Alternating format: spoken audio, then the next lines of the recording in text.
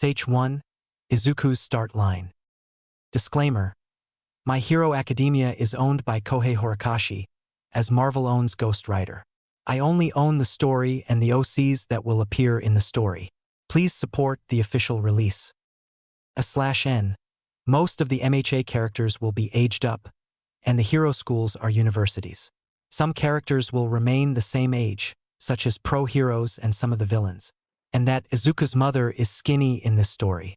Now enough sidetracking, and let's start this story. The Earth and its inhabitants were going through their daily lives like normal until a phenomenon occurred. 80% of the population began developing superpowers known as quirks, while the remaining 20% didn't qualify as quirkless.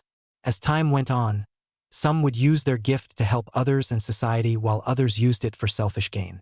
The concept of heroes and villains became a reality and became a part of society. This created schools for those who wished to become heroes and help the community against crime and villains. Some people with quirks weren't able to become heroes but managed to help with society nonetheless. In contrast, some became vigilantes to help others even though vigilantism was illegal. However, as long as the vigilantes don't abuse their quirks and go rampant, the pro-heroes won't act against them. Even some vigilantes team up with both pro-heroes and law enforcement against crime. But there was one vigilante that caught everyone's attention since his arrival. Nobody knows his name except his appearance whenever he appears to deal with crime. His appearance was that of a flaming skeleton wearing motorcycle attire, for he always appears riding a motorcycle. There were mixed feelings about this vigilante, for he tends to kill most villains and criminals. However, he does spare some villains, saying that he spares them when he asks them if they wish to repent. Some say that he's a hero, some would say he's a villain, and others say that he came from hell itself to punish the guilty and bring divine justice or the second coming. But this vigilante does help both pro-heroes and law enforcement with both crime and villains. Initially, both viewed him as a rogue vigilante, but he always cooperated with them, and later began working with the police. But the fiery skeleton vigilante went quiet after his appearance for 4 years. Some believe he's just waiting for the right time to come back, while others believe he went somewhere else. Now, we go to a male appearing to be 19 years old, wearing a high school uniform making his way towards his school. He stood 5 feet 9 inches, light skin tone, green eyes. His face was framed by a short mess of fluffy dark green hair that sticks up at odd angles around his head, casting noticeably dark shadows onto itself, for symmetrical freckles on each cheek, but most notably, he has toned muscles for his age to complete his look. This man's name is Izuku Midoriya. He continued walking toward school until he saw a giant villain on the train tracks. The villain was roaring and destroying everything that was within his reach. He saw a piece of a broken sign about to fall onto a group of people, but a pro-hero caught the falling sign. "It's the pro-hero, Death Arms," a citizen happily exclaimed. Water then appeared in front of the group, which formed a line. "Okay, everyone, stay behind the line," another pro-hero told the crowd. "It's Backdraft," another citizen exclaimed. "Heroes being cool as always," Midoriya said as he wrote analyzed data and notes of Backdraft, a habit of his as he tends to write down notes and data about pro-heroes and their quirks. A hero with a black suit and wooden arm guards jumped over the crowd of people and charged towards the villain. "Go, Kamui!" Some fangirls cheered.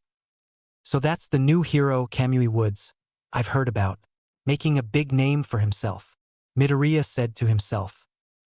"I see that you know your heroes quite well, young man. That means you're a fanboy, right?" An older man said to Midoriya. "I guess I am," he responded with a chuckle. The giant villain swung to land a hit on the pro-hero, but Kamui Woods swung around to dodge every attack. Illegal use of quirk including robbery resulting in bodily injuries. "You are the incarnation of evil," Kamui Woods said to the villain as he landed on the station's roof. "He's going for his special move," Midoriya said, knowing what Kamui Woods planned to do next. "Show us something good, Tree Man," said the older man. "Finishing move. Lacquered chain prison," Kamui Woods exclaimed as he prepared to attack. However, someone beat him to the punch. "Canyon Cannon," a female pro-hero exclaimed as she kicked the villain before Kamui Woods could attack.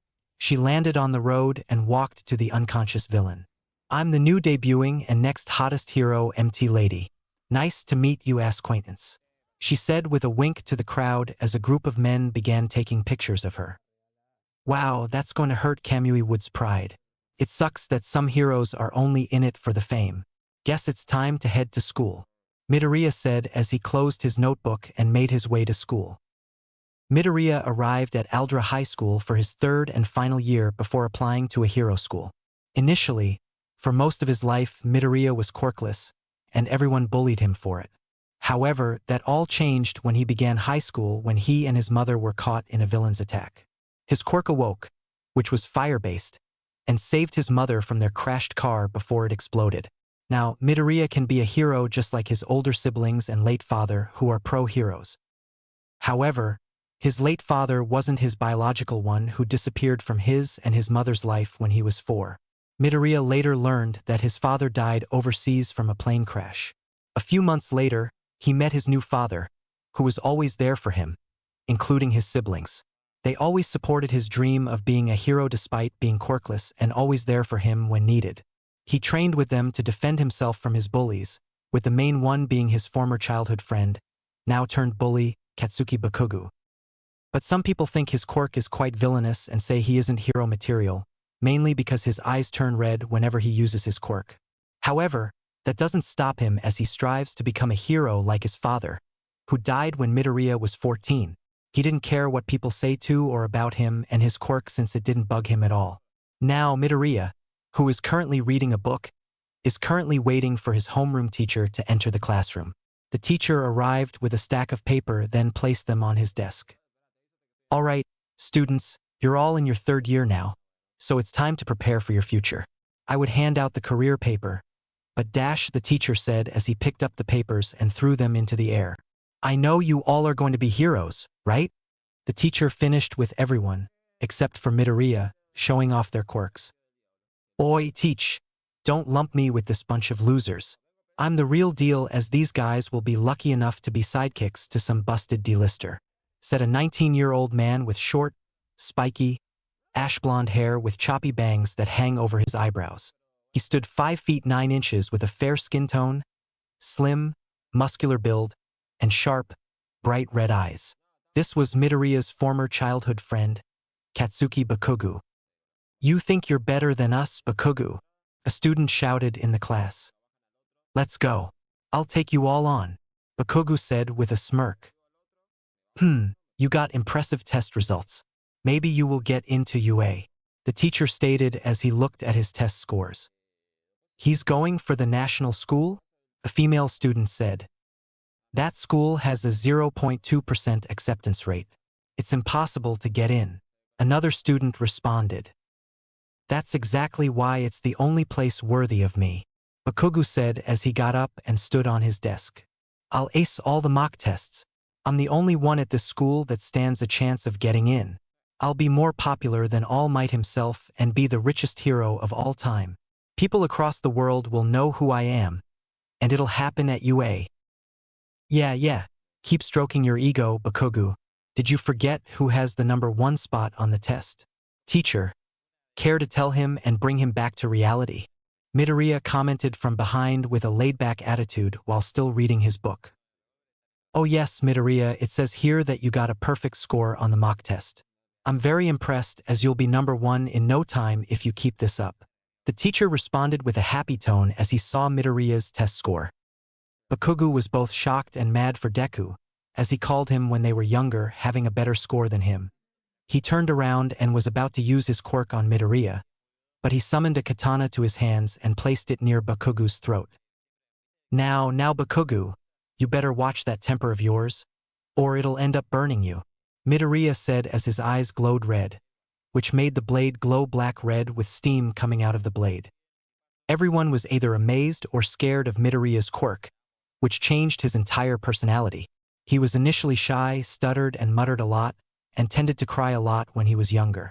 But now he was confident, smart, brave and strong, stronger than Bakugo. Some would agree with Bakugo saying he had a villainous quirk, while others say that Midoriya has a great quirk. Mostly because whenever Bakugo starts to bully someone, Izuku always helps and saves them. Okay, Now let's all calm down and not start a fight. Midoriya put the sword away. And Bakugo, sit back down, or I'll call your parents about this outburst. Understand? The teacher said to ease the situation. TCH, whatever. Bakugo said as he sat down while Midoriya made the katana disappear in flames. Later it was time to head home, and as Midoriya was about to leave, he felt a hand on his shoulder. Hey Deku, you got some damn nerve, Bakugo said as he was still pissed from earlier. He was about to use his quirk to burn Midoriya's shoulder, but he immediately got him in a pronating wrist lock. Midoriya then pushed Bakugo to his two cronies that followed him. Geez, Bakugo, do you always have to be loud and childish? Grow up already or otherwise. People will call you the tantrum hero, Midoriya said with a light chuckle. What did you just say? Bakugo shouted. If you think you're going to get into UA with that villainous quirk of yours, you're wrong. If you want a more heroic quirk, take a swan dive off the roof and wish for one in the next life. Just keep talking if that satisfies your ego, Bakugo. I got better things to do than listen to you and your constant yelling, or otherwise, I'm gonna go deaf because of it. And what kind of hero tells people to kill themselves? That's not how a hero is supposed to act, Midoriya said as he packed up all of his things and began walking home. Bakugo was about to say something to him, but he was already gone. Meanwhile, in another part of town, a battle was happening. A villain whose body was made entirely of sludge was running from a hero. He attempted to escape, but the hero surrounded the villain and prepared to catch him. However, the villain was too strong and pushed the hero back. Man, that guy is tough. Can anybody stop him? Is everything going to be all right? One citizen said. A very skinny man wearing baggy clothes with sharp, angular features and long limbs, neck long, and eyebrows were absent. He had yellow hair and blue eyes and saw what was happening and decided to help when he walked out of the convenience store. His appearance changed into a huge man with an equally muscular and well-defined physique. He possessed chiseled features on his face with a strong jawline and pronounced cheekbones and bushy eyebrows. He has short blonde hair, swept backward, with two distinct tufts that stick up above his head, leaning slightly to each side. His robust features regularly cast a dark shadow over his face, hiding everything but his bright blue eyes. Of course it will be. Why? Because I am here, he said. The civilian turned around and was surprised by who he was looking at. Whoa, no way, it's All Might. The man revealed to be All Might jumped into action. He fought the villain, but the villain managed to escape into the sewer lines with All Might chasing him. Back with Midoriya, he was walking under a tunnel on his way home from school. Suddenly the manhole cover blew open, and out from it was the sludge villain All Might was fighting. What the dash, Midoriya exclaimed when he saw the villain in front of him. The villain attacked him, planning to take over his body. However, before the sludge villain could succeed, Midoriya erupted his entire body into flames. The sludge villain escaped before the fire could burn his body, and he was shocked to see Midoriya. His body continued to burn, but his appearance was now of a skeleton as he looked to the villain. He then summoned the katana to his hands and pointed it at the villain. You, guilty, Midoriya said with his voice being demonic and distorted. No way, they say that you disappeared and went somewhere else. But with your body, I can easily kill All Might from what others said about your power, the sludge villain exclaimed as he charged towards Midoriya. Midoriya made the blade of his katana erupt in flames and slashed the air, which unleashed a wave of fire.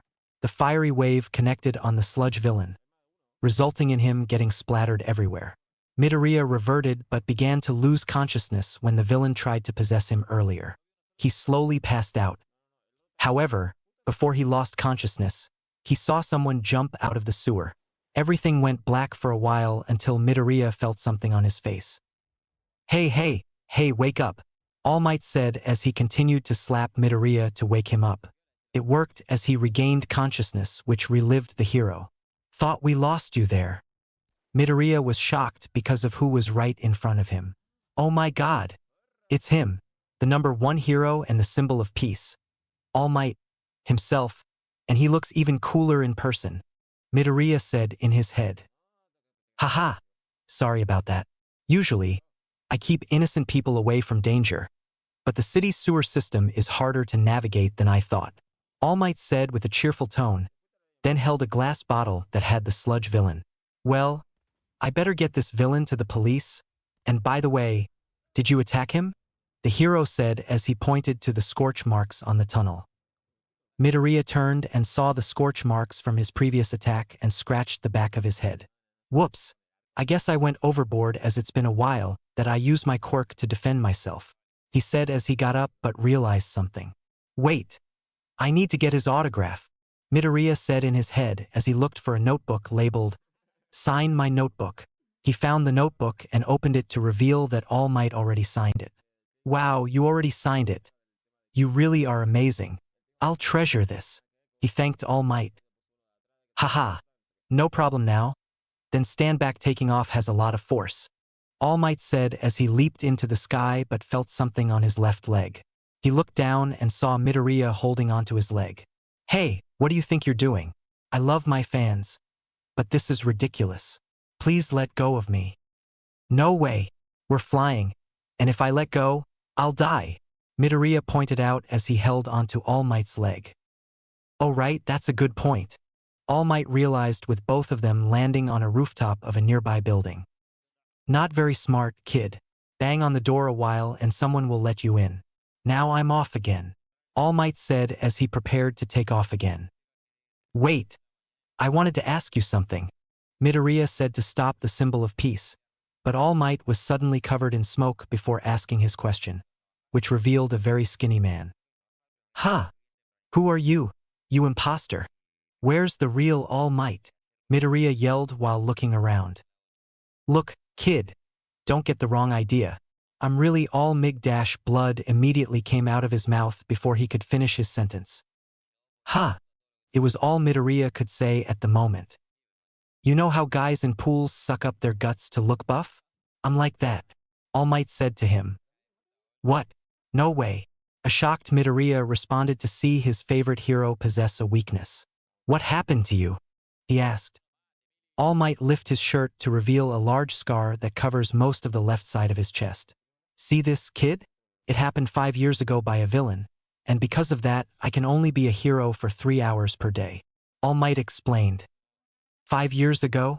Was it Toxic Chainsaw who did that? Midoriya asked after he inspected the wound. Good memory, kid. But no, it was caused by another villain. Now that you know this, I need you to promise me that you won't tell anyone about this. Okay, All Might requested. Midoriya smiled and said, Okay, it will stay between the two of us. But it's fair if you know my secret as well, he said, which made the pro-hero confused. What do you mean, your secret? All Might wondered. You heard about a vigilante that has the appearance of a flaming skeleton that rides around in a motorcycle? Midoriya asked. Yes, I heard about him. Everyone called him either the Flame Demon or Grim Reaper. But what has that got to do with your secret? All Might answered. Midoriya immediately transformed into the same appearance he was in when he faced the sludge villain. Because that vigilante was me. Initially, I was quirkless, but I was hellbent on becoming a hero to which my mother, father, and siblings supported. A few months after my dad died, my mother and I were driving home until a villain attacked us. I managed to get out of the car, but my mother was trapped in the car. There weren't any heroes near us, so I did everything to save her until my quirk activated, and I was able to save her. After that incident, I decided to become a vigilante so that no one else has to go through what my mother and I went through. I didn't go by any names when I hunted down villains and, as you heard, even kill them. But I only did kill some of those villains because the blood of innocent people stained their hands. Others I spared because they honestly said they are willing to repent and pay for their crimes. However, most citizens see me as a villain because they believe a hero should never take a life, Midoriya explained. I stopped when you came around and became the symbol of peace, as everyone now had someone to make them feel safe. But I only take a villain's life to prevent more innocent people from being killed, as I want to become a hero just like my late dad, who died saving people, including my older siblings who became pro-heroes to continue our dad's work on helping and saving people. He continued.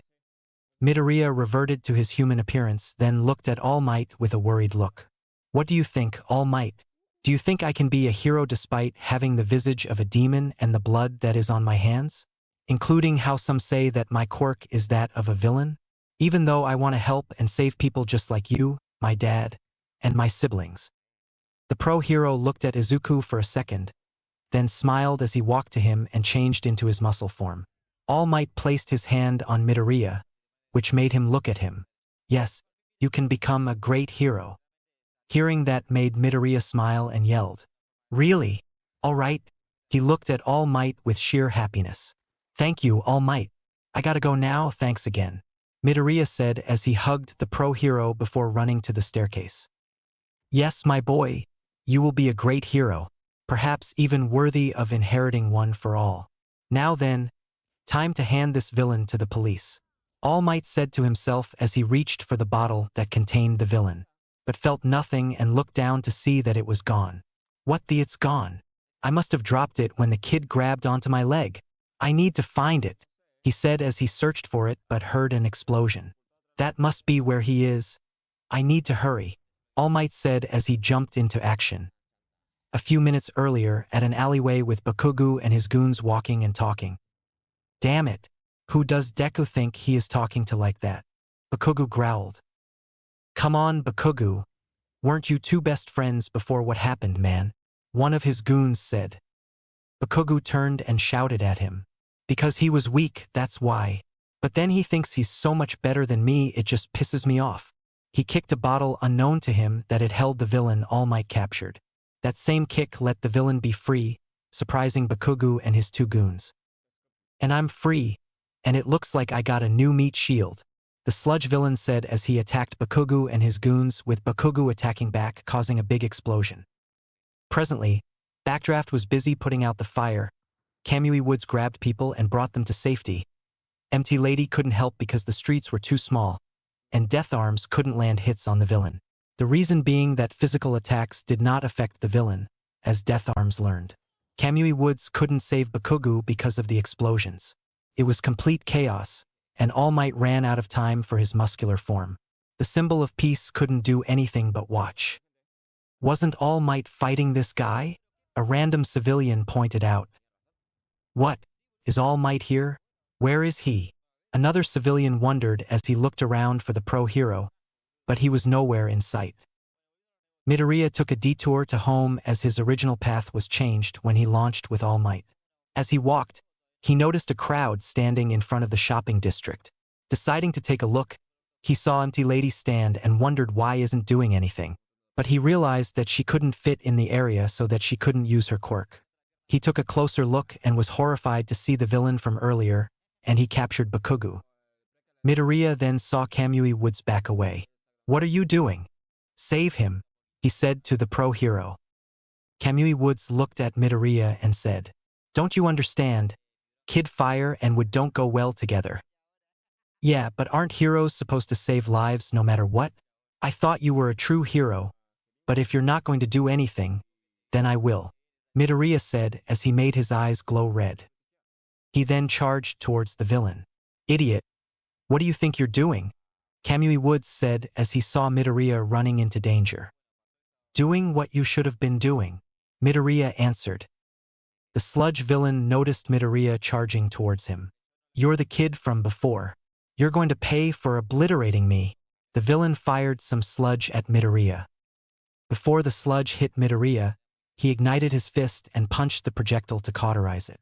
The piece fell to the floor and broke into tiny pieces as Midoriya continued to charge. He finally reached the villain and used his flame to cauterize the part that held Bakugo without harming him. Midoriya pulled him out and tossed him to the heroes who caught him. Take care of him, Midoriya said to the heroes as he dodged the sludge villain's attack. You brat. He was the perfect meat shield for me against my battle against All Might. But you'll do nicely once I kill you and take your body, the sludge villain exclaimed as he fired multiple sludge tentacles at Midoriya. However, Midoriya ignited both of his fists and punched each tentacle to cauterize them and make the sludge villain scream in pain. How? Physical attacks shouldn't harm me. How can your flames hurt me? The villain demanded to know.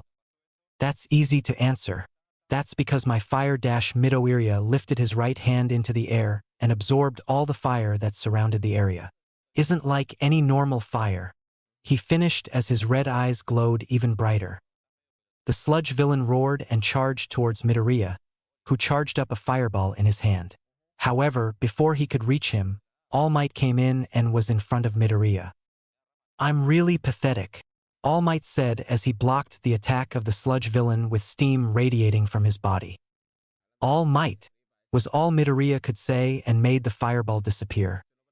Pros are always risking their lives, All Might exclaimed with blood coming out of his mouth. Detroit Smash! He delivered a punch that created a small tornado that splattered the sludge villain everywhere. The tornado disappeared, and All Might stand victorious as he raised his right fist into the air in victory, with the citizens applauding him. He turned to Midoriya with a smile, which made him smile back. The police later arrived to collect all of the scattered pieces of the villain. Meanwhile, Midoriya was getting scolded by the pro-heroes for his reckless action and complimented him for the help. Auntie Lady even kissed Midoriya on the cheek, which caught him off guard and made him blush. After talking with the heroes and the police, both Midoriya and Bakugo were walking back to their homes. Bakugo was further ahead of Midoriya as he was angry that he got saved by Deku. He continued stomping until he felt a hand on his shoulder to stop him. Bakugo turned to see Midoriya had his hand on his shoulder, which irritated him. Hey! I was trying to ask if you were okay since you immediately walked away when the police finished talking to you, Midoriya said to him. I didn't need your help, Deku. I could have handled that villain on my own if you didn't interfere, Bakugo yelled.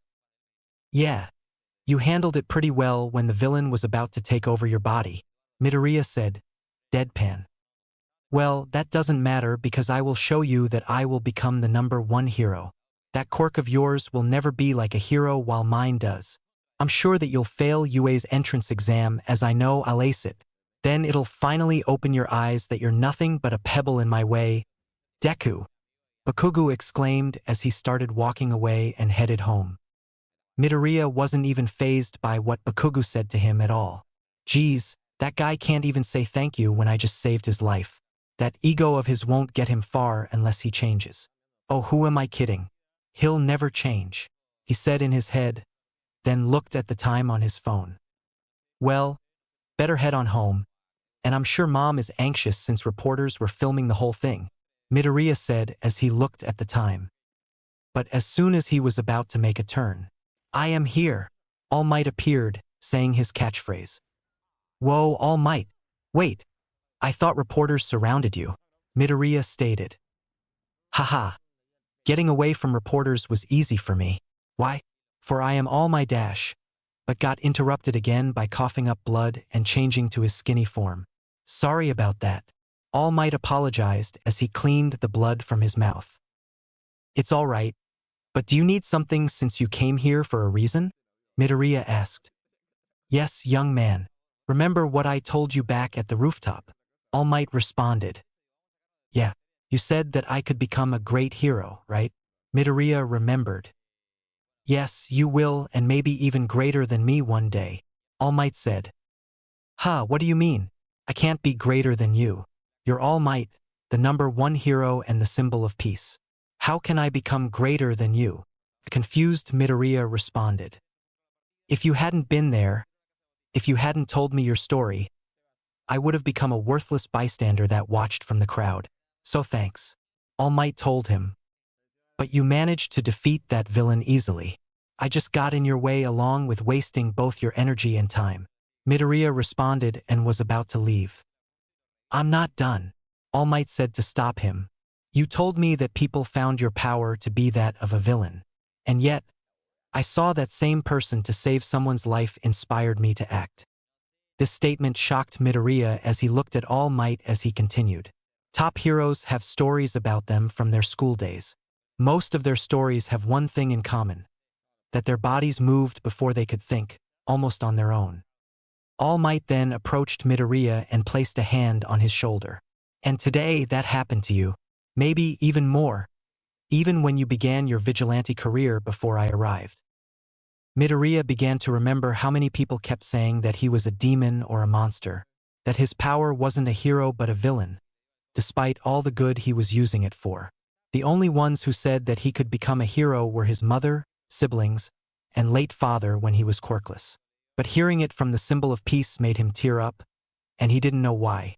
"I'm not dreaming, right? What you're saying is real," was all Midoriya could say to the pro-hero. "Yes, young man. You too can become a hero," All Might proudly answered with a smile. "But there's something else you should know."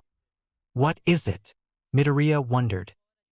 "It's that I deemed you worthy of inheriting my quirk," All Might stated. "What do you mean, inheriting?" Midoriya asked.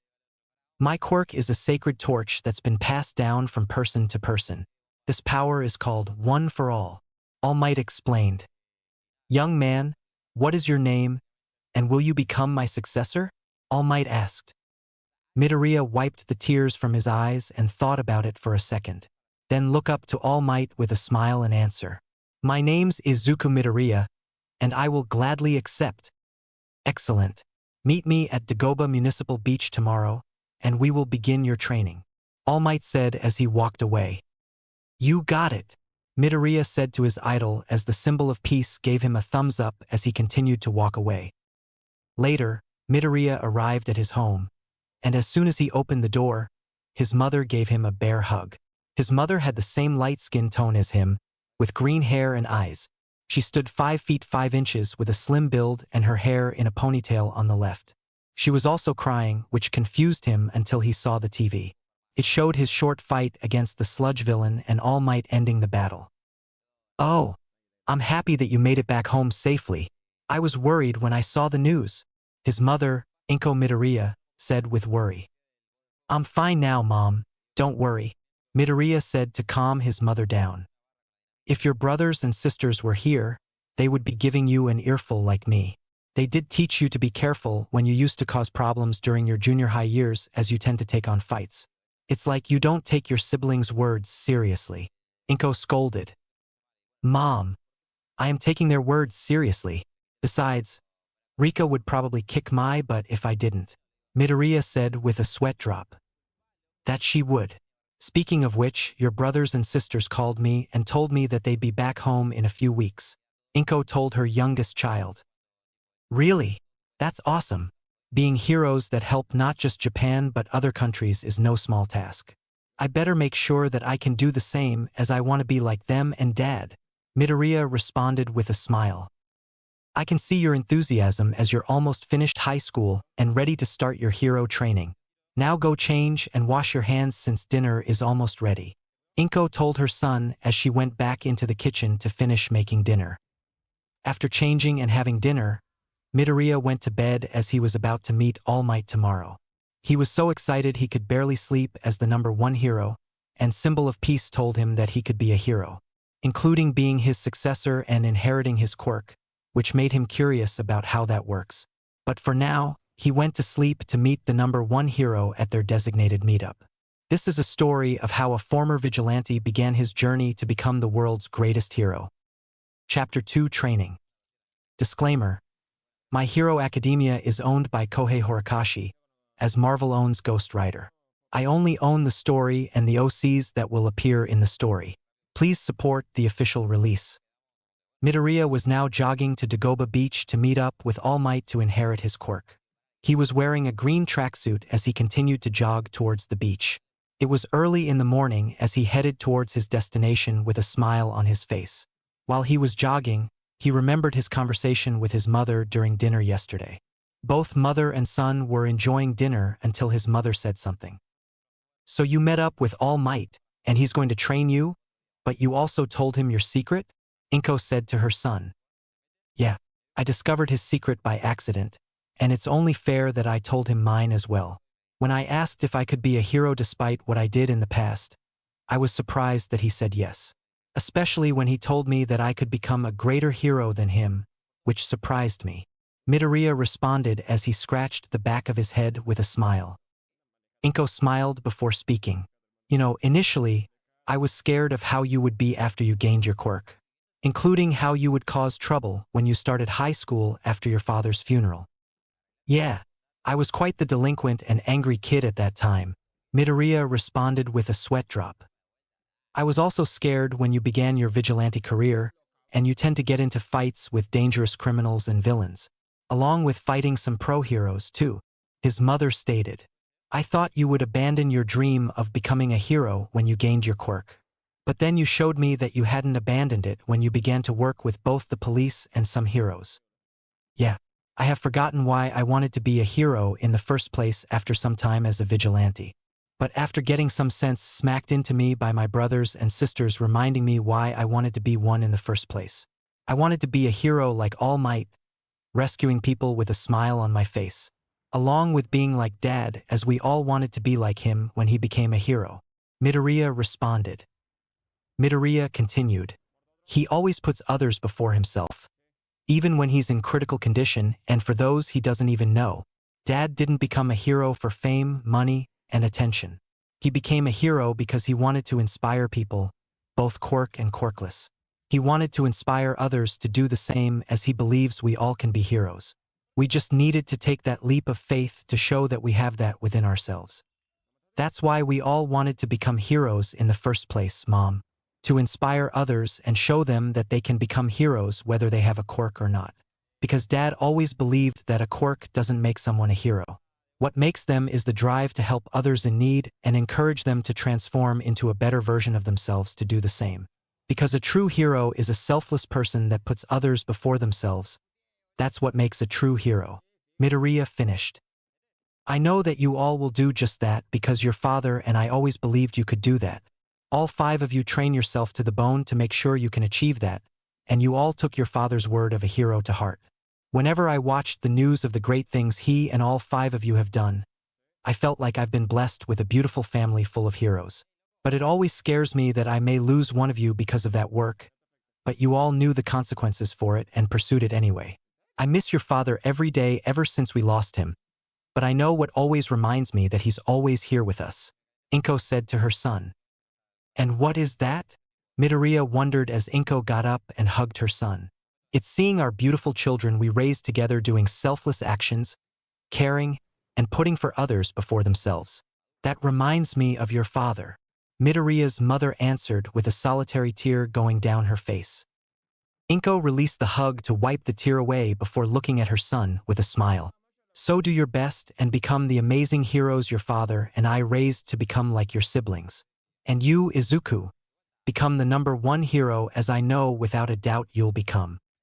Midoriya was holding back the tears from his mother's words before answering her with a few tears escaping. You got it, Mom, he responded with determination. Midoriya sighed from the memory and had a big smile on his face. I got one awesome mom. He finally arrived at Dagoba Beach and saw All Might in his muscled form. However, when he saw the beach, it both shocked him and hurt his heart as he saw the area. Dagoba Beach was once a beautiful place for families, friends, and lovers to be at. But now, the beautiful area was filled with trash that piled up at the once beautiful location. All Might saw Midoriya arriving at the scene and turned to meet him. Ah, young Midoriya, you made it, the pro-hero said with some blood spitting out, with Midoriya smiling and nodded. For the next 10 months, you will return this beach to its former glory before it became an illegal dumping site for your training. But let me see how much muscle you have to see where we need to improve on. All Might told him. Midoriya nodded and took off his tracksuit's shirt, and the pro-hero was surprised by the muscle he has. /N. Here's the image in case you need to know. P.S. I don't own the image. It belongs to the owner. My goodness. I never thought you have this kind of body for your age. With this, you might be able to control 15% or 20% of one for all. All Might exclaimed with Midoriya couldn't but smile at the statement. My goodness. I never thought you have this kind of body for your age. With this, you might be able to control 15% or 20% of one for all. All Might exclaimed with Midoriya couldn't but smile at the statement. Yeah. I was training like crazy with my older siblings when I was 5. Midoriya answered. All Might was surprised as he saw the scars on his body to show that he went through rigorous training to obtain it, especially at 5. Let's get this training started, Midoriya said as he slammed his fist into his hand with a face of determination. Excellent. I shall make sure you will clean up this beach and build up your body to inherit my quirk, All Might exclaimed with determination. For the past 7 months, Midoriya was training with All Might to build up more of his strength to inherit his quirk. The pro hero gave him a workout schedule to follow, to which Midoriya followed without complaint. He even did the workout while finishing up his last year in high school. While he was cleaning up the beach, Midoriya wasn't allowed to use his quirk, which was fine by him. All Might continued to train his successor to the bone as he was impressed by how determined Midoriya was during their training. After the grueling 7 months of training, All Might, in his skinny form, went to Dagoba Beach to continue Midoriya's training. But when he arrived at the beach, he was shocked by the sight in front of him. The entire beach was cleaned, and Midoriya was on top of the pile of junk he cleaned up. The pro hero's successor was on top of the pile and letting out a victory cry from all of the hard work. All Might was very impressed as he thought it would take longer for Midoriya to finish up, but he proved him wrong. Oh my goodness! All Might exclaimed the last part as he transformed into his muscled form. The pro hero couldn't help but smile as his successor continued to let out his victory cry until he called him. Young Midoriya, come down from there. You've done an amazing job. Midoriya stopped and saw the pro hero and jumped down from the pile to meet him. I couldn't have done it without you, he said as he wiped the sweat from his body with the shirt of his tracksuit. You give me too much credit as you exceeded my expectations. I thought this would take all 10 months, but you finished 3 months early. Young Midoriya, it's time for you to inherit one for all. All Might told his successor. I'm ready, Midoriya proudly responded. All Might pulled a strand from his hair and held it in front of Midoriya. Now eat this, the pro hero told his successor. There was complete silence in the area until Midoriya finally broke it. Say what now? Midoriya responded with a blank expression. Oh well, the power needs to be passed by consuming the previous user's DNA. And the only way to do that is to eat my hair, All Might explained. Midoriya then took the strand and gulped. This has been by far the weirdest thing I'm about to do. Well, down the hatch. I can't believe I just said that, he said as he swallowed the hair strand. Oh God. I rather have the MREs my sister Rika gave me when I trained with her, and there were terrible ones too. Other than that, I don't feel anything right now, Midoriya added. It needs some time for your stomach to digest it completely. Just give it a minute or so, All Might told him. After a few minutes, Midoriya felt the power surging throughout his entire body. Whoa, All Might, I can feel the power overflowing within me. Is this just from one for all entering your body? Man, it makes you feel like you can take on an army by yourself. Ha ha ha, I know as I got that exact feeling when I first experienced it. Now try to use it, All Might responded. How do I use it exactly? Midoriya wondered. Just clench your butt cheeks and shout, smash! All Might explain while shouting the last part with Midoriya giving him a really look with a sweat drop. That's gotta be the weirdest way to explain a quirk. But okay, I'll try, but not with the butt clenching, Midoriya said as he turned to the crystal blue ocean. Midoriya took a deep breath and channeled All Might's quirk into his right fist. Smash! He yelled as the force from his punch split the ocean in half, but he felt extreme pain in his arm and saw that it got broken. Ow, damn it. Why did my arm break all of a sudden? It's because your body can't withstand one for all at 100%. That's why for the remaining 3 months, I'll train you to control it so you won't hurt yourself again. So let's continue the training after we get your arm healed, All Might said. Awesome, but we don't need to go to the hospital for my arm, Midoriya responded, which confused the pro hero. What do you mean?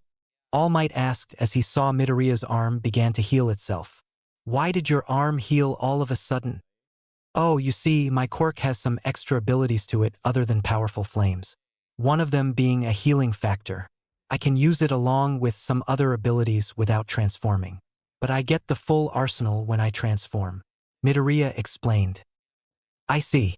You have a fascinating quirk there, Midoriya. But let's not waste any more time and continue your training, All Might told his successor.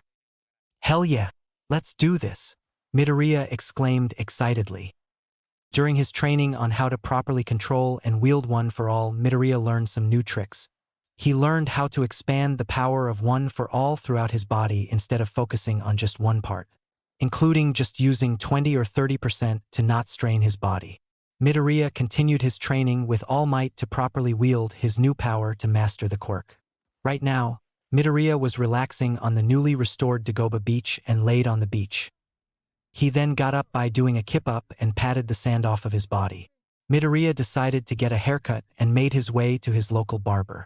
He made his way to his favorite barbershop as it's where his family went to get their haircuts. However, while he was walking, he heard a woman's voice with sounds of a struggle. Midoriya decided to investigate as it sounded close and ran to the source. Midoriya arrived at an alleyway and saw the source of what he heard earlier. He saw a girl who appeared to be 19 years old with a rather mature physique, considering her age. She stood 5 feet 8 inches, light skin tone, long black hair that's tied into a spiky ponytail with a large strand hanging on the right side of her face, and onyx eyes that point slightly inwards which seem to resemble a cat. She was wearing a uniform from an elite or prestigious high school. The girl was surrounded by 3 high school students wearing clothes that just screamed delinquent. All 3 also had slim builds but had little muscles in them. "Come on, baby. We just want to hang out with you," the leader of the trio said as he had bleached blonde hair that's in a pompadour. "Yeah, we'll buy you something," the other one said, who had a green mohawk. "It'll be worth your time as we'll treat you nicely," the last one said with a black bowl cut. "Better yet, why don't we have fun over at your place?" the leader suggested, but the girl was visibly irritated and disgusted. "Keep your disgusting hands to yourselves, creeps. I already said no the last couple of times. Now leave me alone," the raven-haired girl responded as she pushed the leader into his lackeys. But when she tried to leave, the bowl-cut delinquent firmly grabbed her wrist. "I don't think so as you're coming with us," he responded. "Let me go, you perverts," the raven-haired girl demanded. Midoriya didn't like this one bit and decided to intervene and help the girl. "Hey, she clearly doesn't enjoy your company. So how about you dumbass grant her request?" he told the delinquents. "Who the hell are you? How about you mind your business and let us be?" the mohawk delinquent responded. "I think you morons must be slightly deaf as I told you to let the girl go," Midoriya replied with an angered look. "Beat it, kid, or otherwise, things may get ugly for you," the bowl-cut delinquent said as he tightened his grip on the girl's wrist, making her wince. Midoriya just sighed and had his arms spread out on each side. "How about you dropout wannabe gangsters make me then?" he remarked in a calm tone but still had an angered expression on his face. "Oh, Mr. Tough Guy wants to be a hero, eh?" the leader said to his 2 lackeys. "Well, that is what I'm training to be. And what kind of hero doesn't help when someone's in trouble?" Midoriya responded in a calm tone which made the girl smile. However, the 3 delinquents were shocked at what Midoriya said, but then all 3 burst out laughing. "This guy thinks he's all that. Why don't you 2 give him a reality check?" as he now got his grip on the raven-haired girl. The mohawk guy took out a metal bat while the bow-cut man took out an Italian stiletto knife. However, Midoriya remained calm and gave the 2 delinquents the bring-it-on gesture. The bowl-cut delinquent went for a stab but instead received a push kick to the face. The mohawk delinquent saw his ally fall to his back and lose the grip of his knife before charging. He went for a swing from the left side, aimed for his foe's head, but Midoriya grabbed it with one hand. The mohawk man was shocked before he got pulled in by Midoriya while losing his weapon. The delinquent got put into a hammerlock hold by his foe before receiving some blows to the face. Midoriya hit the delinquent with crosses, hooks, and back fist before ending it with an uppercut. However, he didn't stop there as he gave the mohawk delinquent 2 more hooks to the face, knocking him out. The bowl-cut delinquent got back up.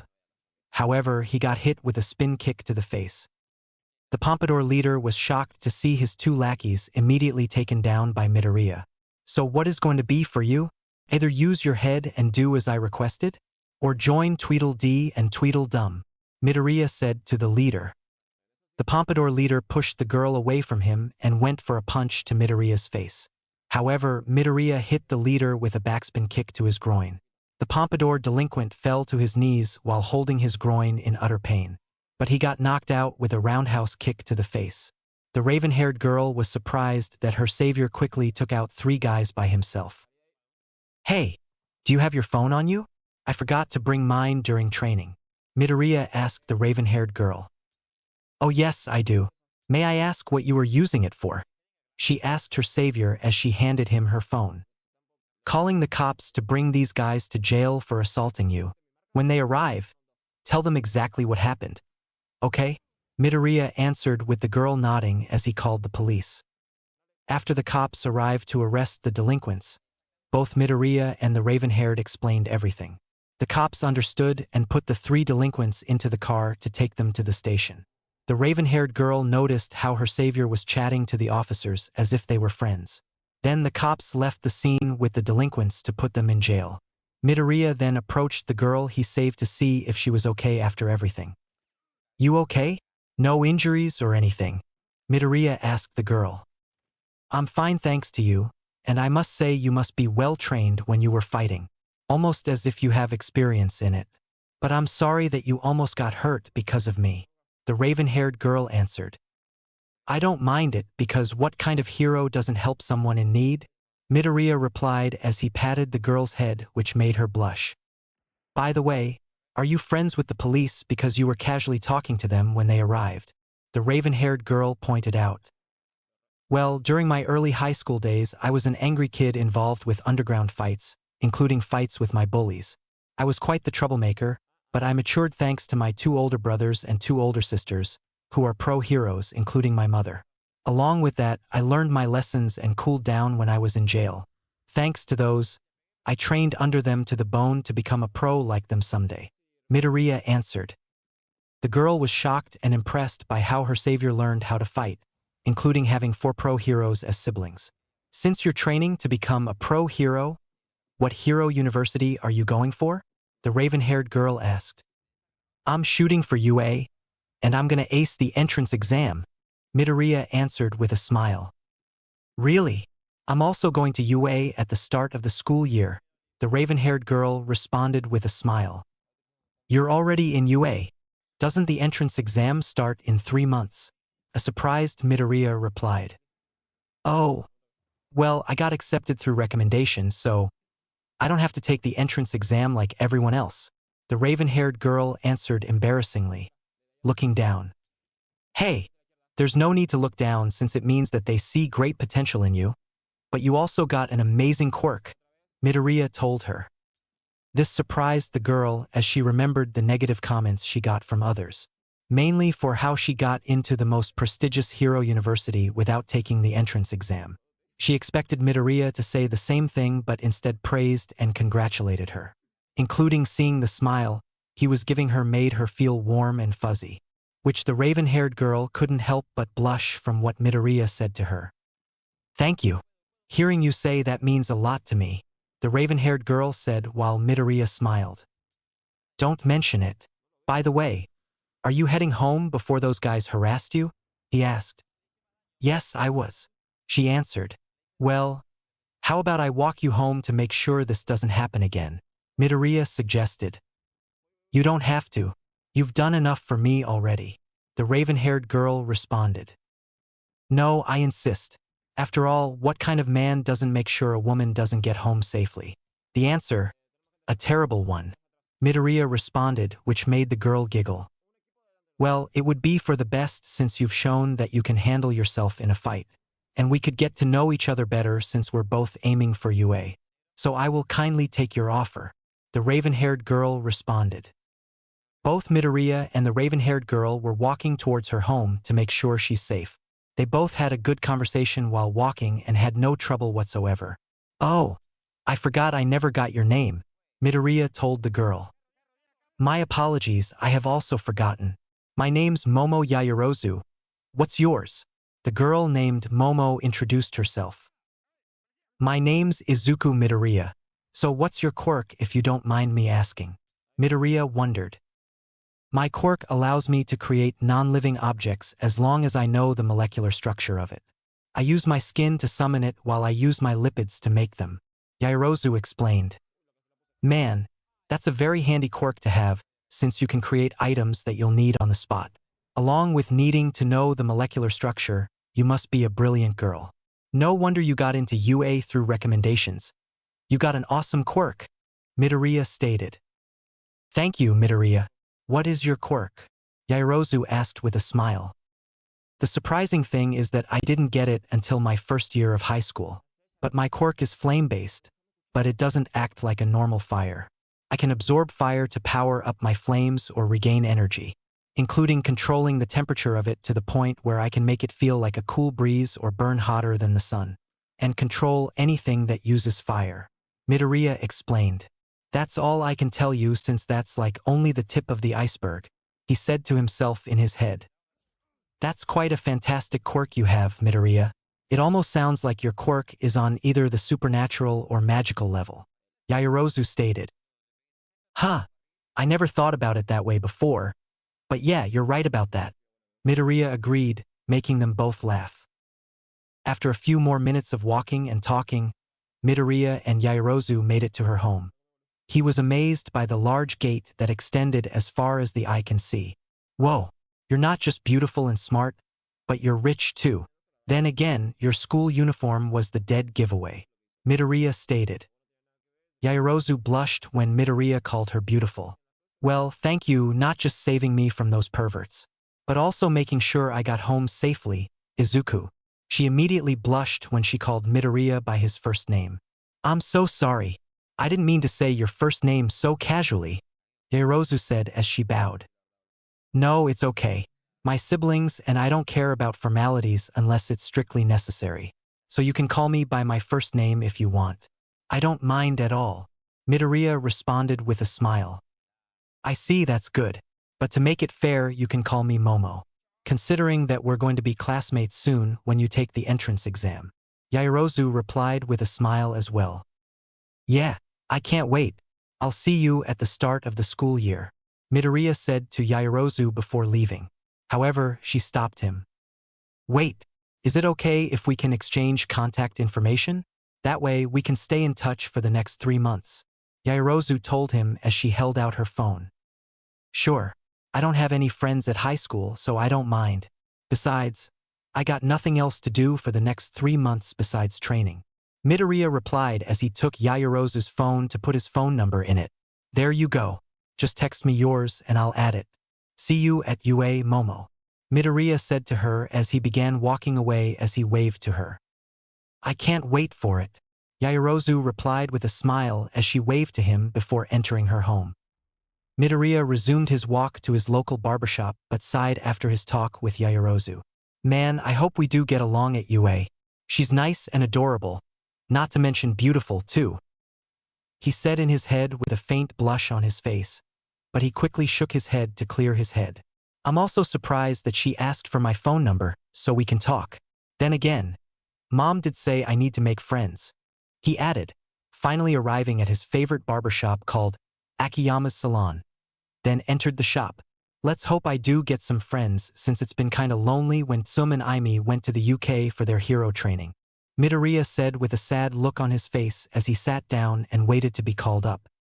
Ah, Midoriya, what a pleasant surprise. What are you doing here today? A male voice said, which snapped Midoriya out of his thoughts. He looked up to see a man that appears to be 50 years old, stood 5 feet 4 inches, with short gray hair, brown eyes and average build. He wore the professional version of a barber attire on him. Ah, Ito-san, it's great to see you. I'm here to get a haircut as I'm going to head for UA soon, Midoriya answered. UA? That's amazing. Now all of Inko's children are going to be pro-heroes like their father. Well, let's not waste any more time and give you the best appearance to start you off, Ito said with sheer happiness as he ushered him to wash his hair. A slim woman who appeared to be in her 40s stood 5 feet 4 inches with shoulder-length black hair and green eyes. She also wore the professional barber attire as she placed a towel around Midoriya's shoulder. She began to wash and scrub his hair with both shampoo and conditioner. After finishing, she led him to a barber chair, and Ito put a chair cloth on him.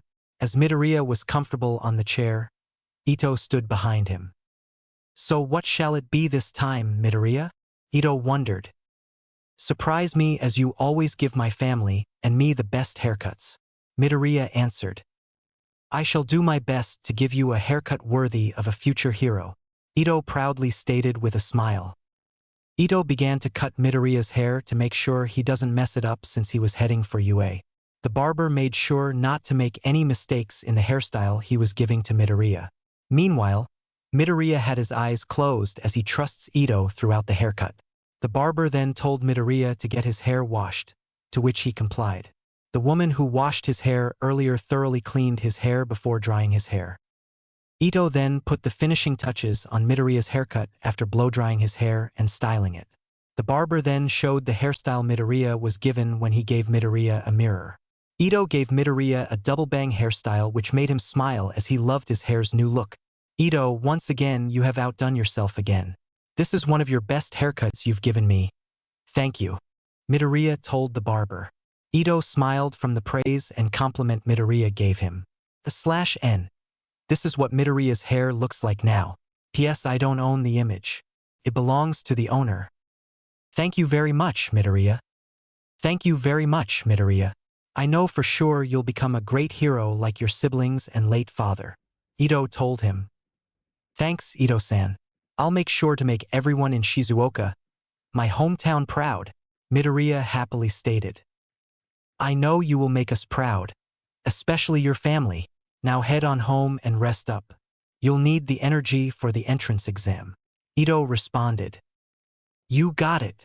Midoriya responded as he paid both Ito and the woman who washed his hair a generous amount before heading home. Midoriya arrived home with Inko noticing her son's new haircut. She really liked it and said that it made him more handsome, also adding that it may make him popular with the ladies. This made Midoriya blushed, but he accepted the compliment as he headed off to bed to prepare for the entrance exam. For the remaining 3 months, Midoriya will put everything into both his training and studies, but he has this gut feeling he'll ace it for some reason. Chapter 3, Entrance Exam. Disclaimer: My Hero Academia is owned by Kohei Horikoshi, as Marvel owns Ghost Rider. I only own the story and the OCs that will appear in the story. Please support the official release. The big day has finally arrived, for Izuku Midoriya was standing at the entrance to UA. The retired vigilante had a smile on his face as he couldn't believe he was at his dream school to become a hero officially. His mother wished him luck before he left the house, along with All Might wishing him luck by a text. Even his 4 older siblings wished him luck as he made his way to UA. The 10 months of training was now going to be tested, and Midoriya was ready to show it. However, something had to come and try to ruin his good mood. Out of my way, Deku! Bakugo yelled. If you think you are going to beat me, then you're wrong. I'm going to get first place, and you'll fail. Still angry that everyone who watched the news of me saving you from that sludge villain? Midoriya questioned, which pissed off his former friend. TCH, was Bakugo's response, but was indeed why he was angry as he walked to the university. Midoriya sighed as Bakugo left the area. That guy will never change, and he says he's going to be a better hero than All Might? So all of Shinto's kami, please help us all from his arrogance and ego, he said to himself. /N. Kami refers to God in Shinto. Before the green-haired teen entered the building, he felt his phone vibrating and saw the reason. He got a text from Momo Yaoyorozu when he turned on his phone. The text said, Best of luck in the entrance exam, Izuku. I hope we end up in the same class. Also, I love the haircut that you got yesterday. It makes you look mature. This made him smile as he responded to the text message. Then he texted back with, Thanks, Momo. I also hope we end up in the same class as well. I have a feeling I'll ace it. See you soon. Midoriya put away his phone and began walking to the university. However, he accidentally tripped over his own foot. Oh, you gotta be kidding me, he said in his head as he prepared for the fall. However, he didn't feel the ground, which confused him until he saw why. The reason was that he was floating in the air, surprising him as he wondered why he was floating. Sorry for using my quirk on you without permission, but it's bad luck to fall on your face before an exam, right? A female voice said to him. Midoriya turned to see his savior was a 19-year-old girl, stood 5 feet 5 inches, fair-skinned, and had large and round auburn brown eyes. With thick upper eyelashes, two longer and more prominent ones protruding outwards on either side, fewer but more individually pronounced lower eyelashes. In addition, she possessed a slender yet curvaceous figure with perpetual blush on her cheeks. Her shoulder-length auburn brown hair is bobbed and curved inwards at the ends, two longer clumps taking the same shape on either side of her face, and short bangs that reach roughly a quarter of the way down her forehead. Midoriya also noticed the small, pinkish pads on each inner segment of her fingers. "Yeah, you're right. Thanks for the save." Midoriya thanked her as she helped him to his feet and deactivated her quirk. "It's no problem. Anyway, we should head in. We don't want to be late now," the auburn brown hair girl said to Midoriya as she walked to the building with him following. After walking in, Midoriya reached a hall and took his seat but noticed that he was sitting next to Bakugo. "What are the odds of this happening?" he said to himself. "I'm not happy about it either. Now stay away because I don't want to attract your uselessness or otherwise. I'll fail," Bakugo told him. "I would rather sit next to a muzzled dog with rabies as it's more civilized than you. But then again, all you're missing is the foaming mouth," Midoriya responded, which made Bakugo growl in anger. "Proving my point exactly." Then a tall, slim, slightly tan-skinned man who stood 6 feet 1 inch, long blonde hair that spiked upward in a huge tuft behind his head walked in. He also has a small brown mustache with orange-tinted shades over his red rectangular eyes. His attire consisted of a black jacket with a very tall collar, upturned and complete with studs, and matching black pants and knee-high boots. In addition, he sports tan shoulder pads, a red belt, elbow pads, studded, and black fingerless gloves. A directional speaker was obscuring his neck and a pair of headphones with the word "Hage" written on the headband. Midoriya knew that the man who walked in was the pro hero, Present Mike. "Hello, listeners. Welcome to my show. Can I get YHHHH?" But all he gained was complete silence from the examinees. "Okay, tough crowd. Anyways, I'm going to run down what is in the exams in one go, so listen up." Midoriya wrote down everything Present Mike explained in the entrance exam. There was a written test along with a 10-minute physical exam, including the types of robots to destroy, how much they're worth, and the rules during the physical exam. The green-haired teen yawned a bit since he woke up early in the morning. But then he noticed a 19-year-old boy raising his hand. He saw that the boy was 5 feet 10 inches, fair skin, square blue eyes, with short dark blue hair, flattened neatly down and parted on the right side of his head, a small patch completely shaved near the base of his head. The man sported a relatively tall and muscular young man with a wide frame with a pointed jaw. His eyebrows seemed to be permanently pointed inwards, quite thin and long in length, the far ends sharply hooked inwards, and he wore glasses with rectangular lenses. "May I ask a question?" the guy with glasses asked. "Go ahead," Present Mike granted with light appearing above the guy with glasses. On the printout, it says that there are 4 types of villains. So if there's a misprint, UA, the most prestigious hero school in Japan, should be ashamed of this foolish mistake. We, examinees, are here wishing to become exemplary heroes by this school, the guy with glasses stated, then turned to point at Midoriya. "In addition, you over there with the green hair." A light then appeared above Midoriya. "Is there something I can help you with? You have this unamused look on your face and yawning, and it's distracting. If you're not here to take this seriously, then I suggest you leave," the guy with glasses responded. This caused Midoriya to glare, and his eyes turned red, making the guy with glasses flinch a bit. "Excuse me? Am I not taking this seriously?" You interrupted Present Mike during his explanation. "Besides, I believe he didn't mention the 4th one because it's an obstacle and we won't get any points from it. Am I correct, Present Mike?" Midoriya replied. /N. Midoriya's glare. "You're right on the money, young listener. May I get your name, please, for you're a perceptive one." "You're right on the money, young listener. May I get your name, please, for you're a perceptive one?" the pro hero asked. "Thank you for the compliment. My name is Izuku Midoriya," the green-haired teen answered. Midoriya is correct as the 4th robot is worth 0 points, so try avoiding it if you can. Also, the kid with glasses next time, please wait for when I'm finished. Present Mike said to the audience. Thank you for explaining, and I apologize for interrupting. The guy with glasses responded with a bow before sitting down. This last part is from me. I'll tell you, listeners, the motto of our school that Napoleon Bonaparte once said. A true hero is someone who overcomes life's misfortunes go beyond plus ultra. The pro hero shouting the last part. Now, let's start with the written exam. All the examinees left the hall to go to the testing room for their written exams. They were given an hour and a half to finish before heading to the physical portion of the exam. Midoriya looked at the test and sighed as he stayed up late studying like crazy. Nevertheless, he answered all of them as it was pretty easy for him.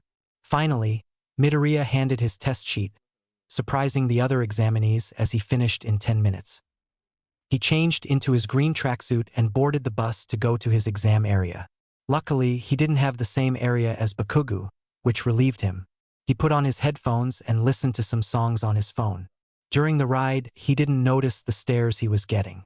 Mainly the girls blushing at how his muscles were shown from his tracksuit and the jealous glares he got from the boys. Midoriya didn't notice the stares until he finally arrived at Beta Ground B. He saw a giant wall with the building, making it look like a city. He then noticed the same girl who saved him from falling, but noticed how heavy she was breathing and was about to pass out at any moment.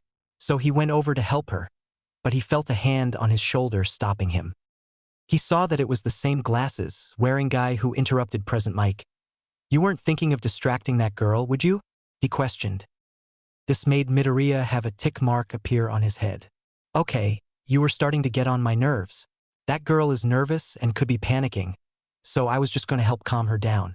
Now, if you'll excuse me, I'm going to do just that.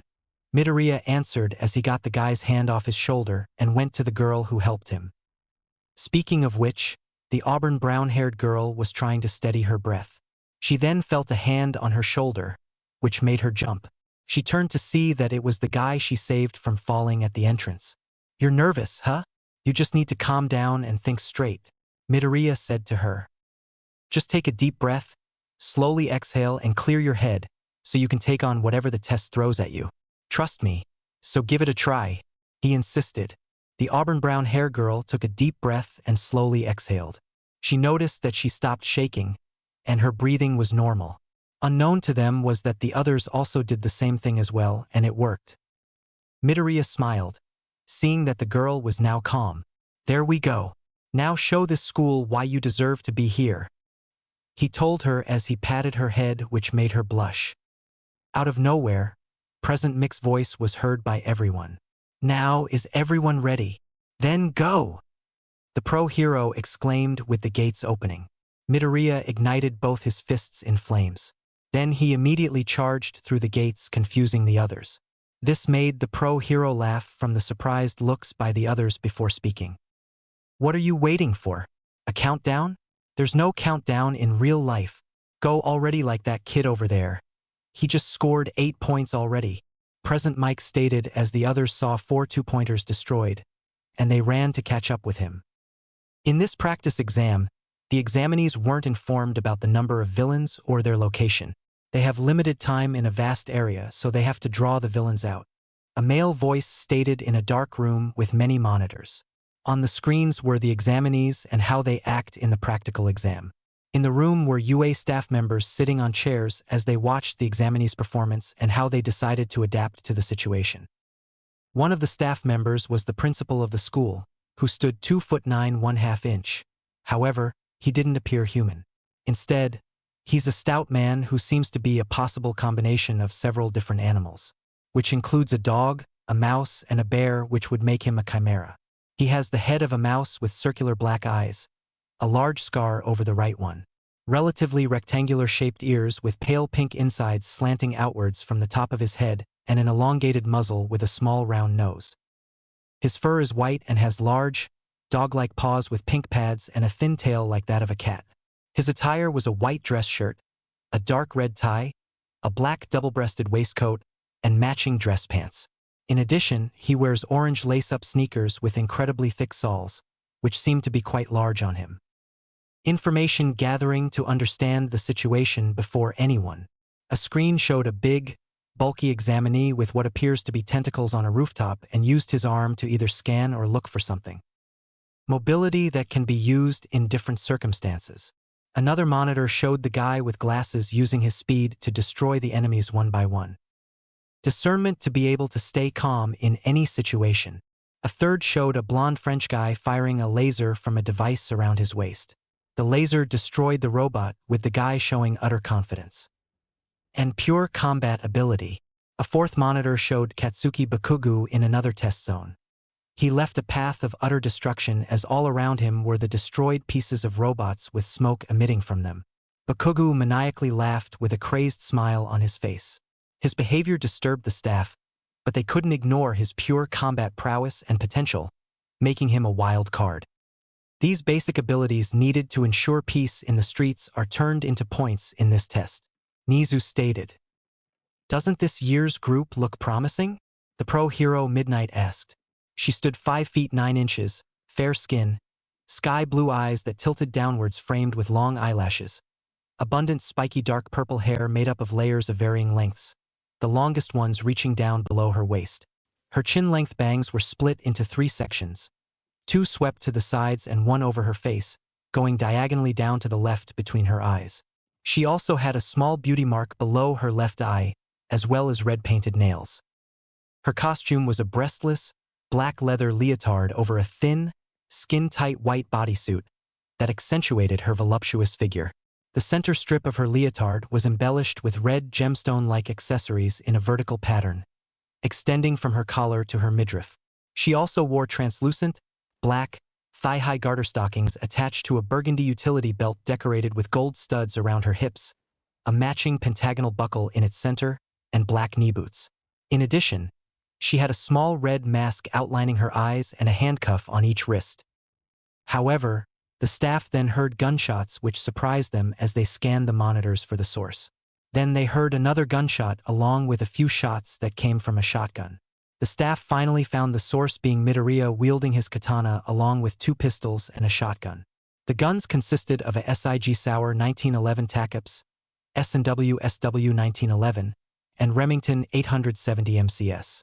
Midoriya used all 4 weapons and his main quirk to destroy the robots charging at him. You may have a challenge, Snipe. You may have a challenge, Snipe. It seems we got a gunslinger amongst the examinees, Midnight said to another UA staff member. Snipe was a man who stood 5 feet 11 inches, slightly tanned skin, and his appearance was a stereotypical Western cowboy.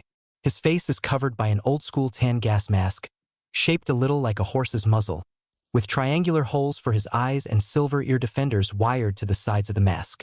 But his dark, bluish shoulder-length dreadlocks are always visible from the back and sides. On his head, he wears a brown cowboy hat with a thick metallic plate at the front, a large S stamped in the center, gray boots with knee-high shafts and vamps with silver trims that dip a little at the front, a heel band with a spur at the end attached to the back of each boot. Snipe wore a large red cloak, buttoned up at the top, with frayed ends, under which he wore a plain black tank top with white armor strapped over the right side of his torso. A brown belt with a gun holster was attached at his hip. In addition, he had baggy black or dark brown pants with light brown or yellow chaps over them in stereotypical cowboy fashion. On his arms, he wears skin-tight black arm guards going up to his biceps, and on his hands, tan gloves.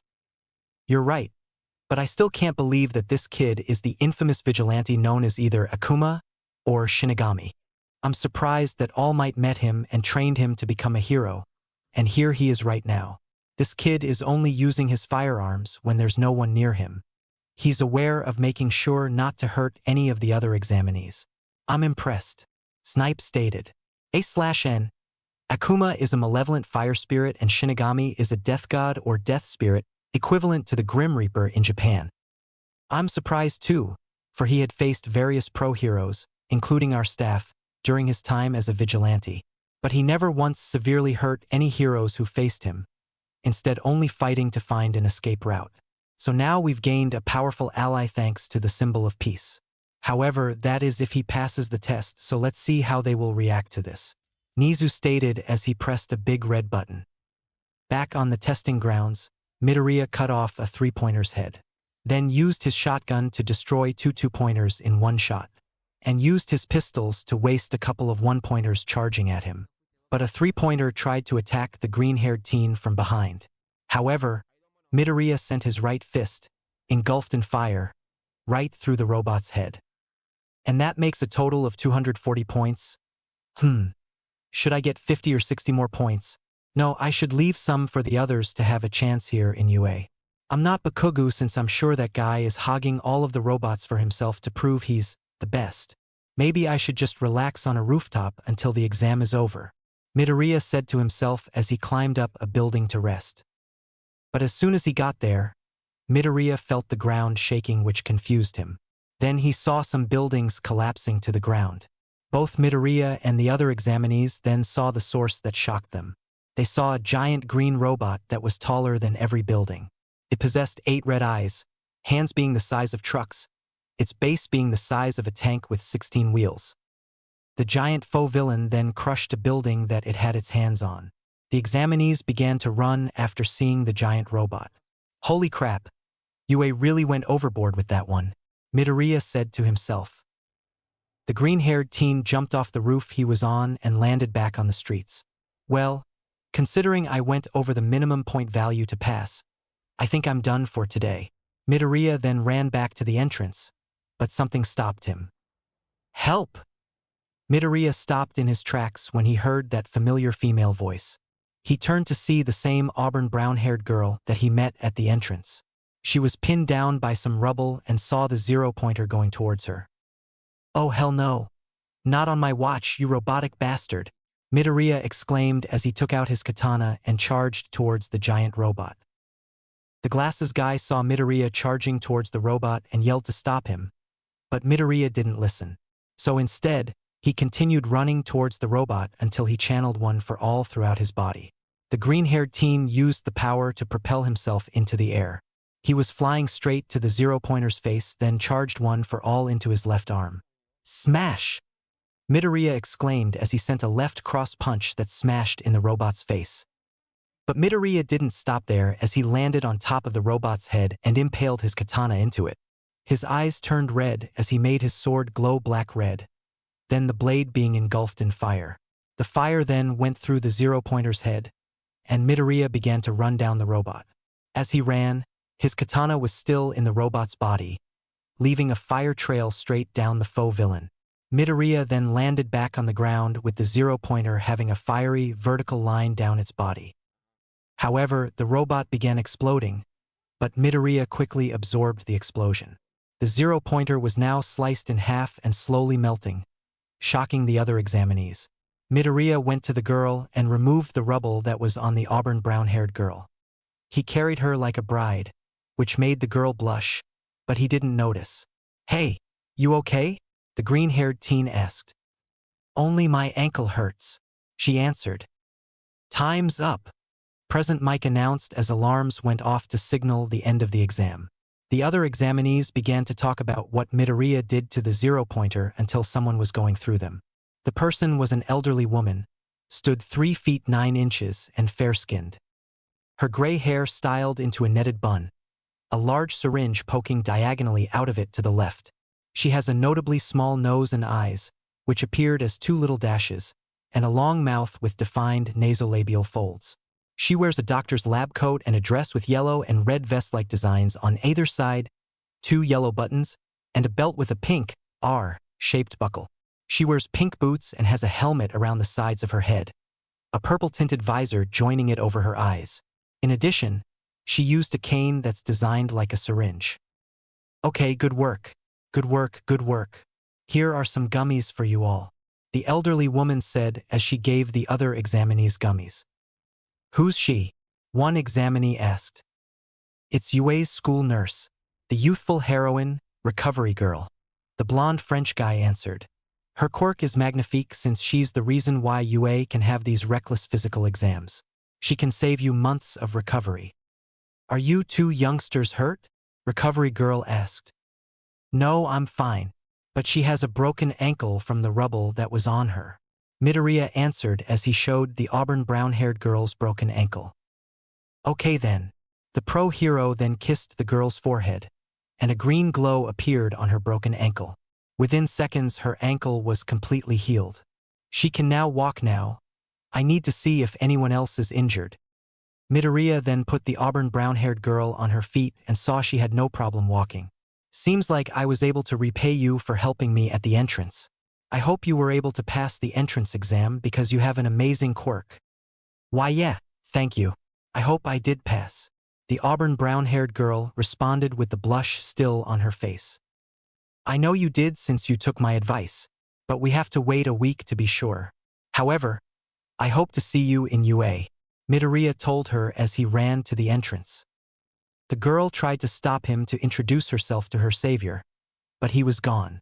1 week later, at the Midoriya residence, Inko and her son were enjoying dinner. So, how was the exam? She asked her son. I think it went well as I know I got enough points to pass, including everyone wishing me luck. Midoriya answered. But you should have waited for that girl you saved at the exam to tell you her name. It was rather rude to leave if you ask me, Inko stated. I know, but I had to go since some of my part-time jobs needed my help. Midoriya responded while scratching the back of his neck. However, you saved a girl after your training with All Might from gangsters. Then you save another girl at the exam. Keep this up, and you may be on your way to being a lady killer, Inko teased.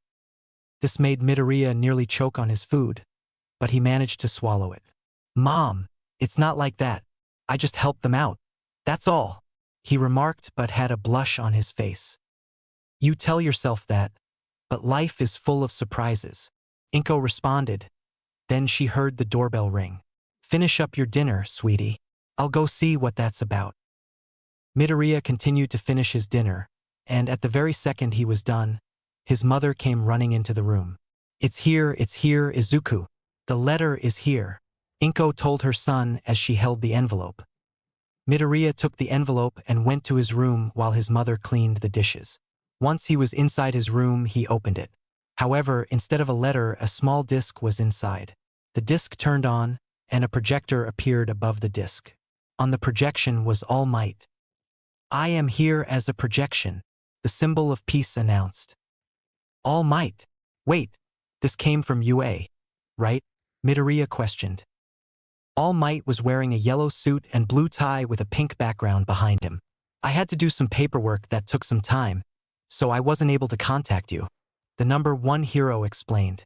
I'm sorry, for you see, I came to this town to work at UA. Say what now? The symbol of peace is going to work at UA, Izuku exclaimed. Then a hand appeared and signaled to All Might. What is it? The hand gestured for him to wrap it up. Wrap it up? But there's something I must tell him, All Might stated. The hand then gestured something else. It's going to push everything else back. And I have to make how many of these? The pro hero responded. The hand gave him a thumbs up. Okay, I'll get to the point, All Might replied. Midoriya was literally sitting in anticipation for what his future teacher and idol were going to say next. Congratulations, my boy. You passed the written exam with a perfect score and gained 240 points on the practical exam. One of only 4 people in history was able to achieve over 100 points. One of them being myself, but it also means you passed with flying colors, All Might announced. Midoriya chuckled a bit. Yeah, kinda knew about that thanks to the training we did for the past 10 months, All Might, including the studying that I had to do as well. But there was a secret component that was added to the test, the symbol of peace revealed. This shocked Midoriya, and he was curious about the secret component that All Might reveal. I'm an entertainer as well, but first, take a look at this video, All Might announced as he pressed a button on a remote and showed a video. The video showed the same auburn brown-haired girl in her high school uniform, talking to Present Mike. Hey, it's her. What is she doing with Present Mike? Midoriya wondered. She came to negotiate directly in person after the exam. Negotiate what, you may ask? Keep watching and find out, All Might said as he played the video. The person who saved my life. The one with the green hair with freckles on his face and had the body of an MMA fighter. The auburn brown hair girl was describing Midoriya to Present Mike. Is she talking about me? Midoriya said to himself. Is it possible for me to give him some of my points? There was still time left, and he would have earned more points if he wanted to. But he came and saved me from the 0-pointer instead. So I thought maybe he needed more points. So, please, is it possible for you to do that? The girl pleaded to the pro hero as she bowed. All Might paused the video. In addition to having a quirk, your actions spurred others to act. The symbol of peace said as he turned back to the camera. The entrance exam today wasn't graded only by villain points. The pro hero then resumed the video. Even if you ask, you can't give him your points. So anyway, there's no reason to give him any female listener. Present Mike explained as he patted the auburn brown-haired girl's head. All Might paused the video again. How can the hero course reject people who save others and do the right thing? Call that lip service? Bring it on. This is a job that requires risking one's own life to put that lip service into practice. Rescue points. The symbol of peace continued. A panel of judges gives them. It's the other basic ability we at UA look at. A scoreboard showed up displaying all of the examinees' scores from top to bottom. And at the number 1 spot was Midoriya's name. Izuku Midoriya, 80 rescue points. All Might announced. You and Ochako Uraraka, the girl who came to negotiate with us, you both passed the entrance exam. But with 240 villain points and 80 rescue points, makes a total of 320 points. So you, Izuku Midoriya, scored the highest amount of points in UA's history, and being the only one to score over 200 points. But it also makes you the first-year representative as well, All Might announced. Midoriya's eyes began to tear up and threatened to spill out as his dream came true. Am I dreaming, right? This is so unreal and too crazy. All Might opened his hand towards the camera. Come, young Midoriya. This is your Hero Academia. Yes, sir, Midoriya happily exclaimed as the projection ended, and he wiped the tears off his face. He opened the door and saw his mother sitting on the couch in the living room. So, what was the result? She asked her son. Midoriya took a deep breath and slowly exhaled to answer his mother. I passed, Mom. I'm going to UA. Inko ran to her son and hugged him while crying tears of joy. All of my children are now heroes. I'm the happiest mother of all time to have you all. You all make me so proud. Mom, stop crying, please. You're going to flood the building, Midoriya said while laughing as he hugged his mother. I'm sorry. It's just that I'm so proud to see the children that both Takaru and I raised become what they dreamed of being, Inko said as she wiped the tears from her eyes. Well, you should tell Ken, Rika, Yugo, and Maki the good news. I need to get ready for UA, considering I'm also the representative for the first years, Midoriya told his mother. You are definitely going to be a busy man once you start, but I know you will do well as you have already done things that pro heroes, police, and soldiers do daily. Inko responded with a smile. Yeah, I tend to be a jack of all trades thanks to my siblings and their friends training me. Well, I'm going to head to bed, Mom, because it's going to be a big day for me, Midoriya replied with a smile of his own. Good night, my future pro hero. I'm sure your brothers and sisters will be ecstatic by the news, Inko said as she left to call his siblings. Midoriya went to his rooms and changed into his pajamas, which consisted of a white tank top and black jogger sweatpants. But before he went to bed, Midoriya decided to text Momo. So he took out his phone and sent her a message which read, Hey, just got my results back from UA, and I passed. He waited for a bit but got a reply from her within seconds. Her message was, That's amazing. That means we can see each other more often now. I do hope we end up in the same class. Midoriya responded with, Life's full of surprises, but we'll know when we go to UA. See you soon. Momo replied with her text, saying, See you at UA, Izuku. Good night, as I got a feeling we're going to have a busy first day. This made him chuckle before he texted back, Yeah, I also got that same feeling as well. Nonetheless, good night. Midoriya set up his alarm and turned off his lamp as he went to bed. As he drifted off to sleep, Midoriya couldn't help but feel accomplished as he began his start line to becoming a hero. Chapter 4. The First Day. Disclaimer. My Hero Academia is owned by Kohei Horikoshi, as Marvel owns Ghost Rider.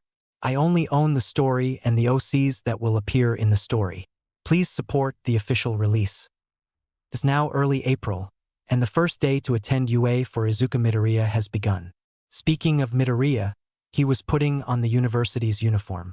The uniform consisted of a long-sleeve, button-up white shirt, a gray jacket with blue-green stripes, dark blue-green pants, and a red tie. After putting the tie on properly, Midoriya was at the entrance of his home putting on his favorite shoes. Midoriya's favorite being red Nike Air Force 1 High ID sneakers.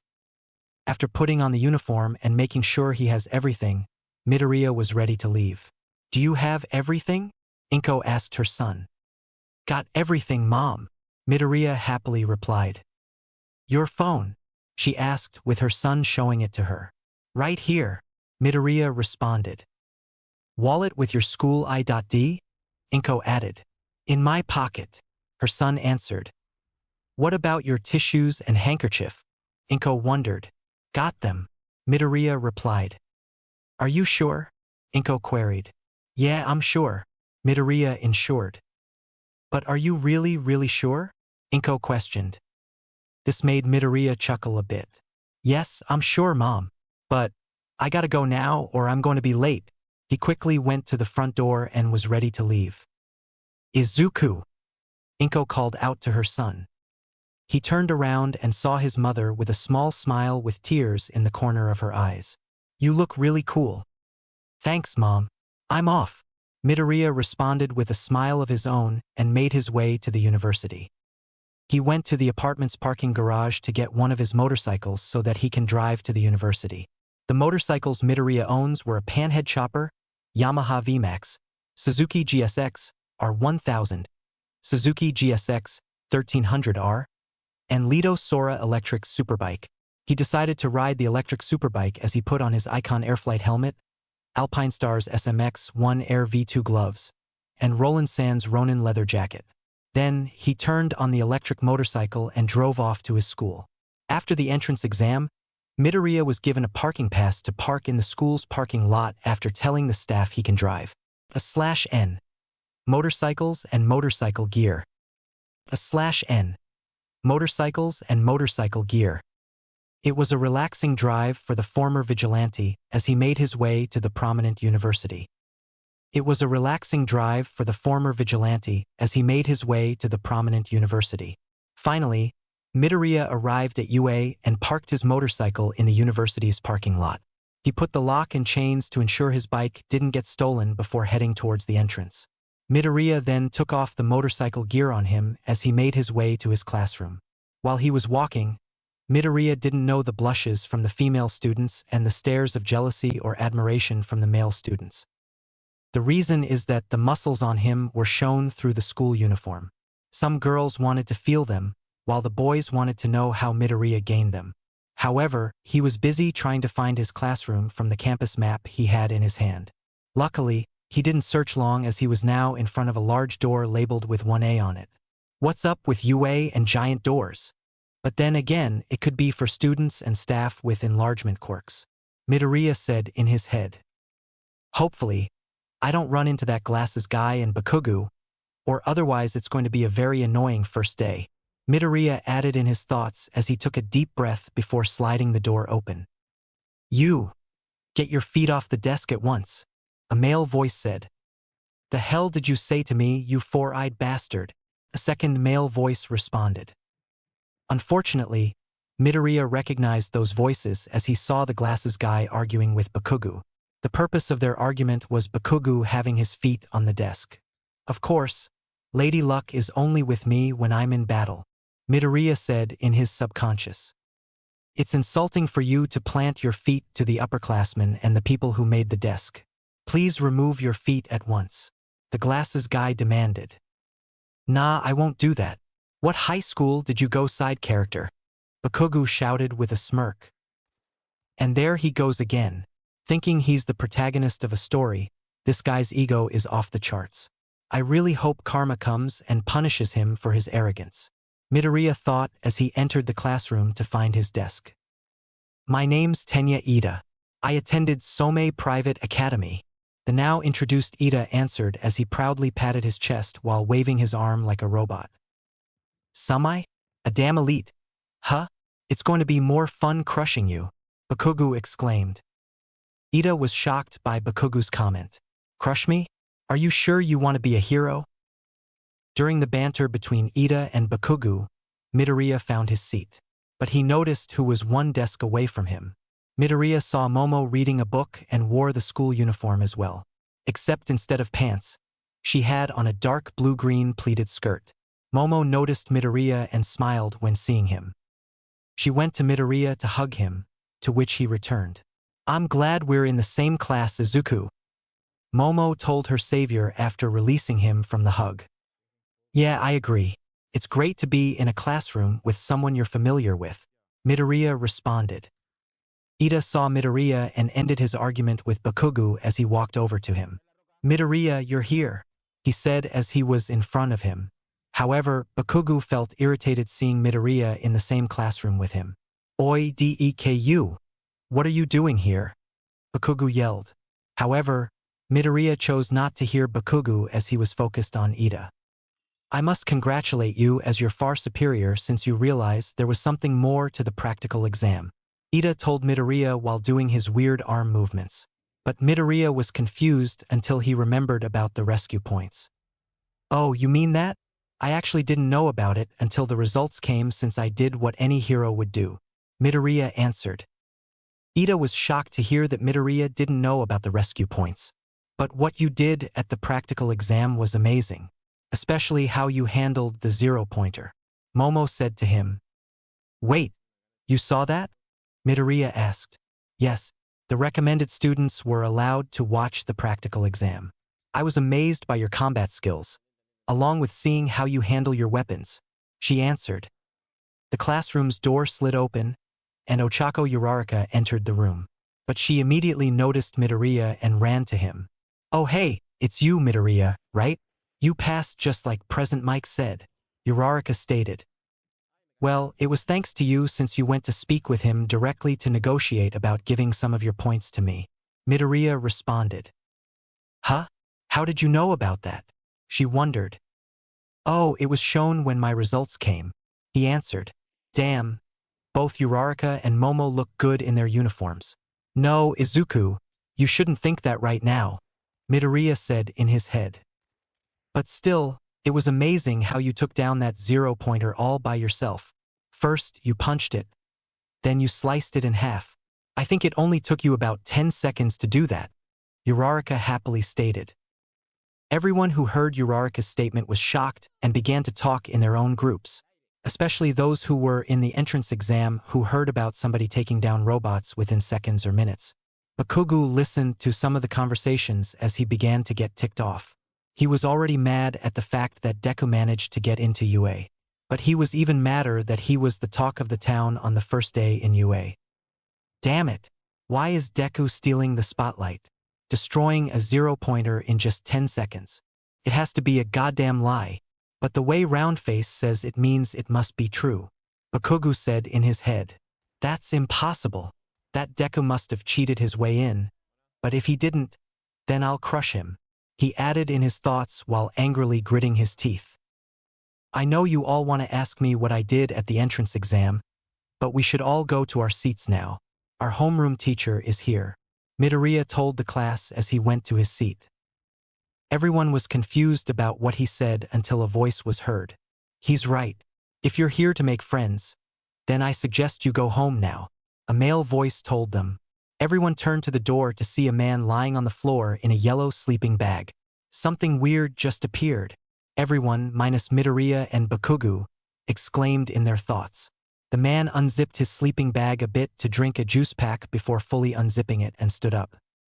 The man stood 6 feet 0 inches, slender build with pale skin, messy shoulder-length black hair that partially hung from his face, and half-opened black eyes.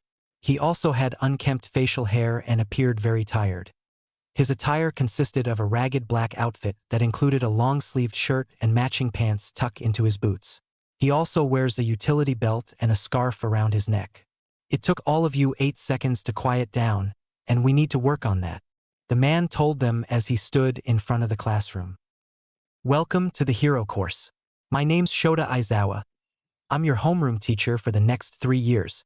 Nice to meet you, the man named Aizawa announced, then took out what appears to be PE uniforms from his sleeping bag. I know this is sudden, but put these on and meet me on the PE grounds. Meanwhile, All Might was in the teacher lounge and read the teacher directory. The UA system doesn't follow the beaten path. Depending on the homeroom teacher, even the first B, All Might said in his head as he read. Back with Class 1A as everyone was in the PE grounds with their PE uniforms. The uniform was a pair of dark blue pants with white vertical lines going up the legs and a dark blue short-sleeved shirt with white lines that form the letters U, and a quirk assessment test? The class yelled. But what about the opening ceremony and orientation? Uraraka asked. Ochako Uraraka, right?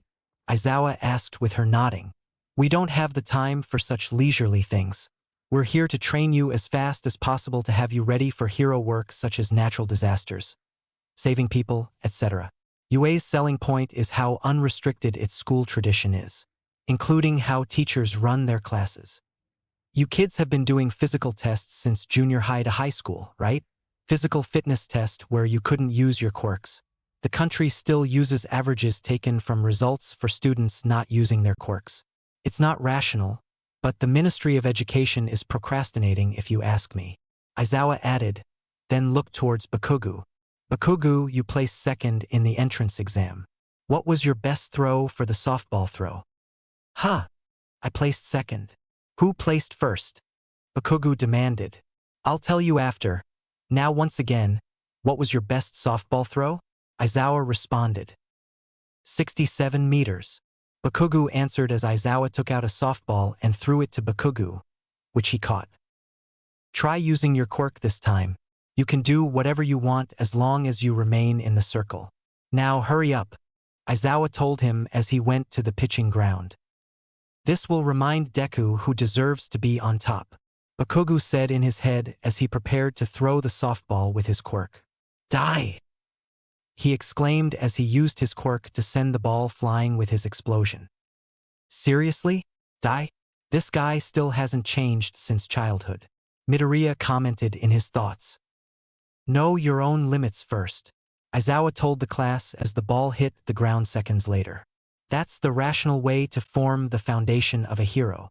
He then held his phone, which read 705.2 meters. 705 meters? Seriously? A 19-year-old male student said. He stood 5 feet 6 inches, slim build, fair skin, short gold hair, parted to the right with a black lightning-shaped streak on the left of his side fringe, angled that it partially obscured his left eye. His yellow eyes were slanted, somewhat triangular, and has small eyebrows.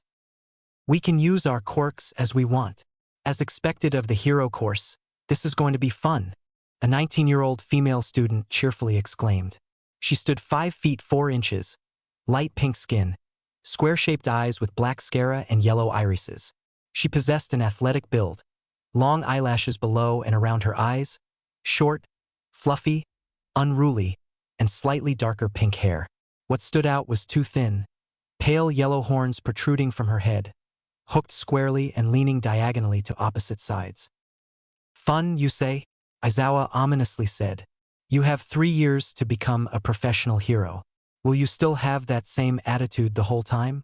All right, whoever comes in last place in all 8 tests will be punished with expulsion for not having potential.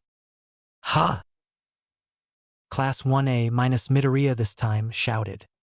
Back at the teacher's lounge with All Might. Aizawa, huh? It appears young Midoriya will be facing a lot of suffering from the start. The symbol of peace said as he looked at Aizawa's profile in the teacher directory. We're free to do what we want about the circumstances of our students. Welcome to UA's hero course, Aizawa said while moving his hair out of the way to show his freaky smirking face.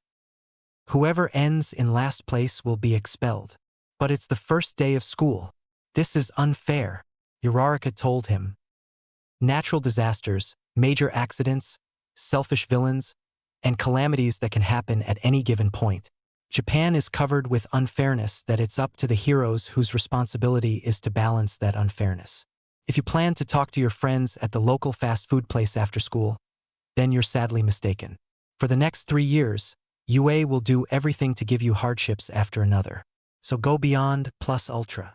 Aizawa stated. Overcome it with everything you got. Ida took out his water bottle and took a big gulp of it. This is too serious to be taken lightly. However, if this is the way to show our resolve to become heroes, then so be it, he said in his thoughts. I can't wait to blast everything in my way, Bakugu thought with an evil smirk on his face. Now that the demonstration is over, it's time for the real thing, Aizawa told the class. The first test was a 50-meter dash. The first pair was Ida and a 19-year-old girl that stood 5 feet 0 inches. Fair skin, slender build with large hands, wide mouth, and had frog-like features. Her black eyes were oval-shaped with large irises, and visibility pronounced lower eyelashes. Her dark sea-green hair reached to her waist with the ends tied together at the bottom in a large bow of hair. She has 2 shoulder-length clumps framing her face and shorter bangs between her eyes, some of them partially swept to each side. The 2 lined up at the start line with a camera-like robot at the finish line. On your mark, get set. The machine let out the sound of a starting pistol to have them start. Ida blasted off from the start line, thanks to the 3 exhaust pipes on his calves. Once he passed the finish line, his time was 3.04 seconds, with the frog girl finishing shortly after. Her time was 5.59 seconds, with Aizawa putting down the results on his clipboard. Karo, that was what the frog-like girl said once she finished. Well, he's like a fish in water since this is his element. But speed isn't the only attribute that's essential for a pro hero. Let's see how the others do, Aizawa thought. Next up was Uraraka and a 19-year-old man that stood 5 feet 7 inches, fair skin, muscular build, short blonde hair swept to the front, and thin black eyes with no lower eyelashes. He possessed a tail that was hairless except for the tip. Lighten up my clothes and shoes, Uraraka said before the race began. Once the gunshot was heard, they both left the starting line with the tail boy crossing first. His time was 5.49 seconds, while Uraraka's time was 7.15 seconds. All right, better than what I got at junior high and high school, Uraraka happily stated. Humph, everyone isn't creative enough. I'll show you what it's like to use your quirk, the blonde Frenchman announced. He appeared 19, fair skin, slim build, and a rather feminine face. His blonde hair was long blonde hair, worn flattened down around the majority of his head, spiked and sticking out to the sides at the bottom of it, with a side fringe that curves upwards a little before it does down. He has notably long eyelashes and bright indigo eyes, and a golden ring-shaped buckle with a blue crystal. When the starting shot set off, he turned around and fired a laser from his belt but stopped halfway. Then he fired a second shot to finish with a time of 5.51 seconds. The blonde Frenchman then turned to the others. If I shoot more than a second, I get a stomachache, he told the others. What the heck? Though the others with a sweat drop. Knowing the upper limit of your quirk and the room for growth in each result, it shows what you can and can't do, Aizawa said in his head as he saw Midoriya and Bakugu at the start line. Get ready to be left in the dust, Deku. I'll show why I deserve to be here and not you, Bakugu exclaimed. Midoriya rolled his eyes. How about you stop barking and focus on the test instead of stroking your ego? The green-haired teen channeled about 5% of one for all throughout his body. That will connect to the creativity needed to survive, Aizawa added in his thoughts as the starting shot was set off. Explosive speed, Bakugu exclaimed as he used his quirk to send him flying. However, Midoriya blurred past Bakugu, which shocked him as Midoriya was at the finish line. The green-haired teen's time was 2.05 seconds, while the explosive teen was 4.13 seconds. When I use both hands, the force disperses, Bakugu said in his head as he glared at Midoriya. 7 tests remaining. Should I hold back on my quirk and use all mights instead? Midoriya thought. However, Aizawa was staring at Midoriya for a couple of seconds, for he knew that the green-haired teen was holding back. The second was a grip test with everyone using a handheld device to measure their grip strength in kilograms. One 19-year-old male student was able to get a score of 540 kilograms, surprising everyone. This student stood 6 feet 2 inches, slightly tanned skin, a muscular build, pale gray hair swept forwards, covering most of his face, and bent downwards at almost a right angle over his eye. He possessed 6 arms connected by a web of skin, but one pair had hands while the rest were thin stubs. He has a slightly elongated face, his black eyes set more towards the sides, and wore a blue mask, which covers him from just below his eyes to the base of his neck. Another beep was heard, and everyone saw Midoriya score 560 kilograms while not using any of his quirks. Man, all that weight training with everyone paid off, Midoriya thought while smiling. The third was the standing long jump which Bakugo cleared by using his explosion to get over the sandbox. The blonde Frenchman also cleared by using his naval laser to clear the sandbox as well. Midoriya was up next, and used one for all on his legs, and jumped over the sandbox with a single leap. The fourth was repeated sidesteps with only one male student outshining everyone. This 19-year-old man stood 3 feet 8 inches, fair skin, large, round head, and rather puffy cheeks. His nose is small, stubby, and points slightly upwards. His large black eyes were unusually distinguishable philtrum, oval-shaped. He also possessed thin eyebrows, and his very short dark purple hair had 4 large ball-shaped clumps resembling a mohawk. He passed by using the purple balls to bounce back and forth. Uraraka was up next for the softball throw and used her quirk on the ball. When she threw it, the ball kept going until it disappeared into the sky. Aizawa showed the result, which was infinity, surprising everyone but Midoriya. Next up were sit-ups. Everyone was doing their best while Midoriya was breezing through it. Everyone stopped somewhere around 50 or 70 until running out of breath. Midoriya kept going. Aizawa told him to stop when the green-haired teen hit 300, and he wasn't out of breath. For the seated toe touch, some could touch their toes while others barely or struggled to.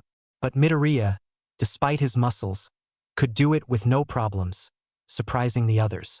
In the long-distance run, everyone ran around a field until they couldn't run anymore. Meanwhile, Midoriya was sprinting and lapped around his classmates and didn't appear tired. "On your left," Midoriya told the others as he continued to run. "On your left," Midoriya said again as he lapped the others again. "Yeah, on our left. Got it," the lightning bolt blonde-haired teen responded. The pink-haired and skinned girl then saw Midoriya coming up to them. "Please don't say it. Don't say it. Please, don't say it," she pleaded. "On your left," Midoriya said as he sprinted by them. "Oh, come on," another 18-year-old female student exclaimed. She stood 5 feet 0 inches, with a slender yet curvaceous figure, but the rest of her body was utterly invisible. The rest tried to catch up with Midoriya, but they couldn't as they were sweating and out of breath. Yaoyorozu was the only one to catch up as she used her quirk to make a solar-powered bike. Midoriya was catching up to Yaoyorozu as he passed their classmates after saying "on your left" to them again. This made them groan as the green-haired teen caught up to Yaoyorozu. "Hey Momo, nice idea on using the bike for this," Midoriya quickly said as he passed her. "Thanks, Izuku," she responded with a smile on her face. After the long-distance run, everyone was out of breath and tried to regain it. Then Midoriya came to them as he was slightly sweating but wasn't breathing heavily like the others. "You guys need a medic?" he asked the group. "Hilarious. But how are you not out of breath like the rest of us?" the lightning bolt blonde-haired teen questioned. "You ran like a couple of miles as if it was nothing," the pink-haired and skinned girl added. 15 miles to be exact. "But I would have gotten more if I stretched first," Midoriya responded as he took off his shirt. Every single girl blushed at the muscles that were on the green-haired teen. At the same time, most of the guys were amazed by both the muscles and scars on his body. Midoriya used his shirt to wipe up the sweat that was on him until Yaoyorozu pulled his cheek. He yelped from this as Yaoyorozu took his shirt and put it back on him. /N. Image of Midoriya's scars. "What is the matter with you? You shouldn't be committing a form of indecent exposure on the first day, Izuku," Yaoyorozu scolded but had a blush and pout on her face. "What is the matter with you? You shouldn't be committing a form of indecent exposure on the first day, Izuku," Yaoyorozu scolded but had a blush and pout on her face. How else am I supposed to wipe up the sweat off me? Midoriya calmly responded. You can just ask me to create a towel for you to use, Yaoyorozu answered. I don't want you to waste your quirk on something like that, Momo, especially on a test where we're being tested on our quirk. Midoriya replied. However, Yaoyorozu created a towel and placed it on Midoriya's head. I don't mind, Izuku, but still, you shouldn't be taking your shirt off like you're at the beach while we're in school. If you're done with the married couple act, Midoriya is the last one to do the ball throw. So let's get to it, Aizawa announced, which made the two teens blush. Aizawa tossed the ball to Midoriya, but he felt something on him as he made it to the circle to throw. The green-haired teen noticed that Aizawa's scarf was wrapped around him. Midoriya saw that Aizawa's red eyes were glowing, and his hair was floating. The other students wondered why their homeroom teacher did this. Speaking of which, he walked towards Midoriya while maintaining his intimidating glare. I know you were holding back. That's a problem since if you don't show us your full power, you will be a liability. That will result in a lot of casualties, do you understand? Aizawa told Midoriya.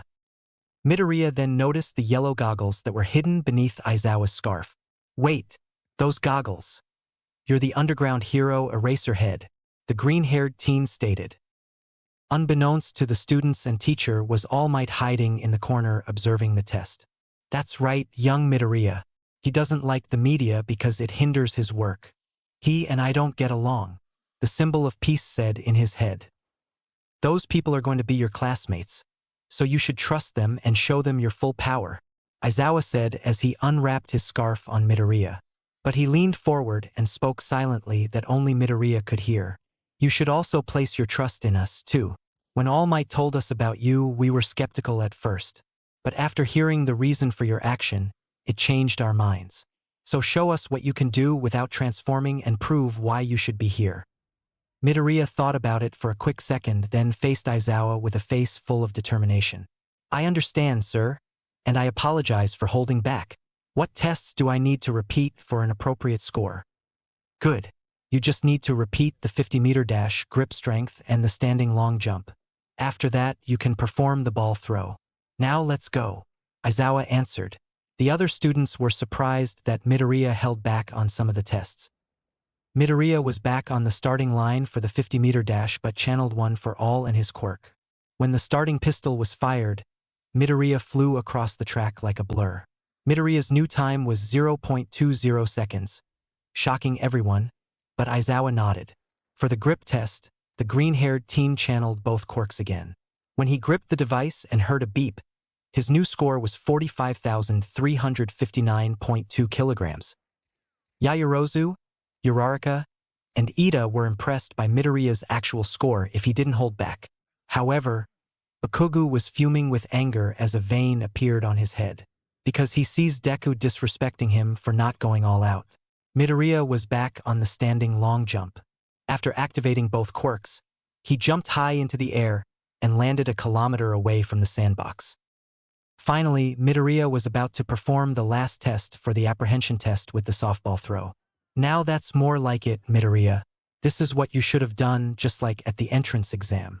After all, you didn't get first place with a score of 320 points by holding back, Aizawa stated.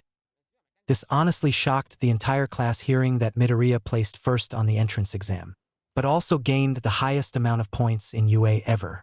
However, this added more fuel to Bakugo's anger as Midoriya didn't just take first place from him, but also more points. Now, finish this up so I can report the scores for the entire class, Aizawa told him. Midoriya nodded and took up a pitcher's pose as he channeled his two quirks and closed his eyes. After taking a deep breath, he opened his eyes to throw the ball. But when he threw the ball, it was launched like a rocket. The ball broke the sound barrier, created a shockwave, and flew like a comet. Everyone except for Aizawa and Midoriya fell from the blast of Midoriya's launch. However, Aizawa noticed that the tracker kept rising as it was still going. That's when they saw the same softball returning and about to hit Midoriya in the back. But the former vigilante quickly turned around and caught the ball with one hand. However, this resulted in a small explosion with dust covering where Midoriya was, along with a small crater being formed, too. When the dust cleared, Midoriya was unscathed. The softball was smoking in his hand, and he stood at the center of the small crater. "Hey, sensei!" Midoriya called out to Aizawa and looked at him with a proud smile. "How was that?" Aizawa smiled in return with his freaky face. "Kid, you're gonna go places." He answered and showed everyone Midoriya's score, 74,703 miles. Everyone's jaw dropped from Midoriya's performance after going all out. 74,703 miles. Does this guy have a cannon for an arm? The lightning bolt blonde man exclaimed. That's equivalent to going around the world 3 times, Yaoyorozu stated. And he caught the ball while it was a small meteor, Uraraka added. Then catching it, which destroyed the ground, but he remained unscathed, Ida included. Quiet down, everyone. I don't feel like announcing all 20 scores, so I'll just show it, Aizawa announced as he summoned a holographic list of the ranking from his phone. The rankings were Momo Yaoyorozu, Izuku Midoriya, Shoto Todoroki, Katsuki Bakugo, Tenya Ida, Fumikage Tokoyami, Mizo Shoji, Mashireo Ojiro, Ijiro Kirishima, Mina Ashido, Shako Uraraka, Koji Koda, Rikido Sato, Suyu Ajui, Yuga Aoyama, Hanta Siro, Denki Kaminari, Kyoka Jiro, Toru Hagakura. Congratulations, Momo. You got first place. I was right when I said that UA sees great potential in you, Midoriya said to her as he raised his hand for a high five. Yaoyorozu smiled and gave him a high five. I thought for sure you were going to take first place as you did in the entrance exam. But thank you and congratulations as well, Izuku. But Midoriya then saw the grape-headed guy about to cry, which he concluded to be Minoru Mineta. Oh, by the way, the whole expulsion was a lie. It was a rational deception to bring out the upper limits of your quirk, Aizawa announced with a freaky grin. What? Everyone minus Midoriya and Yaoyorozu exclaimed. Well, if you use your head, then you all should have seen that coming. Sorry, I guess I should have said something. Yaoyorozu apologized. Mineta, the lightning bolt blonde man, and another 19-year-old female student stood 5 feet 3 inches, fair skin, slender build, lazy-looking onyx eyes with long lower eyelashes and small eyebrows. Her dark purple hair is short, only around chin length, with an asymmetrical fringe and 2 reflections shaped like heartbeat monitor waves on either side of her head. Her most prominent features are the flexible, plug-like earphone jacks hanging from each of her earlobes at the end of 2 thin cords. The trio looked at Yaoyorozu with shocked faces. Yeah, you think. That was what the trio said in their head. I don't know about that. He did expel an entire class of first years on the first day for not having potential. But considering he didn't expel any of us means he does see potential in us, Midoriya stated. However, Midoriya heard explosions and turned to see Bakugo flying towards him. How did you get first place? Deku. Where did you get that power? Tell me. Bakugo roared. Midoriya put Yaoyorozu behind him and went for a running bicycle knee kick.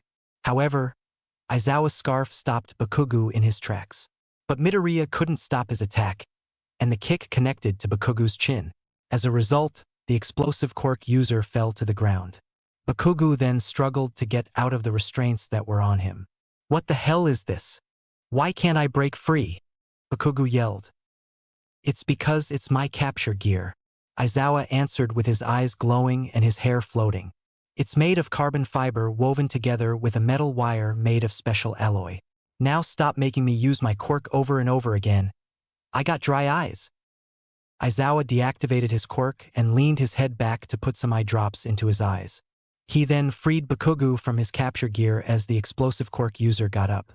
Now, don't do that again or otherwise you will be expelled before you start here in UA. And don't act like a brat for Midoriya being stronger than you, Aizawa stated, then looked at Midoriya. And Midoriya? Yes, sensei? The green-haired teen responded. That was a nice kick, the homeroom teacher replied. Meanwhile, Bakugo just scoffed but was angry that he didn't make it to the top 3. With that, we're done here. There are handouts with the curriculum and such back in the classroom. So look over it when you get back. Because from here on out, tomorrow will be packed with more rigorous tests. Aizawa told his new students as he walked away. The pro hero was about to go inside the university but went around the corner instead. There he was confronted by the symbol of peace, All Might himself. So, what do you think of him after that test after I told you all about him? The number one hero asked. He really is more than meets the eye. He already knows how to fight, can handle different weapons, and has a powerful quirk. I'm surprised that Nizu decided to let him in after what you told us about your meeting with him. Aizawa answered. Believe me, I saw the spark and the fire of a hero that burns within him. That's why I believe that Yue will help him become the hero he dreamt of becoming. We just need to give him that push and training. All Might stated. I hope that you and Nizu are right about this kid because he is a wild card. Aizawa responded with a neutral face as both heroes entered the university. After an interesting first day, Midoriya was back into the university's uniform and started to head home. Everyone also changed back into the uniforms to head home as well. Midoriya went to the school's parking lot to pick up his motorcycle. He put down the motorcycle's kickstand as he put on his gloves and jacket. However, before he put on his helmet, a voice called to him. There you are, Midoriya. Ida called to him as he walked towards him. I'm glad to catch up with you as I want to say you were truly incredible today. Thanks, Ida, but you were incredible today as well. I didn't know you had a speed quirk along with engines in your calves. It was really cool. Midoriya happily responded. I was taken in by Aizawa-sensei's and thought, this is the best of the best, and such. I couldn't believe a teacher managed to motivate us to do our best with a lie. But it appears that it had worked. Although, I thought him threatening you with expulsion was a bit extreme. However, you showed him that you, along with our classmates, deserve to be here. Ida said to Midoriya. I thought you were pretty annoying, but you're actually just earnest and take your education and training seriously. That's a good trait to have when you want to become a pro hero. Midoriya thought as he was impressed by Ida's diligence. Hey, you two. You're heading to the train station, right? Wait for us. A female voice called. Midoriya and Ida saw both Uraraka and Yaoyorozu catching up to them. Momo? Uraraka? Midoriya responded. Oh, you're the Infinity Girl and the girl who got first in the quirk assessment test. Ida added as the two ladies caught up to them. I'm Ochako Uraraka. Yaoyorozu here said that she was friends with Midoriya when he was training for the entrance exam. So, I thought we could all walk to the train station together. Uraraka responded in a cheery voice. Indeed, I was trying to catch up with you too, and I thought, why not bring her along as well? Yaoyorozu added while smiling. If I remember correctly, you're Tenya Ida, right? Uraraka said as she pointed to Ida. And you must be Deku, she added as she pointed to Midoriya. Midoriya's eyes widened when Uraraka called him by Bakugu's insult to him. Deku? Why did you call me that? Huh? Well, during the fitness test, that guy Bakugu said HOW, did you get first place? Deku? Right? Uraraka explained. My name is Izuku Midoriya, but Deku is what Bakugu always called me when we were kids. It means good for nothing, worthless, or trash. Basically, he's saying that I won't ever amount to anything. Midoriya corrected. An insult? That's not a nice way to greet a fellow classmate, Ida stated. Indeed, quite unprofessional and unbecoming of a hero if you ask me, Momo commented. Oh, is that right? I'm sorry, I didn't know. But, Deku, sounds like the Japanese word for, you can do it. It got this never give up vibe, so I kind of like it. Uraraka replied. Well, if that is what it means to you, then I'm okay with you calling me that. Midoriya said, shocking Ida. What? But Midoriya, wasn't that an insult? Ida said to him. It's okay. It used to bother me so much, but after a while I stopped caring. Along with that, it's a matter of perspective. Bakugu sees it as an insult to me, but Uraraka sees it differently for me. So I'm okay with her calling me that. Midoriya explained. By the way, Izuku, is that your motorcycle? Yaoyorozu asked as she pointed to the motorcycle. Yeah, I own 5 motorcycles and used one of them to drive here. Also, Ida, yes, I got my license and I got a pass to park in the school's parking lot. Midoriya answered. That's amazing.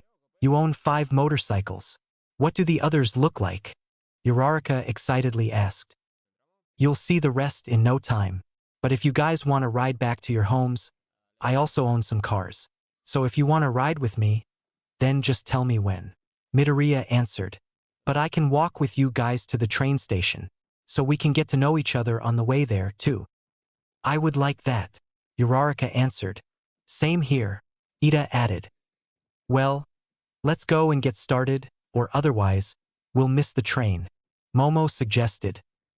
The group began walking to the train station while getting to know each other better. Midoriya was enjoying their company since he didn't have any friends in junior and high school. But here he is now with 3 new friends. 1 he met during his training and 2 on the first day of UA.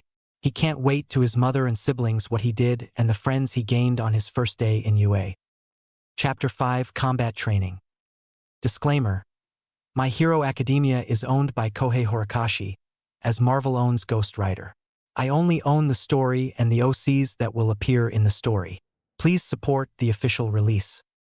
It was a new day at UA for Midoriya, and his 19 other classmates arrived at their classroom. All 20 of them began socializing with who they know before entering UA. Midoriya and Yaoyorozu talked with Ida and Uraraka, wondering about their official first day at UA. That's when the classroom door was open, and Class 1A's homeroom teacher came in.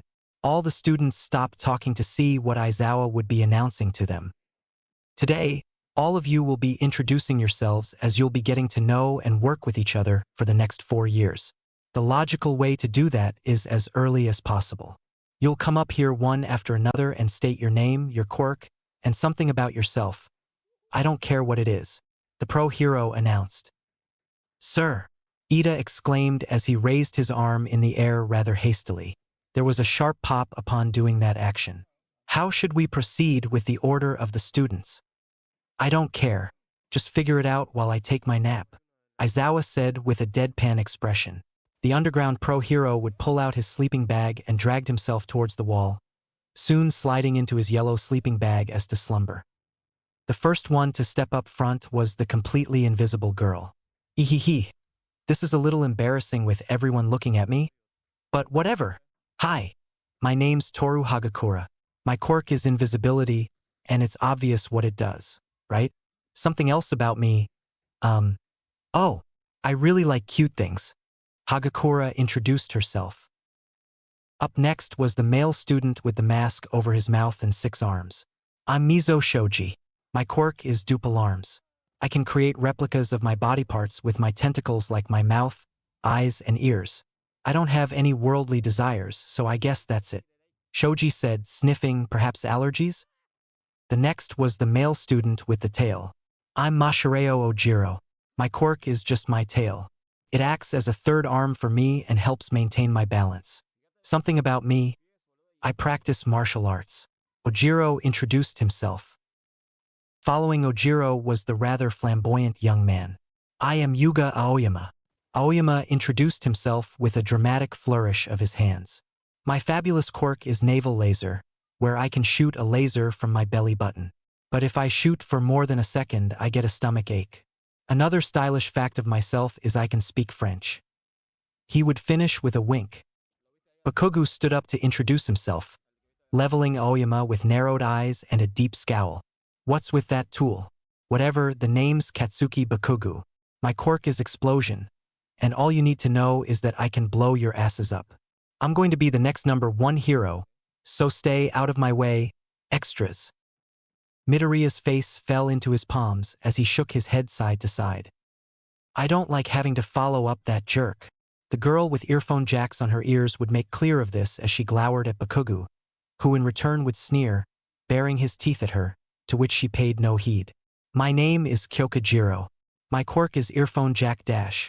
She would motion to her extended earlobes, to which her left lobe proceeded to rise and waves around, where I can insert them and listen to noises even through very thick walls. Oh, and they stretch too. Jiro demonstrated by extending one of her earphone jacks. I can play music with different instruments. She finished. Following Jiro was the blonde male teen with the black lightning bolt on his hair. Rising with evident confidence, a grin would spread across his face. Hey, the name's Denki Kaminari. My quirk is electrification. I can let loose a bunch of electricity from my body and shock people by touching them. I kinda short-circuit if I go over my limit, though.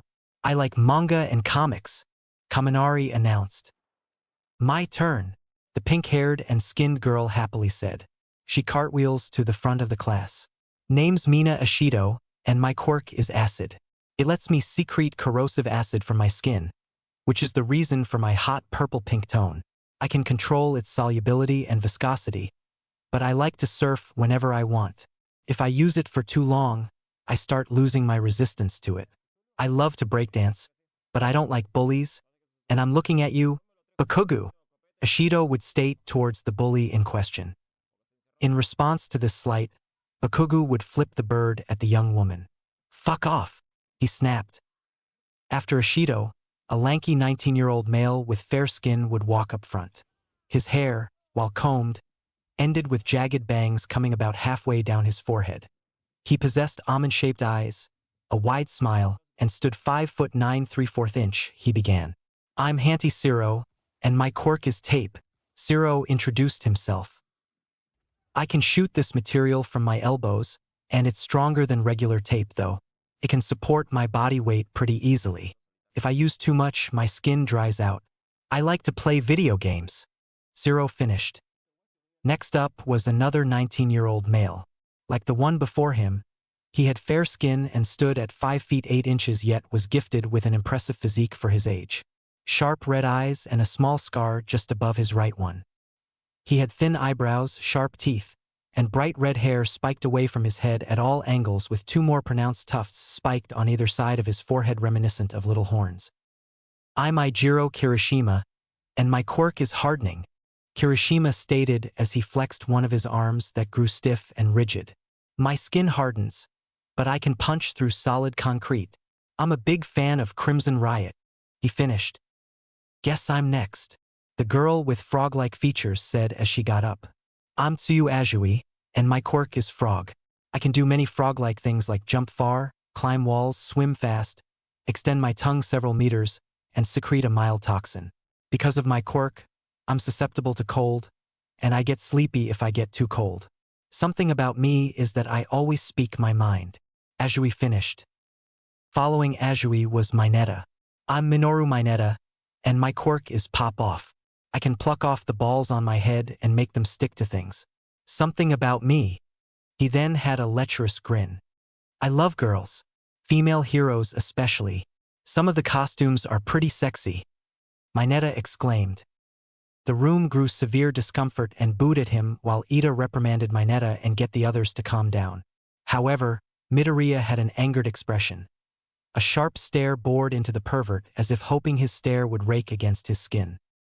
After Mineta was a 19-year-old boy that stood 5 feet 3 inches, with fair skin, and had a lean build. His head was a black bird that could be either a crow or raven. He has a tan, yellowish beak, slightly hooked down at the end, thin, red eyes with small black pupils, and a red choker. I'm Fumikage Tokoyami, and my quirk is Dark Shadow. Inside me is a shadow-like monster that I can materialize from wherever I want, like an extension. I don't have much to say about myself. That's pointless, I think, Tokoyami announced. After Tokoyami was a 19-year-old boy with peach-colored skin, stood 6 feet 1 inch, and had a wide, muscular build. His head was like a rock which is unevenly shaped and pointed at the top of his head, and his jaw is square-shaped. The male then quickly wrote something on a little whiteboard he had with him. He then turned it around to show everyone what he wrote. Some of them had to move in closer to see what he wrote. On the whiteboard was, Koji Koda. My quirk is Ani voice. I can talk to animals and influence them to do what I ask. I like animals. Ashido gave him a thumbs up to the nervous boy. Don't sweat it, Koda. That's really cool, she told him. Even though it made Koda smile, he hurried back to his seat. Ida came up to the front after Koda and stiffly waved to them. Hello, fellow students. I am Tenya Ida, and my quirk is engine. My legs have powerful engines in them, allowing me to shift into different gears to increase my speed. They're similar to real engines. He finished. Yaoyorozu was up next after Ida. Greetings, my name is Momo Yaoyorozu, and my quirk is creation. I can create objects from any exposed part of my body. I'm able to construct virtually anything, except for living things, of course. All I need is to understand the object's atomic configuration and a little time. In my spare time, I enjoy reading and drinking tea. Yaoyorozu introduced herself. Next was a 19-year-old boy who stood 5'9" 1/4 inch, had fair skin, a muscular build, and long hair that didn't pass his neck. The boy's hair parted twice not to obscure his vision and is evenly split between two colors. White on his right side and crimson red on his left. His right eye was brownish, dark gray, while his left was turquoise. The shape of his eyes was thin and reserved. On his left eye was a mark that reached from his hairline to halfway down his cheek. I'm Shoto Todoroki, and my quirk is half hot and half cold. I can generate ice on my right and fire from my left. I like snow cones, Todoroki stated. Next was yet another 19-year-old man who stood 6 feet 1 inch, was more on the tan side, was very muscular, and had a wide build. His brown hair was short and spiked upwards away from his head. The boy has relatively small, square-shaped eyes with small black pupils with a pair of bushy eyebrows just above. He possessed huge, thick lips that are slightly darker in color than the rest of his skin and a notably large, round nose. My name's Rikido Sato, and my quirk is Sugar Rush. Whenever I ingest 10 grams of sugar, my strength gets 5 times stronger for 3 minutes. For every 10 grams of sugar after that, my strength doesn't rise. But if I use it for too long, I get exhausted and my body shuts down for a bit. I like to bake desserts, especially cake, Sato told his classmates, to which many oohed and awed. Second to last was Ochako Uraraka. My name's Ochako Uraraka, and my quirk is zero gravity. When I touch an object, it loses its gravitational pull and starts to float. For now, I can make an object that's 3 tons weightless, but if I use it for too long, I get nauseous. And something about myself is that the pads on my fingers look like a cat's paws, she said to everyone, oohed, to which some cooed at this. And finally, up last was Izuku Midoriya. Hi, my name's Izuku Midoriya, and my quirk is flame control. I can control any form of fire to make it burn like the sun or cool like a breeze. I can even generate my own fire and heat something up, but I need to concentrate on doing it. I'm trying not to talk too much, but I will let you all know I'm a motorhead as I like motorcycles and cars. And a fine selection of motorcycles and cars, quipped Yaoyorozu as most of her peers turned to look at her as she began to explain boldly. I was impressed with the vehicles that you own from the photos you sent me. I was delighted when you let me select which car to have you drive me, Uraraka, and Ida home after class, Yaoyorozu happily said with a faint blush. Wait, he has motorcycles and cars. Does anyone else here drive? Or is it just him? Kaminari asked with nobody raising their hands. Yeah, I got a photo of the cars and motorcycles I own if anyone wants to see, Midoriya said as he took out his phone. Immediately everyone, except Bakugo, huddled around him to see the vehicles he owns. Everyone saw the 5 motorcycles Midoriya owns, but they were impressed when they saw the cars. The first set they saw was a 1969 Ford Mustang Mach 1, 1970 Chevrolet Chevelle SS 396, 2011 Dodge Charger, and Lamborghini Urus. Second group included the 2015 Dodge Charger SRT Hellcat, Bugatti Centodieci, and McLaren Senna. And the final collection was a Maserati Gran Cabrio, 1969 Dodge Charger, and Lamborghini Aventador. Midoriya's classmates were shocked by the cars he currently has, especially since all the vehicles were costly ones. Holy crap, Midoriya, what kind of job do you have to afford all those? Kaminari exclaimed. Those are some very manly cars, Kirishima commented. Which car did Midoriya let you pick, Yaoyorozu? Ishido asked.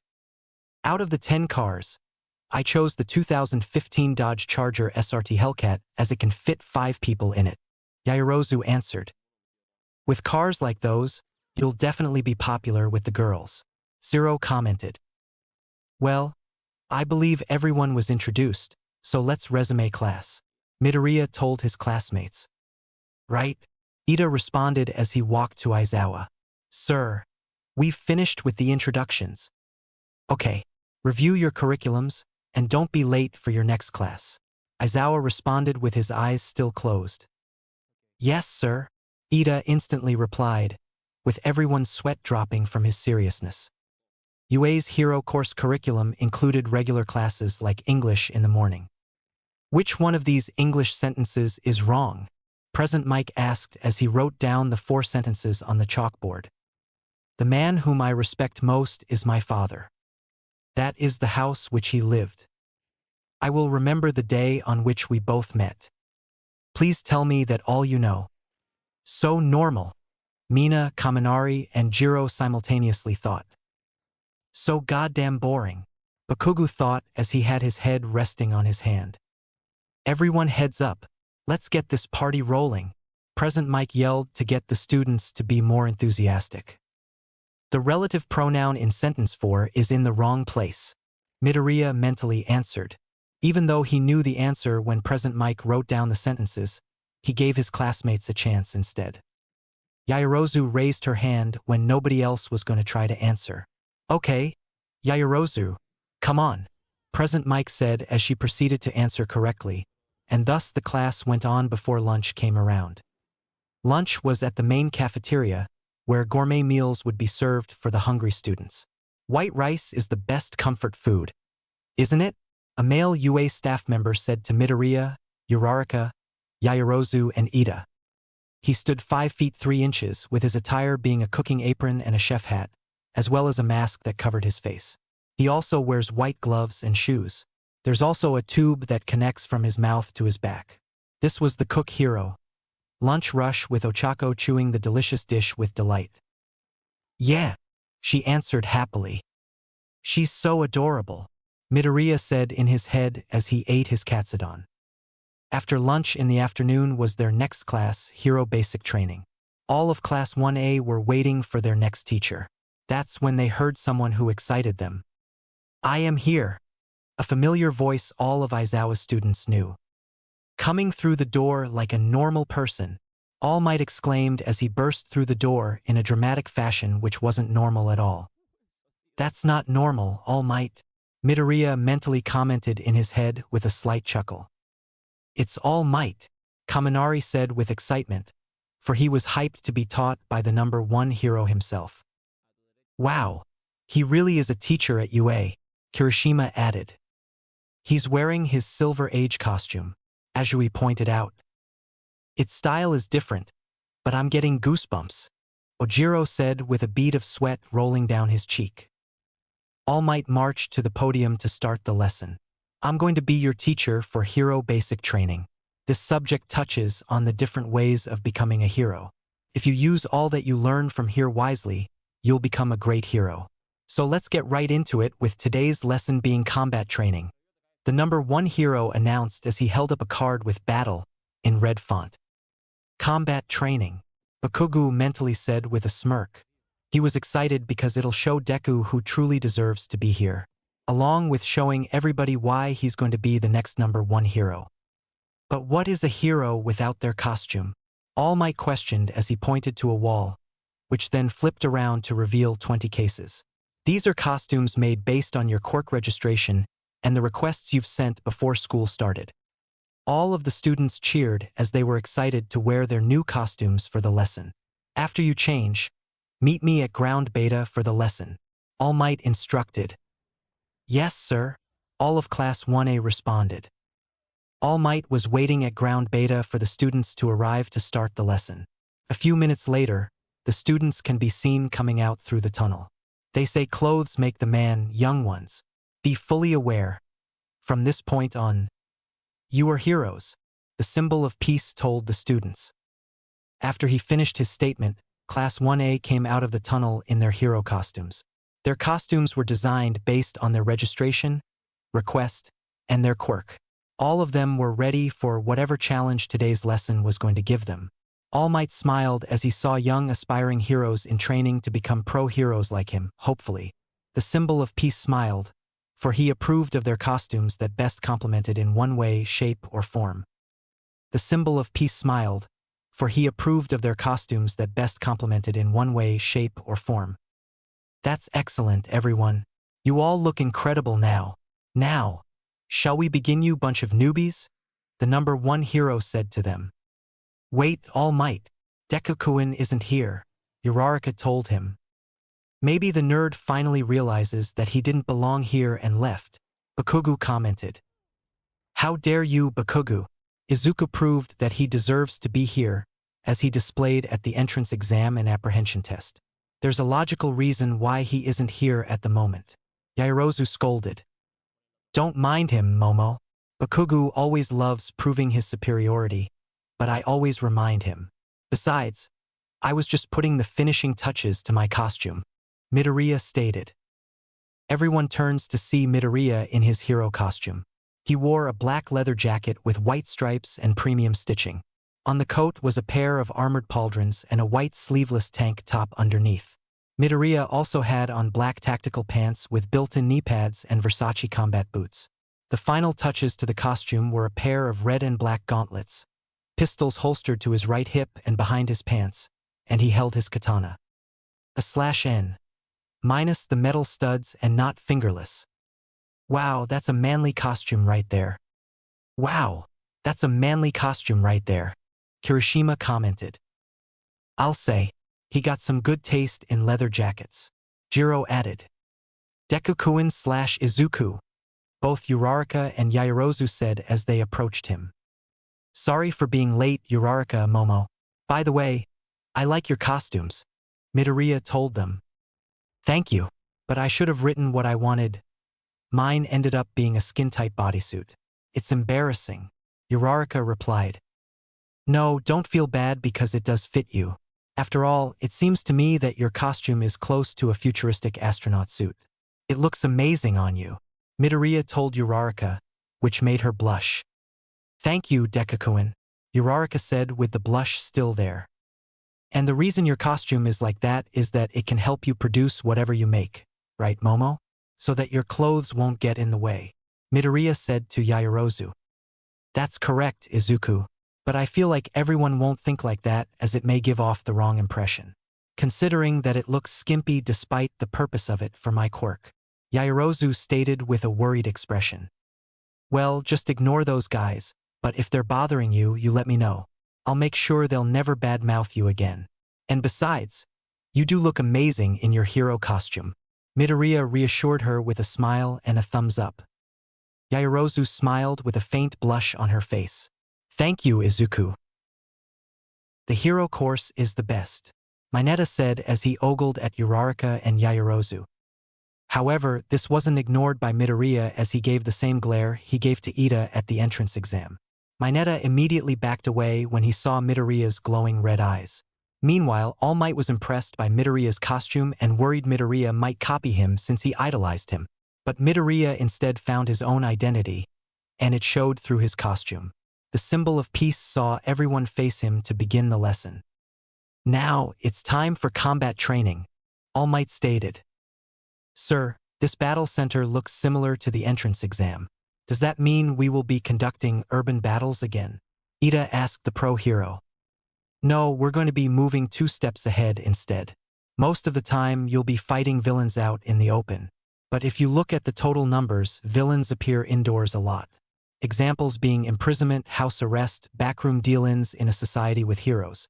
Brilliant villains tend to hide in the shadows, All Might explained. So today's lesson, you'll be split into heroes and villains and fight in a 2-on-2 indoor battle, the symbol of peace announced. Without basic training? Azui responded. This is a real battle to understand the basics. However, the key this time is that there's no faux villain to battle against.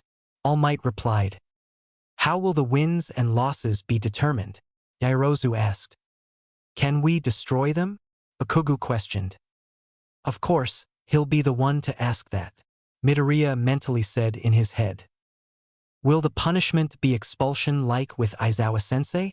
Uraraka nervously asked, for she didn't want that pressure again. Can we team up with friends? Ida wondered. Isn't this cape wonderful? Aoyama said, which was utterly off-topic. All Might was entirely overwhelmed by the questions since it was his first day being a teacher, and being asked questions at a rapid pace was very new to him. I'll answer your questions. Now listen here, the symbol of peace stated as he took out some notes. A script, really?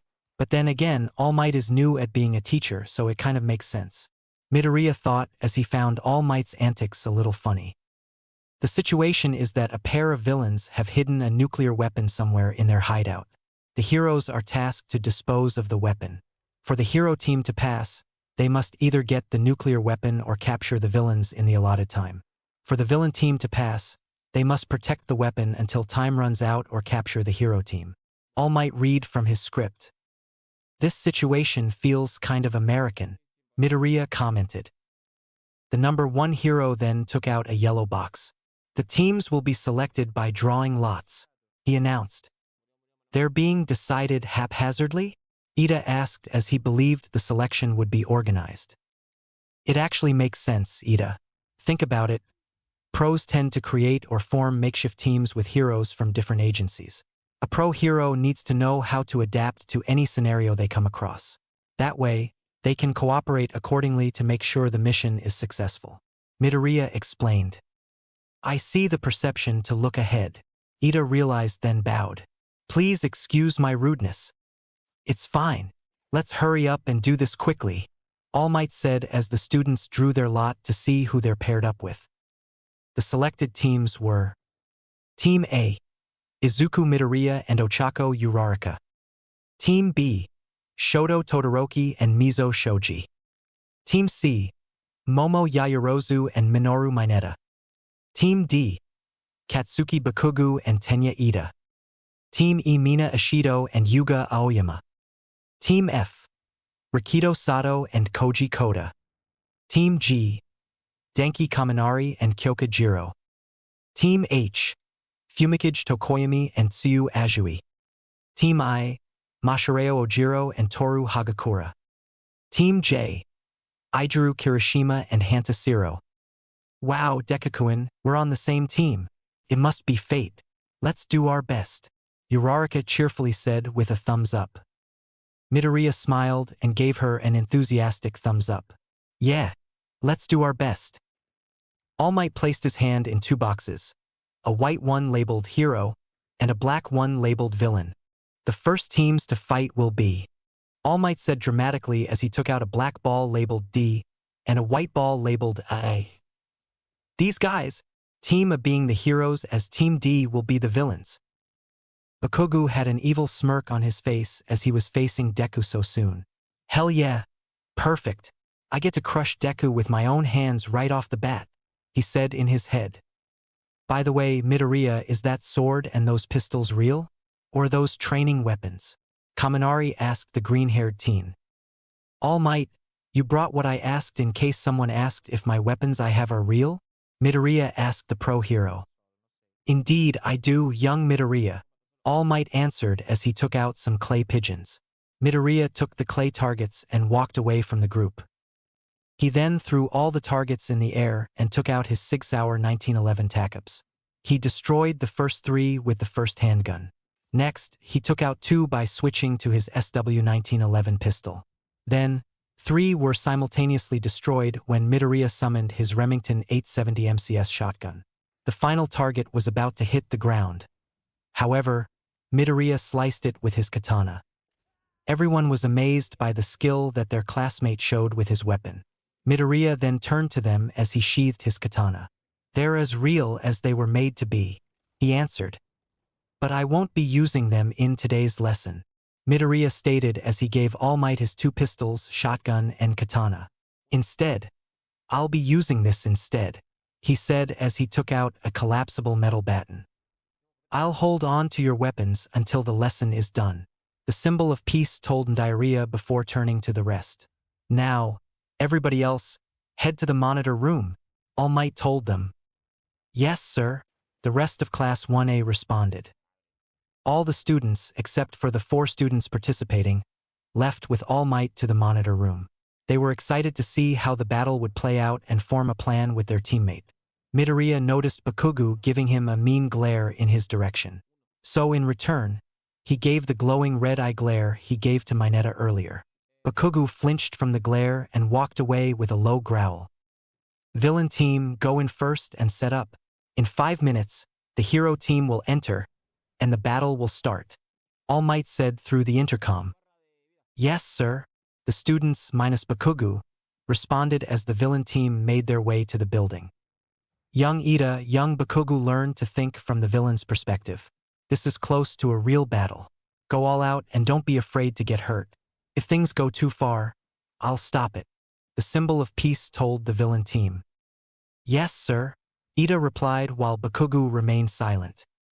The reason for his silence was that Bakugo was looking in Deku and Uraraka's direction.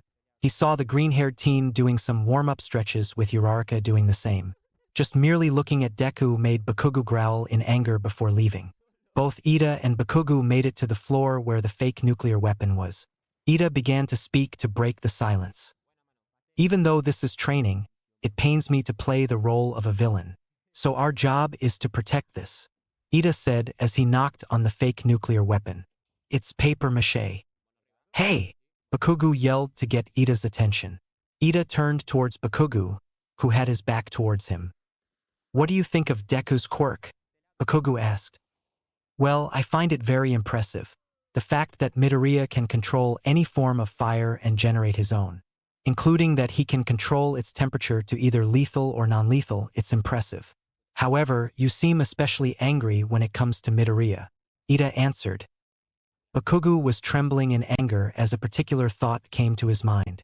That damn Deku. First, he humiliated me in junior high and high school ever since he gained his quirk. And now he's humiliating me here in UA. I'm going to kill him. Meanwhile, Midoriya and Uraraka were outside discussing their battle strategy. There's so much to memorize about the entire building's layout, but All Might is the same as he was on TV. It's a good thing there's no punishment like with Aizawa-sensei, so that we can relax. Uraraka told Midoriya, who was memorizing the building's layout. Yeah, but we shouldn't take this lightly, Midoriya responded. By the way, what's Bakugo's problem with you? Uraraka wondered. Well, Bakugo always believes he's amazing from the praise he got when he got his quirk. My quirk didn't develop until I turned 15, so I was bullied by him and his peers for some time. But my siblings and late father trained me as I was hellbent on becoming a hero. Bakugo always told me my quirk was villainous, and I will never become a hero. However, I always proved him wrong and beat him every time he challenged me to a fight. Midoriya answered. Wow, that must have been tough to deal with, Uraraka said. Yeah, but my determination paid off as I gained my quirk and took my late father's word to heart. And to this day, my siblings and I still live by those words. Do you know what those words are, Uraraka? Midoriya asked her. What are they, Dekukuin? Uraraka wondered. A quirk doesn't define nor dictate someone to become a hero or villain. It's their action that decides it. So let's show everyone why we decided to become heroes. Midoriya answered with a determined expression. Uraraka was moved by Midoriya's words and smiled. Yeah, let's do our best and win, she exclaimed happily. All Might then spoke through the intercom. Now, let's begin the indoor combat training with teams A and D. Midoriya turned to Uraraka. Okay, I have known Bakugo for years, and he'll go after me to prove his superiority. So listen up, Uraraka, because here's the plan. Okay, everyone, you should also strategize with your teammate as well. All Might told the rest of Class 1A. All of them were gathered in the monitor room with screens all over to show different shots of the building. This allowed All Might and the students to see what was happening and assess their performance. Young Midoriya, here you are no more than a student. I'll grade you strictly without playing favorites. So do your best and remember the training that got you here. All Might thought as he and the others stared at the screens to see how things would play out. Both Midoriya and Uraraka entered the building through an open window. We've infiltrated successfully, Uraraka said as they landed on the floor. Be careful as there are a lot of blind spots, so keep your guard up, Midoriya told his teammate as they walked down the hallway. Midoriya then suddenly grabbed Uraraka and moved back just as Bakugo came around the corner. He aimed an explosion at Midoriya, but he already moved out of the way and hit the wall instead. "You okay, Uraraka?" Midoriya asked with genuine concern. "Yeah, thanks to your quick thinking," Uraraka answered as she got up and dusted herself off. Bakugo swiped his arm through the smokescreen to clear it. "Come on, Deku. Don't dodge and fight me like a man." Midoriya chucked and got back up with a kip-up. "Right on the money about you coming after me, Bakugo." Meanwhile, in the monitor room, "A surprise attack from the start?" Kaminari said. "Bakugo, that's cheating. A surprise attack isn't manly," Kirishima angrily stated as he punched his palm with his fist.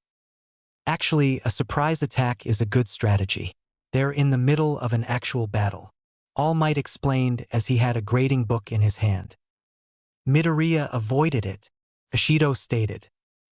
"There goes Bakugo," Kaminari pointed out as the monitors showed Bakugo charging to Midoriya. "I won't do too much damage to have the fight stop, but I'm gonna get close," he yelled as he aimed a right hook at Midoriya. However, before Bakugo could connect, Midoriya hit him with a roundhouse kick to the head. Then Midoriya tossed him to the ground with a Morote Suinage judo throw. "Wow, you're like a martial arts master, Deku-kun," Uraraka cheered while everyone in the monitor room was surprised by the counter. "Bakugo," Midoriya said as Bakugo got up. "You are really predictable as you always start with a right hook. Do you know why I always beat you whenever we fight? It's because I've memorized your fighting style. I wrote an analysis for every hero I was amazed by in my hero journals. In the notebook I always have with me." "What?" Bakugo shouted in anger. "That's why you'll never beat me no matter how hard you try," Midoriya finished as his eyes glowed red. "What did you just say to me?" Bakugo shouted as he charged towards Midoriya. But he got hit by a knee kick to the stomach followed by an uppercut. Bakugo was sent back by a spin kick that hit his clavicle. Bakugo was getting even angrier until he heard Ida through his earpiece. "Hey Bakugo, give me your status. What happened?" Ida said. "Just shut up and defend the bomb. I'm furious right now," Bakugo replied. "I'm not asking you how you feel. Hey." But the connection was cut off before Ida could finish. He hung up, going on his own like that. What is wrong with him?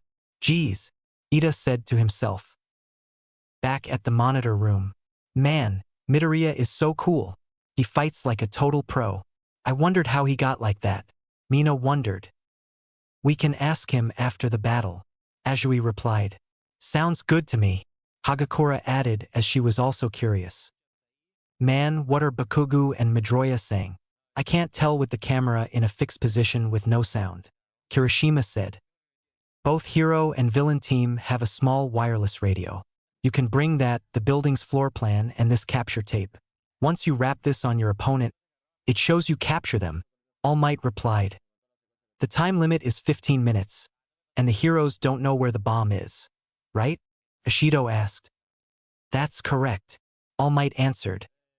The heroes are at a disadvantage here, Ishido exclaimed as there was a time limit for both teams. Heroes should be able to turn any predicament they're in. Besides, Mr. Aizawa already told you, right? You know here we go dash, All Might said. Plus Ultra, the students finished. Monsieur, Bakugo is dash Oyama said. Ha! All Might replied as he looked back to the monitors. Bakugo had his left hand behind his back as he began to ignite an explosion. Midoriya saw what he was planning and yelled to Uraraka. Uraraka, go! Follow the plan, he yelled. Right, Uraraka replied as she ran to the upper floors. Looking away during a fight? You must be sure of yourself, Bakugo said as he propelled himself towards Midoriya. He launched a roundhouse kick with his left leg aimed at Midoriya's head. However, Midoriya blocked it with his right arm just in time and then he grabbed it. Midoriya charged one for all within himself and threw Bakugo across the hallway. Bakugo's back hit against the wall as he saw Midoriya bouncing around to get the blood flowing. The one who's full of himself is you. I got to where I am by working myself to the bone and near death. You believe you're amazing because of the praise you were showered with. But right now, I'm going to hit you with both a wake-up call and a reality check, and show you the difference between pride and diligence. Midoriya told him as his red eyes glowed brighter as he went into his fighting stance. Chapter 6: Pride versus Diligence. Disclaimer: My Hero Academia is owned by Kohei Horikoshi, as Marvel owns Ghost Rider. I only own the story and the OCs that will appear in the story. Please support the official release. The mock battle between Team A, Midoriya, Uraraka, and Team D, Bakugo, and Ida continued. Midoriya landed some punches and kicks to his opponent's face, chest, and sides. Bakugo was pushed back with an uppercut to the chin, making him stagger back. Midoriya then took out his collapsible baton and charged towards Bakugo. However, Bakugo would propel himself to the side to avoid it. Then aimed an explosion at his opponent, moisture in his palms growing hot, but Midoriya leapt back before the explosive teen could fire.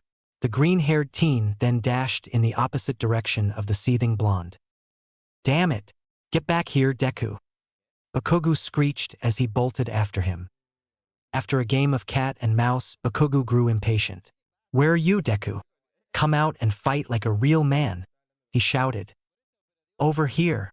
Bakugo turned his head to the voice, but Bakugo was hit in the stomach as he did. The cause being a knee kick from Midoriya with 10% of 1 for all powering it. The attack sent Bakugo crashing down and landed on his back on the floor. "You damn nerd! You got lucky with that cheap shot," Bakugo angrily said as he slowly got up. Midoriya was careful as he hopped from one foot to the other, channeling 10% of 1 for all throughout his body.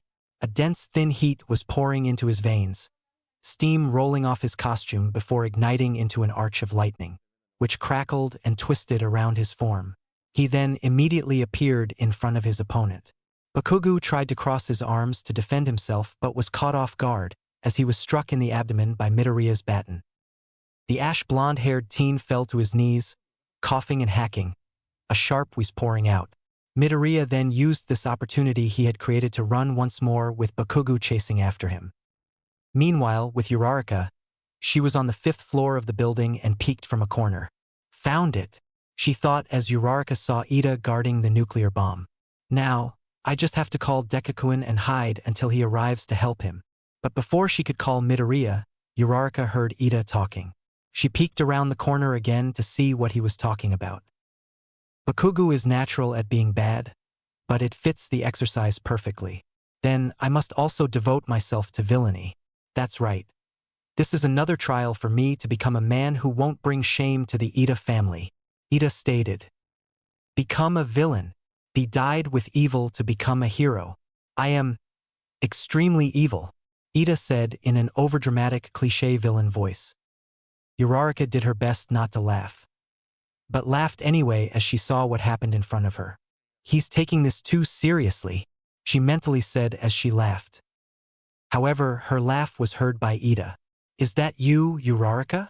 Still in his villain's voice. "Oh no, I blew my cover," Uraraka thought to herself, unable to hide the snicker that leaked out.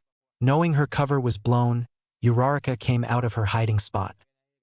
"I knew you came here alone the instant Bakugo ran off by himself. Your quirk allows you to make anything you touch float. That's why I put everything on this floor away before your arrival. Now you cannot play any of your tricks. You have blundered, hero," Ida said as he cackled madly. "He's starting to look like a villain," Uraraka stated as a head of sweat rolled down her face. Back with Midoriya and Bakugo, Midoriya was hiding in a room. "Deku-kun," he heard Uraraka through his earpiece. "Uraraka, how's it going?" Midoriya responded. "Ida found me. I'm sorry. I slipped up, and he knew I was here." Uraraka apologized profusely. "I'm evil." Midoriya was confused when he heard it. Was that Ida?" he asked, somewhat perplexed. "Well, he's getting into the whole villain role right now," Uraraka answered. "Where are you right now?" Midoriya asked, pushing Ida's acting aside. "On the 5th floor, that's where the weapon is," Uraraka answered. "That's directly above me and Bakugo. We don't have much time left, either. If we run out of time, our opponents win," Midoriya stated. Bakugu then appeared in the room where Midoriya was as his face was full of rage. He was panting, but his right glove glowed red. "They're loaded," Bakugu said with a smirk. Midoriya didn't say anything as he activated one for all throughout his body again as he took his fighting stance. "Why aren't you going all out?" Bakugu questioned. "What?" Midoriya dumbly replied. This made Bakugu growl. "Don't try and act stupid. I know you aren't going 100%. What you're using now doesn't hold a candle to what you did at Aizawa-sensei's test. The one where you threw the ball around the world 3 fucking times," he stated. "He's gotten sharper," Midoriya thought as he knew he was caught red-handed. "Are you saying that you can easily beat me when you don't go all out? Even if you beat me every time, don't underestimate me, Deku," Bakugu angrily exclaimed as he raised his right arm.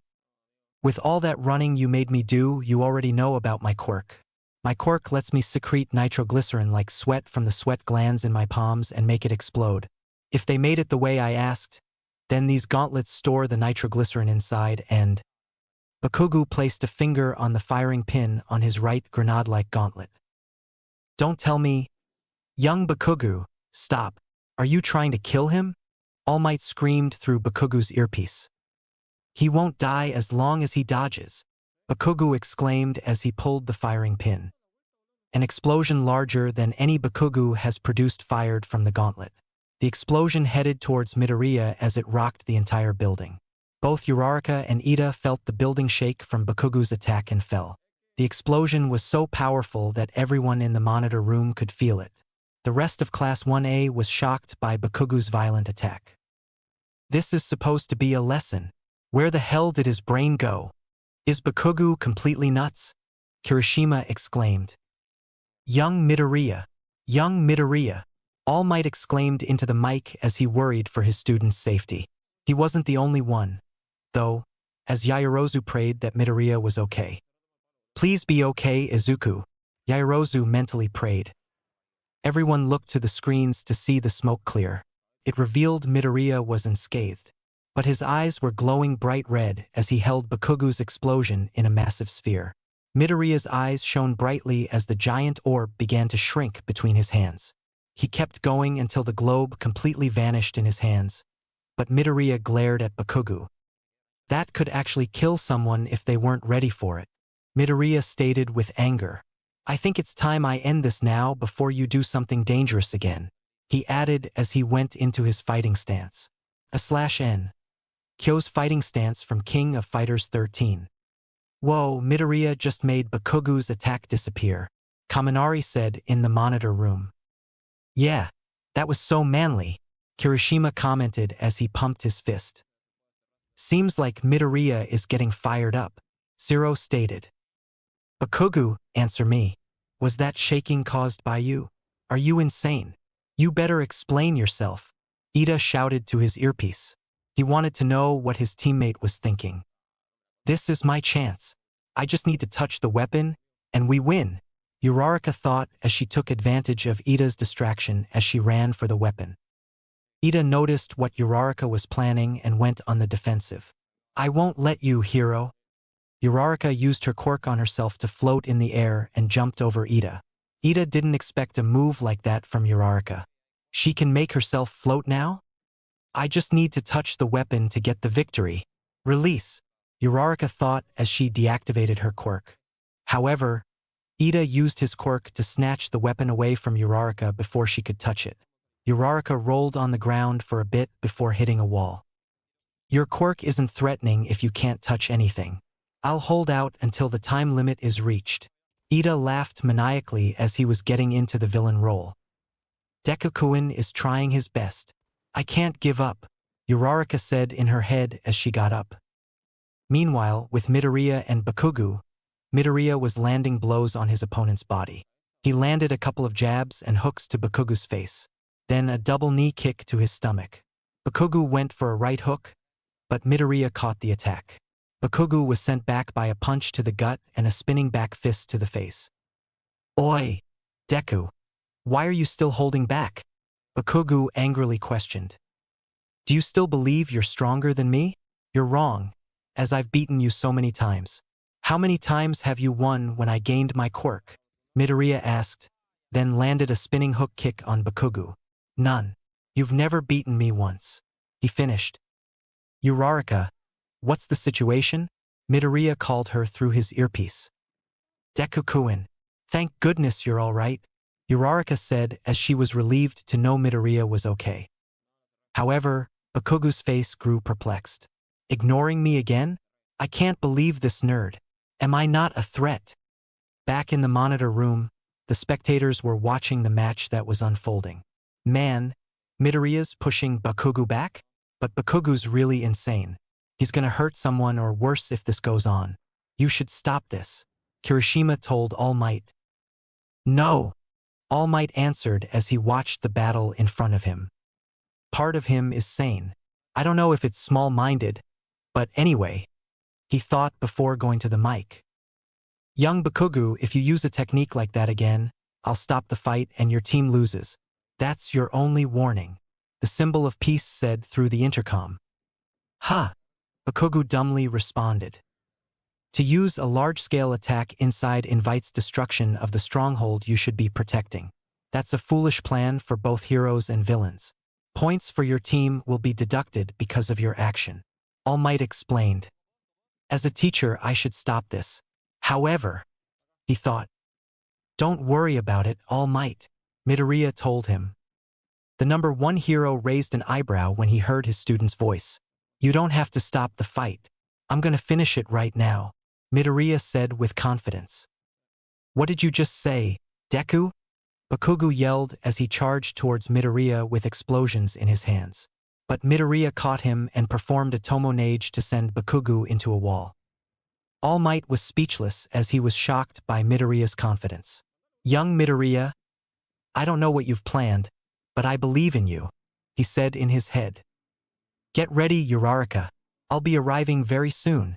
Just keep Ida distracted, Midoriya told her through his earpiece. You got it.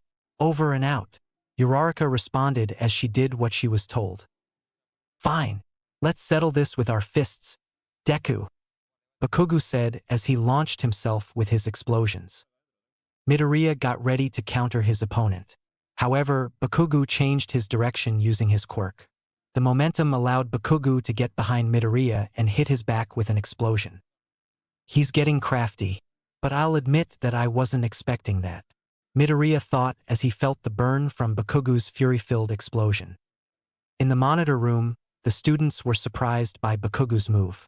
They didn't expect him to do something like that. What was that? Kirishima asked. He doesn't look like the type to think, but it seems he's more subtle and intelligent than I expected, Todoroki said as he didn't seem to speak at all. What do you mean? Kirishima wondered. Bakugo changed his path with a blast that doubled as a smokescreen and used it again immediately, Todoroki answered. Getting a clean hit while battling with inertia requires fine lateral adjustments to his explosion's power. Bakugo must have a keen understanding of his quirk to pull a move like that, Yaoyorozu putting her 2 cents in. Bakugo's talented. Too talented. Man, what a drag, Kaminari complained. Bakugo went to capitalize on his previous attack with another swing. Where's that confidence you had earlier, Deku? You'll always be below me. Here comes the right swing, he exclaimed as he went for his signature right hook. For the love of Kami, just shut up, Midoriya said as he hit Bakugo with an elbow to the face. Then he threw his opponent into a nearby wall. I should stop this? But I don't want to stop them for his sake, All Might thought as he had an internal dilemma for his successor. You goddamn nerd. You keep underestimating me. I know you have more power than that, so stop holding back already, Bakugo yelled. You want my full power? Then make me use it, Midoriya responded as they charged each other. They both jumped at each other with their left arms pulled back for an attack. Bakugo had an explosion ready while Midoriya channeled 10% of One for All. These are the first passionate emotions young Bakugo showed other than when he declared he'll be the next #1 hero. I'm sure this is necessary for you to achieve the future you strive for, All Might stated in his head. You're toast, Deku. Bakugo exclaimed as he readied the explosion to incinerate Deku completely. Both of you, All Might exclaimed through the intercom as the two men were inches from each other. However, Midoriya teleported away from Bakugo, shocking him. He reappeared to deliver a punch to Bakugo's gut. Next, he gave a punch to the kidney from behind, making Bakugo bounce off the ground. The impact from both attacks knocked the wind out of him. Midoriya then tied Bakugo's arms and legs with the capture tape before grabbing him. Midoriya then teleported himself and Bakugo to the 5th floor. Both Uraraka and Ida were shocked to see them. Midoriya then threw Bakugo at Ida, who caught him. However, he was hit with a dropkick to the face by Midoriya as he held Bakugo. Midoriya took out his baton and landed a few hits on Ida's shoulders, sides, and legs. Ida fell on his back when Midoriya hit him with a running bicycle kick. He then trapped Ida with a reverse figure 4 leg lock. Uraraka, get the bomb, Midoriya told his teammate.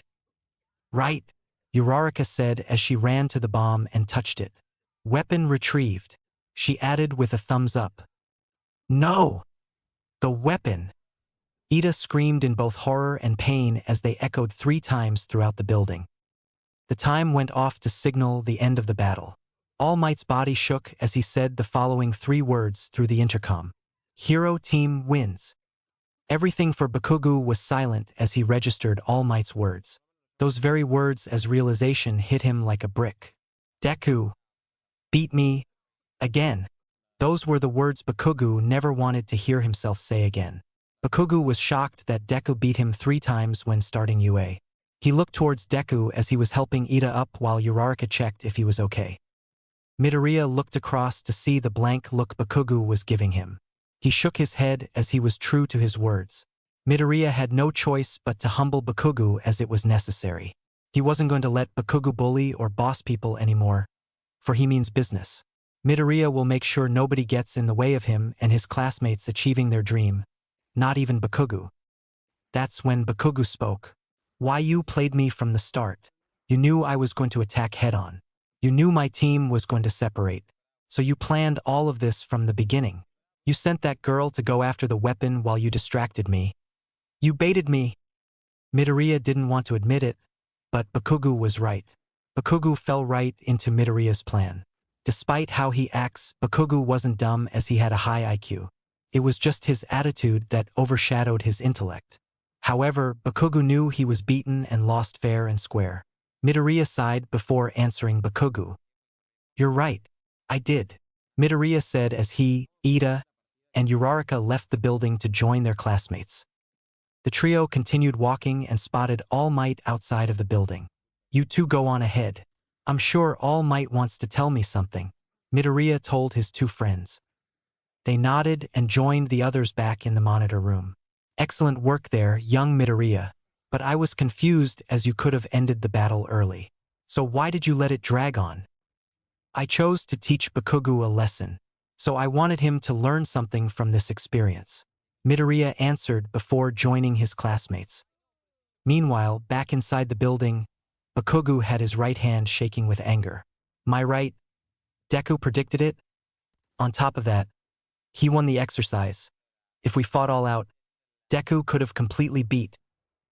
Bakugo didn't finish his thought as he felt a hand on his shoulder. Come back, young Bakugo. It's time to review the results. Whether you win or lose, learning from each result is a part of life, All Might told him. Bakugo just left the building without saying anything as he joined the others in the monitor room. After going over the results, I declare that Midoriya is the MVP. Can anyone explain why that is? All Might asked the class with Yaoyorozu raising her hand. Izuku was the only one who embraced his role and viewed the challenge as a real-life situation. He didn't make any drastic moves that could result in collateral damage or destruction. Izuku formed a great plan that minimizes damage and captured the villains to bring them in for questioning. Meanwhile, Uraraka exposed her position to the enemy. Her part in the plan was to remain hidden until Izuku came to aid her. Yaoyorozu explained. Furthermore, Bakugo was driven by a grudge against Izuku that led him to use such a destructive move. Ida also embraced his assigned role and respected the challenge, but he made a slight flaw. He carelessly moved the fake weapon around, which a novice villain wouldn't do. If the weapon were real, a slight misstep would have resulted in destruction. That's why Izuku is the MVP, as he viewed the exercise as if it was real while the others didn't. She added, which made Bakugu growl. Everyone, except Bakugu, was amazed by Yairozu's answer. That was more than I thought. All Might thought before speaking. That's correct, Yairozu. But you overlooked a few things, as both Midoriya and Ida should have relaxed a little bit. The symbol of peace stated. I see. I always believe that one should start with the basics and develop themselves wholeheartedly to learning. That's the way to become a top pro hero. Yairozu stated, as everyone was still impressed by her explanation. Wait, Deku-kun, are your hands and back okay? They looked burned. Uraraka noticed the burns. He was confused as he looked at his hands and back to see that they were indeed burned. Oh, I didn't notice it until you brought it up, Midoriya realized. Here, take this. It'll lead you to Recovery Girl so you can get that healed, All Might said as he gave Midoriya a slip of paper. Thanks, All Might Sensei, Midoriya told him. Good luck on your battles, everyone. Especially you, Momo. I'll do my best, Izuku. But just make sure you get healed up before school ends. Okay? Yairozu told him with concern. You got it, Midoriya responded as he left. As Midoriya left, the rest of the team went to do their part in the combat training. Up next was Team B as heroes while Team I as villains. Hagakure told Ojiro to stay behind to guard the bomb while she went after Todoroki and Shoji. She planned to capture them as she was utterly invisible without the gloves and shoes. But she was embarrassed to strip in front of Ojiro, who was also embarrassed. Inside the building, both Todoroki and Shoji were walking down the halls. Then Shoji told his teammate that the enemy was on the 5th floor. Todoroki told Shoji to exit the building as he immediately froze it. Both Ojiro and Hagakure's feet were trapped, resulting in the hero team winning. But everyone in the monitor room was getting cold from Todoroki's ice. After the ice melted, the following teams were Team H as heroes while Team J as villains. Both Fumikage and Azui were making their way where their opponents were. Meanwhile, Siro placed tape everywhere in the room while Kirishima hardened his arms. The villain team waited for the hero team to arrive. However, the results were unknown.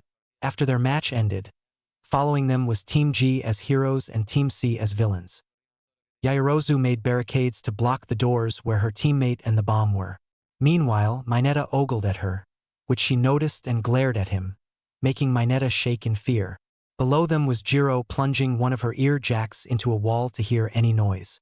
She pointed up to tell Kaminari where their opponents were, emitting some electricity in his hands.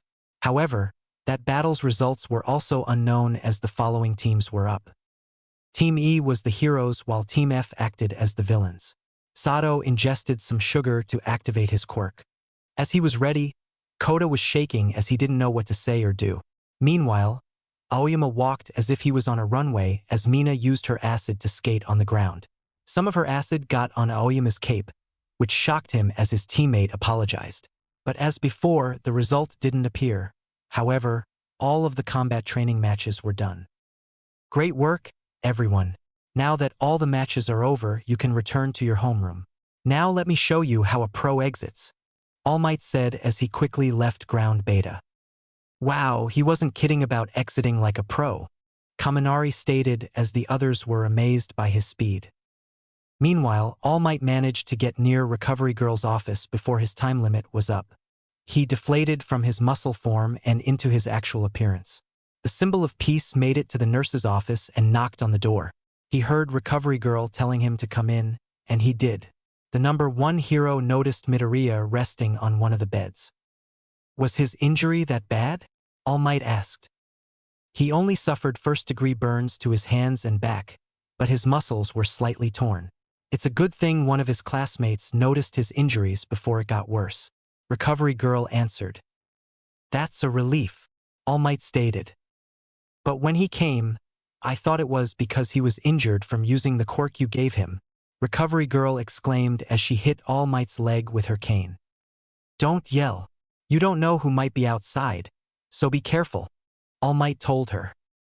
However, He's just resting now as it seems the healing factor you told me about has completely healed him. He should be awake very soon, the school's nurse stated. Right on cue, Midoriya woke up and stretched his arms. Man, I didn't think that injury was that severe.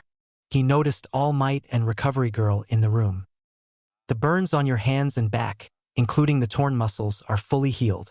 You're clear to move, but do be careful next time. Recovery Girl told him as she removed the bandages on his hands. Yes, ma'am, Midoriya replied as he got off the bed. Looks like you're up next, All Might. See you tomorrow. Of course, young Midoriya. I can't wait to see how you and your classmates will grow from our teachings. All Might responded with a smile. Still, I'm surprised that the UA staff knows your secret too, but it shows that UA has a lot of great, trustworthy people. Glad you told me to trust them with my secret, Midoriya said with a smile. I'm happy about that as they are great people in their own ways. Now go back to your homeroom as your classmates may be worried about you, All Might told his successor. Yes, sir, Midoriya replied as he left the nurse's office.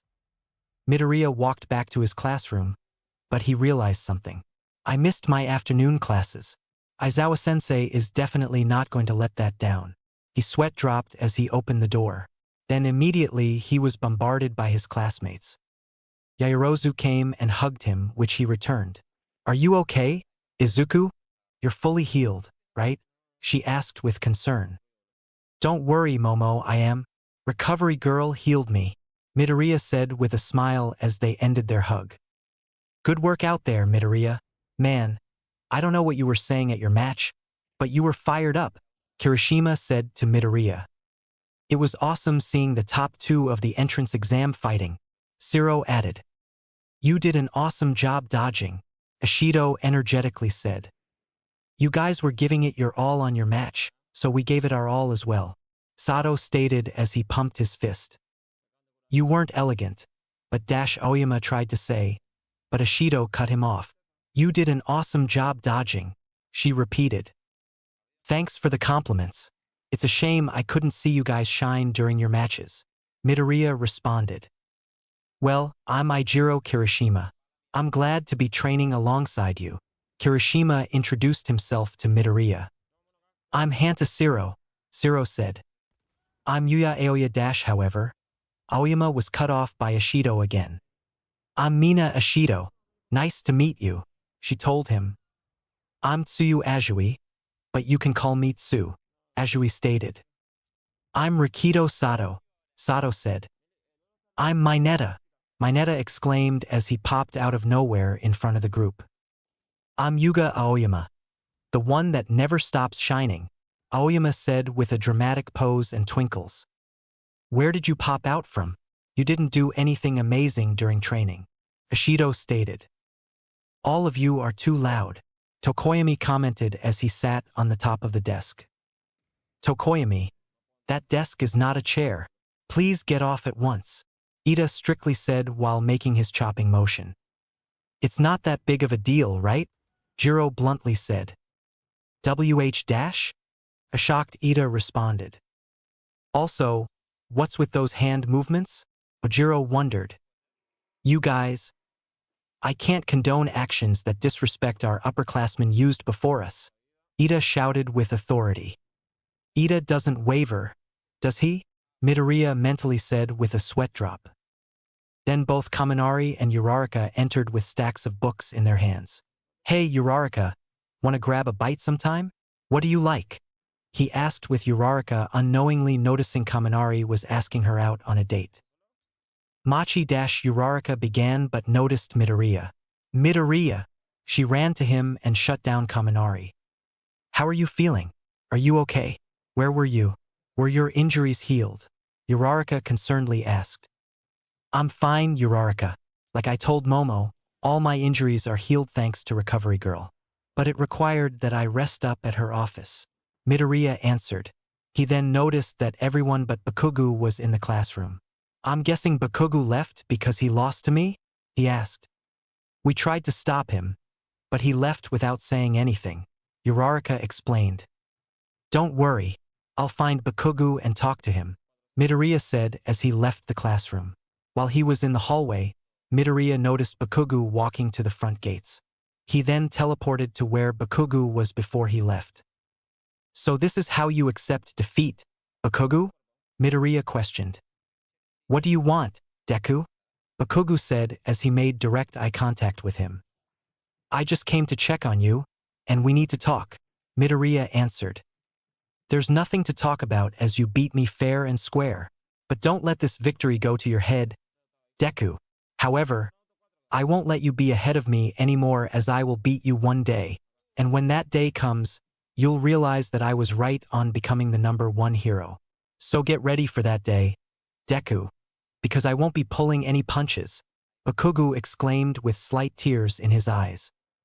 Midoriya sighed as he realized that Bakugo wouldn't listen to what he had to say. All right, I'll take on that declaration, Bakugo, but I won't be easy to take down, so you better train a lot, because I'm also aiming to become the #1 hero as well. From this point onwards, we're officially rivals, he responded. However, Bakugo just huffed and left to go home while Midoriya stood alone by himself. But he had a smile on his face, wondering what the future would have in store.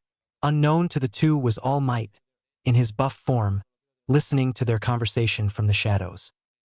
I'm proud of you for what you said, young Midoriya. Not only did you keep one for all a secret from young Bakugo, you even became rivals with one another, which is a good thing. No doubt you two will each give the motivation and drive to push beyond your limits. Good job, young Midoriya. Keep up the excellent work, All Might thought as he went back to the university. All Might wasn't the only one who watched the exchange between Midoriya and Bakugo. Uraraka, Azui, Ashido, Yaoyorozu, Jiro, and Hagakure also watched their interaction. Man, what were they saying? I couldn't hear a word they said, Ashido stated. It appears that Bakugo and Midoriya became rivals, Yaoyorozu presumed. The fated battle between rivals, Uraraka said. Well, it seems to be more like Bakugo declaring war, and Midoriya just accepted it. But I agree that it could be them becoming rivals, Jiro responded. I could see that as it appears Bakugo was unhappy being beaten by Midoriya Karo.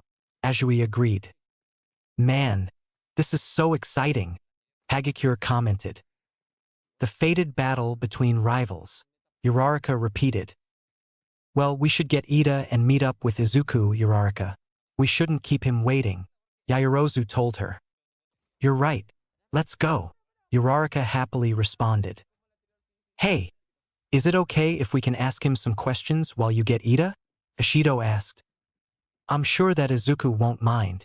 After all, I learned that he's a very selfless, kind man when I met him before the entrance exams, Yaoyorozu answered. Are you two dating as you've been calling each other on a first-name basis? Are you boyfriend and girlfriend? Ashido wondered with a smirk. Yaoyorozu immediately blushed. No, we aren't together. I got to know Izuku for 3 months before the entrance exam. We hung out a couple of times during his training, but we're not in a relationship. Are you sure? Because it looked like you two were close. Because you two are rather close, and even Aizawa-sensei says you two act like a couple, Ashido pointed out. Let's go get Ida, Uraraka, Yaoyorozu bashfully exclaimed as she pushed Uraraka to find their friend. Well, I say we should ask our questions to know more about Midoriya before they leave, Jiro told the rest of the girls. Yeah, I agree. Let's go. Hagakure agreed as the 4 girls went outside to ask their questions to Midoriya. Meanwhile, in an unknown location, at an abandoned bar deep within the city, a slim man stood 5 feet 11 inches wearing a plain black long-sleeved V-neck shirt, matching pants, and red shoes. He also wore a simple black jacket with a hood to hide his identity. The man was reading a newspaper with the headline, All Might becomes a UA teacher, closes agency temporarily. Chapter 7, Trouble at USJ. Disclaimer. My Hero Academia is owned by Kohei Horikoshi, as Marvel owns Ghost Rider. I only own the story and the OCs that will appear in the story. Please support the official release. Midoriya arrived at UA's front gates for another day at the Hero University. However, he was surrounded by reporters. It was very uncomfortable for him as they were in his personal space. Hey you, How are All Might's classes? A female reporter asked him as other reporters came up with cameras and microphones. Now Midoriya understood why they were here and why Aizawa dislikes the media. He's a good teacher despite being new to the position and taught us all a lot. That's all I'm going to say as I need to get to class. Midoriya answered as he made his way through to get into school. Then the crowd of reporters ran towards Uraraka, who arrived at the school's entrance to ask her, "What do you have to tell us about the symbol of peace being a teacher?" Uraraka was taken aback a little by the question. What's he like? He's very muscular, she answered as she flexed both arms to do her best imitation of All Might. Then the reporters noticed Ida arriving at the entrance and ran to him to ask him some questions. "What do you think of All Might as a teacher?" "He made me recognize that I attend an educational institution that's the best of the best. Of course, both his dignity and character go without saying, but us students are constantly able." Ida didn't finish as Midoriya placed his hand over his mouth to stop him. Then Midoriya dragged his friend to the school by the collar of his uniform. "Don't encourage them, Ida. They'll just ask more questions, and we'll be late because of it," Midoriya told him as he walked to the university while dragging Ida. "Abysmal timing that all my motorcycles and cars are at my job's auto shop's place for a tune-up," he stated in his head. "Excuse me, can you tell me about All Mighto?" the female reporter said as she recognized Bakugo. "You're the one that green-haired kid saved from the sludge villain." Bakugo was visibly angered when she brought up the sludge villain. He wished he could forget about the whole incident, but whenever someone brought it up, it struck a nerve. The ash-blonde-haired man decided to ignore her and continued walking towards the entrance. About All Might. Wow, you're scruffy. What's your deal?" the female reporter said as she looked at Aizawa, who stood in front of the gate. "He's not on duty today. You're disturbing the classes. Please leave," Aizawa stated as he turned around and went through the front entrance. "Wait, I would like to speak directly with All Might," the female reporter demanded, making Aizawa sigh and shake his head. The reporter got a little frustrated as the underground hero continued walking away. "Hey, just a little time is fine. Just let me see All Might," she stated and attempted to walk through the front entrance. However, she was abruptly stopped when a buzzer went off, and metal gates appeared to block the front entrance. What the? The female reporter exclaimed. "It's the UA barrier. If someone without a student ID or a visitor's pass tries to go in, the security system kicks in. There are sensors all over the school," the female reporter's cameraman explained. "What the heck? They think they're high and mighty. They could at least give us a brief comment. We've been here for 2 days, and they still won't say anything," the female reporter complained. The news of All Might being a teacher at UA surprised the nation, making the media arrive at the university and causing commotions for days. Everyone in Japan knew about the sudden news, but far behind the media and news reporters, a mysterious figure stood ominously. The wind blew around it, illuminating the unknown's persona as it wasn't a random bystander but rather someone with intent. Aizawa entered Class 1A's classroom with all the students present. "Good work on yesterday's combat training. I saw the video and the results," he announced as his students were ready for class. Aizawa looked at Bakugo. "Bakugo, you're talented, so don't act like a spoiled kid. Be mature and accept your losses and learn from them." "I know," Bakugo replied with an annoyed grunt.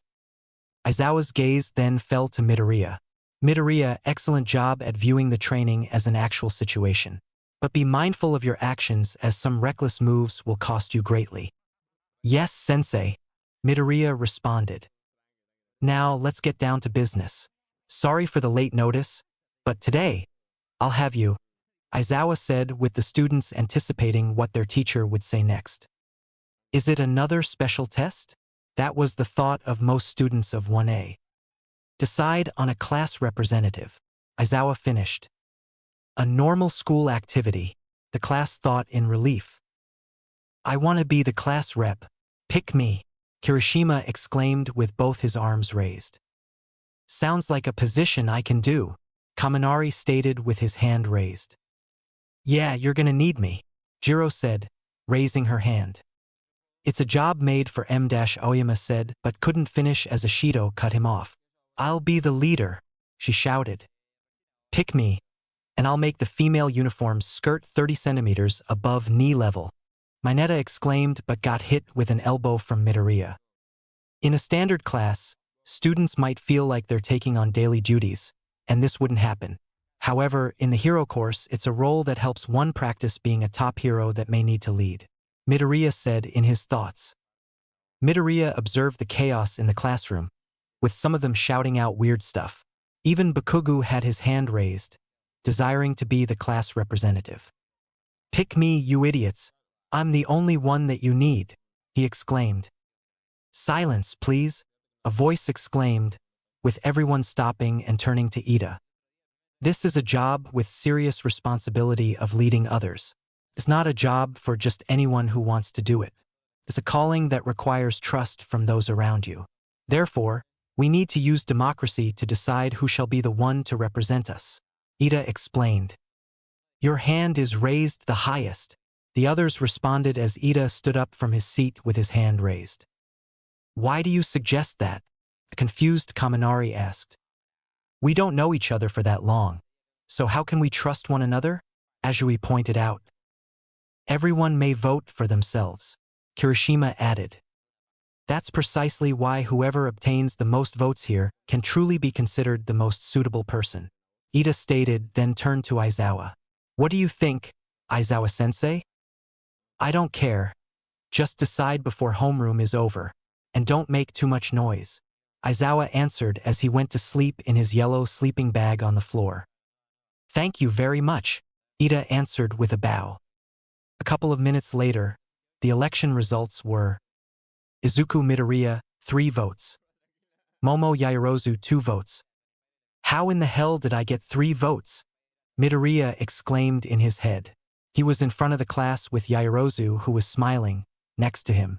He voted for Yaoyorozu to win, but he won the majority. Midoriya wondered who voted for him. Okay, who voted for the damn nerd? Bakugo yelled in anger as he rose from his seat. You honestly thought someone would vote for you? Zero stated. What did you say? The ash-blonde-haired man exclaimed. Meanwhile, both Yaoyorozu and Uraraka were whistling innocently and looked away, trying to look normal. I think it's best if I keep my mouth shut, the 2 women said in their heads. Well, Bakugo, to be the class representative, you need to have a calm head. And you, however, don't have that, Midoriya stated. I give up. 0 votes? I knew this would happen, and I can't argue with the results, Ida said with an aura of misery for not getting a single vote. You voted for someone else, huh? Yaoyorozu said in a sympathetic voice. But you wanted to be class rep too. What were you trying to do, Ida? Sato wondered, with Todoroki closing his eyes and shaking his head. Then the class representative is Izuku Midoriya, and the class vice representative is Momo Yaoyorozu, Aizawa announced in a bored, monotone voice. Well, thank you for voting for me, and I promise to do the best I can to live up to your expectations, Midoriya said with a smile. And I'll do the same as well with Izuku, Yaoyorozu said with a smile. But you know it's weird, yesterday you got first while I got second in the apprehension test. Now, here we are with me being the class rep and you as the vice rep. Is the universe trying to tell us something, Momo? Midoriya asked Yaoyorozu. Possibly, Yaoyorozu answered with an adorable wink to him that made him blush. Hey, you know what? This might not be too bad, Azui commented as she looked at the 2 representing their class. Yeah, I agree. Midoriya can get fired up but can be very calm, too. He's the guy I wouldn't mind being the class rep. Yaoyorozu was also cool when we were going over the battle results, Kirishima stated. Everyone discussed the election's outcome and agreed on the 2 who were voted, but it was quiet for Ida as he was still sad for not getting 1 vote. At the same time, Bakugo was annoyed that Deku got the most votes. By the way, don't let me catch you 2 making out. Do that in your own private time, Aizawa told Midoriya and Yaoyorozu. The 2 immediately blushed and looked away from one another, completely flustered. Most of the classroom chuckled at the display in front of them. Later at the lunchroom, Wow, there's a ton of people today, Uraraka said as the entire cafeteria was packed with students. That's because everyone in the hero, support, and management course meets in the same place, Ida explained. Uraraka took a bite from her white rice and smiled in pleasure. The rice is so delicious. Midoriya sighed. I'm gonna be honest. I'm kinda nervous about the duties of the class rep, he said as he took a bite of his katsudon. You're the right person for the job, Uraraka bluntly said as she continued chewing her food. I agree with Uraraka. You are completely capable of the position, Yaoyorozu added as she also ate her food. You'll do great. Your courage and judgment during critical moments make you a worthy leader. Out of all of us, you're the one who may have the most heroic spirit. That's why I voted for you, Ida said as he ate another spoonful of beef stew. You voted for me? A surprised Midoriya asked. I also voted for you, Uraraka revealed. As did I, Yaoyorozu added. Wait, all three of my votes came from you guys? Midoriya said with a shocked expression. But didn't you want to be the class rep, Ida? I mean, you got glasses and everything, Uraraka said to him. Uraraka says some things without thinking, Midoriya thought with a sweat drop. Ida took a sip of his orange juice. Wanting the position and being suitable are different issues. I merely did what I judged was the right course of action. Merely? You don't usually use that word, Midoriya pointed out. Oh, that's… Ida mumbled. I was wondering about something. Are you rich, Ida? Uraraka asked. I tried to change how I talk because I didn't want anyone to judge me for my status, Ida said. Midoriya, Yaoyorozu, and Uraraka leaned in, urging him to go on and explain. Yes, my family has been heroes for generations. I'm the second son, he revealed. Wow, Midoriya, Yaoyorozu, and Uraraka exclaimed. Do you all know the turbo hero, Ingenium? Ida asked. He's a popular hero that has 65 sidekicks working at his agency in Tokyo, Midoriya answered based on his knowledge of heroes. Ida smiled as he stood up and placed his hands on his waist. He's my older brother, he proudly said. Just telling us straight out, Uraraka and Yaoyorozu said in their head. He's a likable hero that honors the rules and leads people. I aspire to become a hero like my brother. However, I believe I'm not ready to lead others. Midoriya realized the practical portion of the entrance exam. Unlike me. That's why I believe he's more fitting for the position, Ida explained, then saw the other three staring at him with awe. This is the first time I've seen you smile, Ida, Uraraka said. What, really? I smiled, a surprised Ida replied. But out of nowhere, an alarm began to go off, which caught the students in the cafeteria's attention. An alarm, Midoriya said. A level 3 security breach has been detected. All students, please evacuate outdoors promptly, the intercom announced. What's level 3 security? Ida asked a third-year student. It means that someone trespassed into the school. I've never experienced this during my earlier years. You should hurry too, the upperclassman answered. It was pure chaos as everyone tried to evacuate at once, creating disorder. Everybody got squished up together, not leaving any breathing room. It was an uncomfortable predicament. Ow! Both Uraraka and Yaoyorozu said as they were painfully squished against one another.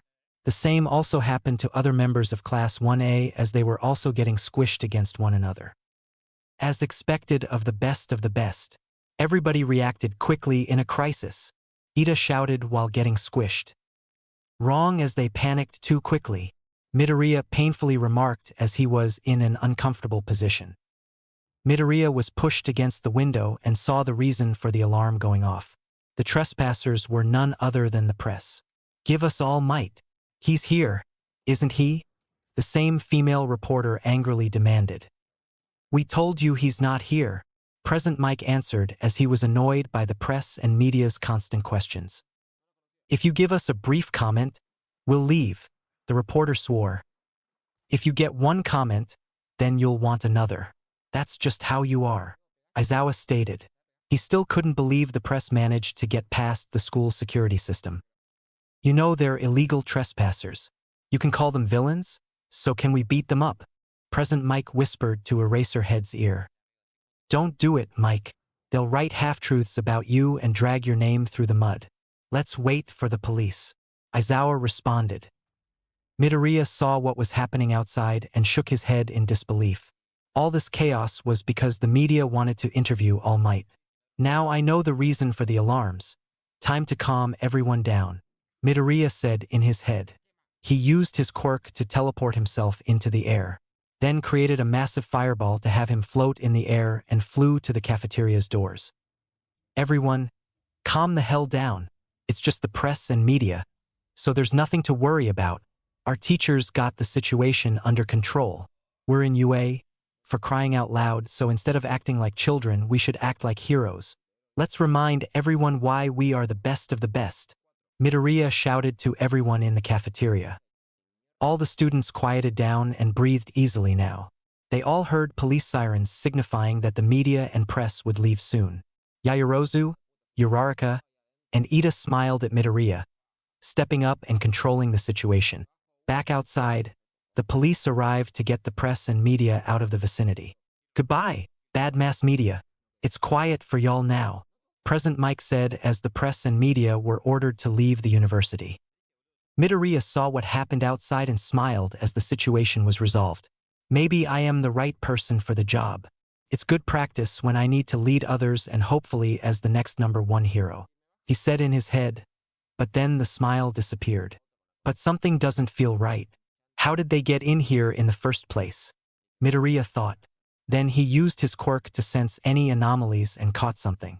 He felt 4 souls gathered at UA's front entrance. Midoriya approached Yaoyorozu. Hey Momo, I need you to get everyone back to our classroom. I'll join all of you soon, he told her. Why, what's the matter, Izuku? A concerned Yaoyorozu asked. Just making sure an assumption I have right now is wrong. Don't worry. I'll be back before you know it, Midoriya answered with a reassuring smile. He also patted Yaoyorozu on the head, making her blush and smile. Okay, just come back soon, Yaoyorozu responded as Midoriya used his quirk to teleport out of the cafeteria. Meanwhile, Principal Nizu, Recovery Girl, Midnight, and Snipe stood at UA's front entrance. All 4 saw the security metal gate at the entrance reduced to dust with some bits and pieces remaining. How can ordinary members of the press be able to do something like this? Did someone instigate this? An evil person managed to slip in? Or is this a declaration of war? Nizu wondered. Then Midoriya appeared at the entrance with them. Just like I thought. I assume you guys are wondering who did this as well, he asked UA's staff that were present. Indeed, Midoriya. I assume we both know that no one in the press can do this. UA's principal pointed to the destroyed gate. I assume that the press and media may have been a distraction, Midoriya responded. What do you mean? Snipe asked. Think about it. The news about All Might becoming a teacher here at UA will get the press and media's attention. So I'm sure whoever is responsible for the damage here will let any reporters in. Therefore, activating the alarms while the teachers dealt with the reporters and the students evacuating. Somebody used the press and media as a distraction, but what I don't know is the reason for it, Midoriya explained. I'll investigate to see if anything is out of the ordinary. Once I find it, I'll inform you and the staff. But if it's something dangerous, I fear we may need you to use your quirk, Midoriya, Nizu stated. Let's just hope I don't have to reveal my secret to my classmates. After all, UA's staff, including my family, are the only ones who know about it, Midoriya responded. Let's hope for the best. Now rejoin your classmates in your classroom. I'll have the damage repaired and investigate the reason for the break-in, the principal told Midoriya. Yes, sir, Midoriya responded as he teleported out of the area. Meanwhile, a giant pink villain held 3 civilians hostage in another part of town. The heroes present were MT Lady, Kamui Woods, and another hero. All 3 heroes were out of breath from fighting the villain. Listen, heroes, don't come after me. If you do, I'll kill this rich family here, the villain threatened. It's fine now, family. Missouri smash. All Might exclaimed as he came out of the sky. He was wearing a yellow suit and karate chopped the villain in the back of his neck. The villain was knocked out, and the family was saved. Why? Because I'm on my way to work. A hit and run? One civilian shouted. It'll be bad if I'm late, but, All Might said as he was in the air and pursued a car. I've gotten slower. After I gave young Midoriya one for all, my power weakened. On top of that, the time I can spend in this form shortened. The number one hero thought. He caught the car that committed the hit and run by smashing the engine, preventing it from going anywhere else. Young Midoriya, please think about the responsibilities that come with this power. If word gets out, the world would be flooded with those that'll want that power. This secret should be kept to prevent chaos in society and for your sake. All Might added in his head as he soared into the skies. He thought about his successor's safety and the danger one for all may bring to him. Then again, All Might remembers the stories of Midoriya's actions when he was a vigilante. How he makes sure to save civilians and put their safety first while fighting villains. Even though his hands had blood on them, it was only the villain's blood. Including how he doesn't kill every villain he came across as some were spared. And how he fought some heroes but only to find an escape route and never hurt them. Midoriya knows how to protect himself in a battle and the results of every choice he makes. Now, All Might's successor must learn the responsibilities of one for all. The symbol of peace knew deep down that his successor would make him proud. Therefore, All Might knew that Midoriya would undoubtedly know what he needed to learn to become a symbol of peace. Someone barricaded themselves in the neighboring town, a civilian stated, which All Might heard. The number one hero immediately blasted on the scene to resolve it. Back at UA, Aizawa was with his class. For today's hero basic training, it's turning to a class with 3 instructors. All Might, me, and one more person. Eraserhead announced to his class. The class wondered who the third person would be. I wonder if this is a special case if there's going to be 3 instructors. Midoriya thought. Excuse me, Zero said, raising his hand. What will we be doing? He asked. Aizawa held a card with blue letters with rescue on it. Disaster, shipwreck, and everything in between. It's rescue training. One A's teacher revealed. Rescue, huh? It looks like we got a lot of work this time, Kaminari said. Right? Ishido agreed. This is the duty of a hero. My arms are ready to rumble, Kirishima stated as he was fired up. No one can beat me in the water, Karo, Azui stated. Hey, I'm not finished. You can decide if you want to wear your hero costume or not this time, because some costumes may limit your abilities, Aizawa said. He uses a remote to make the cases with the students' costumes appear. All the cases had the student's seat number on them. The training will happen off campus, so we're taking a bus. That is all, so start getting ready. The pro hero finished. With that, the students got up from their seats and prepared for the rescue training. Rescue, what I've done before, and admired thanks to All Might, Midoriya said in his head. He remembered when he was a kid watching the video of All Might's debut, the one he watched numerous times as a kid. Midoriya then tightened his fist. More training to help me achieve to become the greatest hero. I'll give it my all, Midoriya stated in his mind. Later outside, the class was waiting for their bus. Hey Izuku, I see that your costume is already repaired, Yaoyorozu said to him. Midoriya rubbed the back of his head. Yeah, I got my costume thanks to both my mother and aunt. The repairs were finished because my aunt runs my older sibling's hero agency. She's a pro hero and the reason why my brothers and sisters got great costumes and gear. He answered while making sure not to stare at Yaoyorozu's body because of her costume. Damn it. How come there are girls with sexy costumes? He exclaimed in his subconscious. Your aunt is a pro hero as well? It seems that both you and Ida come from families that have a legacy to become heroes, Yaoyorozu stated. Yeah, we do.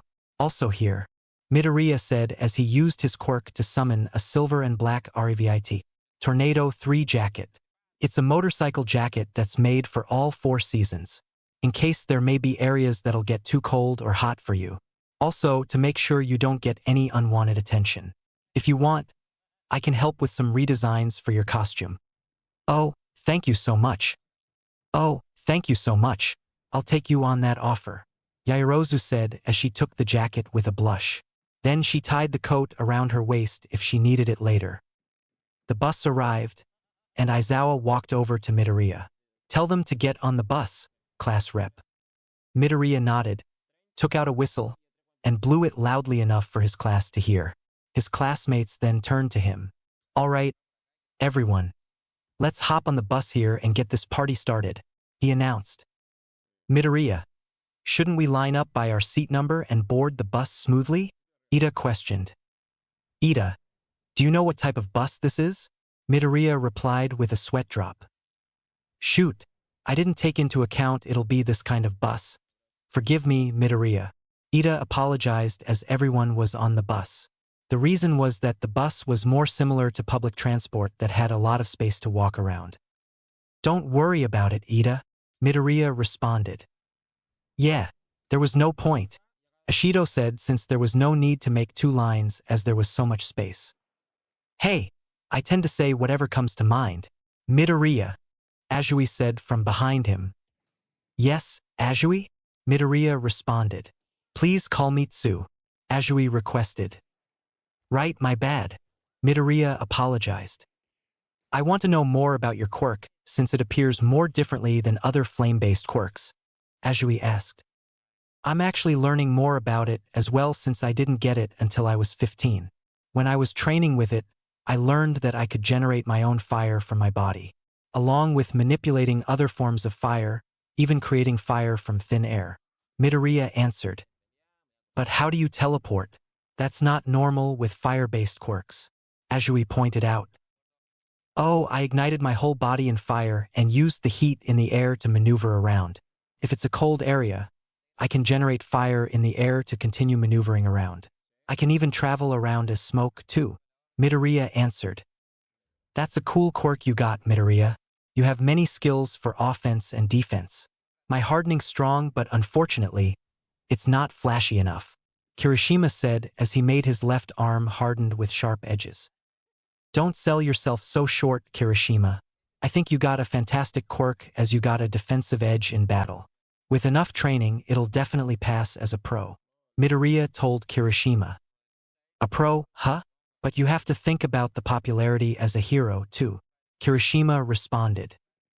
My naval laser already is pro-level in both flashiness and strength, a confident Aoyama said. But it's not great if you get a stomachache, Ashido pointed out with a giggle which annoyed Aoyama. Well, if we're talking about flashy and strong, then it's gotta be Midoriya, Bakugo, and Todoroki, Kirishima stated as he pointed towards Bakugo. Yeah, but Bakugo's always mad, so I don't think he'll be getting popular anytime soon, Azui said, which angered the explosive quirk user. The hell you say? You wanna fight? Bakugo roared as he stood up from his seat. See, Azui said, having her point being made. We don't know each other that much, but we know that Bakugo's personality is crap steeped in sewage, Kaminari added. What's up with that vocabulary, you bastard? I'll make you ever regret coming here, Bakugo exclaimed. Everyone, but Bakugo, laughed at Kaminari's statement, with Midoriya enjoying it the most. He liked how Bakugo was now the one getting picked instead of him when he was formerly quirkless. What a vulgar conversation, Yaoyorozu said as she covered her mouth with one hand. Yeah, but I like this kind of stuff too, Uraraka cheerfully replied. We're here, so stop messing around, Aizawa announced as the bus stopped. Yes, sir, Class 1A responded. When they all exited the bus, the students met their third instructor. Everyone, I've been waiting for you, the third instructor said to everyone. Midoriya smiled as he knew who the third instructor was, the Space Hero 13, the pro-heroine who saved tons of people from disasters. 13 stood 5 feet 11 inches, with her costume being a white spacesuit design using what appears to be a puffy jacket instead of an actual suit, a black helmet with white eyes, and a pair of yellow boots. Oh, I love 13, Uraraka stated as she was excited seeing one of her favorite pro-heroes. Let's go inside without delay, 13 told everyone. We're looking forward to working with you, the students of 1A told 13. They all made their way to the facility. Once they entered, the students were amazed by what they saw. There were different areas for different activities for rescue training. Two examples are a section for water theme rescues and another for fire theme rescues. Wow, it looks like USJ, Kaminari stated. A shipwreck, landslide, fire, windstorm, etc. It's the training ground I made with different types of accidents and disasters. It's known as the Unforeseen Simulation Joint, or USJ for short, 13 announced. It really is like Universal Studios Japan, Class 1A thought. They should rename the place, or otherwise everyone will keep getting them confused. Midoriya added in his head. 13, where's All Might? He's supposed to be here, Aizawa asked his colleague. About that, he did too much hero work on his way to UA and ran out of time. He's resting at the lounge back on campus. 13 answered as she held up 3 fingers. Aizawa sighed for the number 1 hero's irrationality. Well, we took precautions just in case. Can't be helped. Shall we begin? He responded. Let's see before we begin. I would like to say one thing, or 2, or 3, or 4, 5, 6, 7. 13 replied with the students sweat dropping at this. Why is the number increasing? They thought. I'm aware that you all know about my quirk, black hole. I can suck up anything and turn it into dust. 13 explaining her quirk.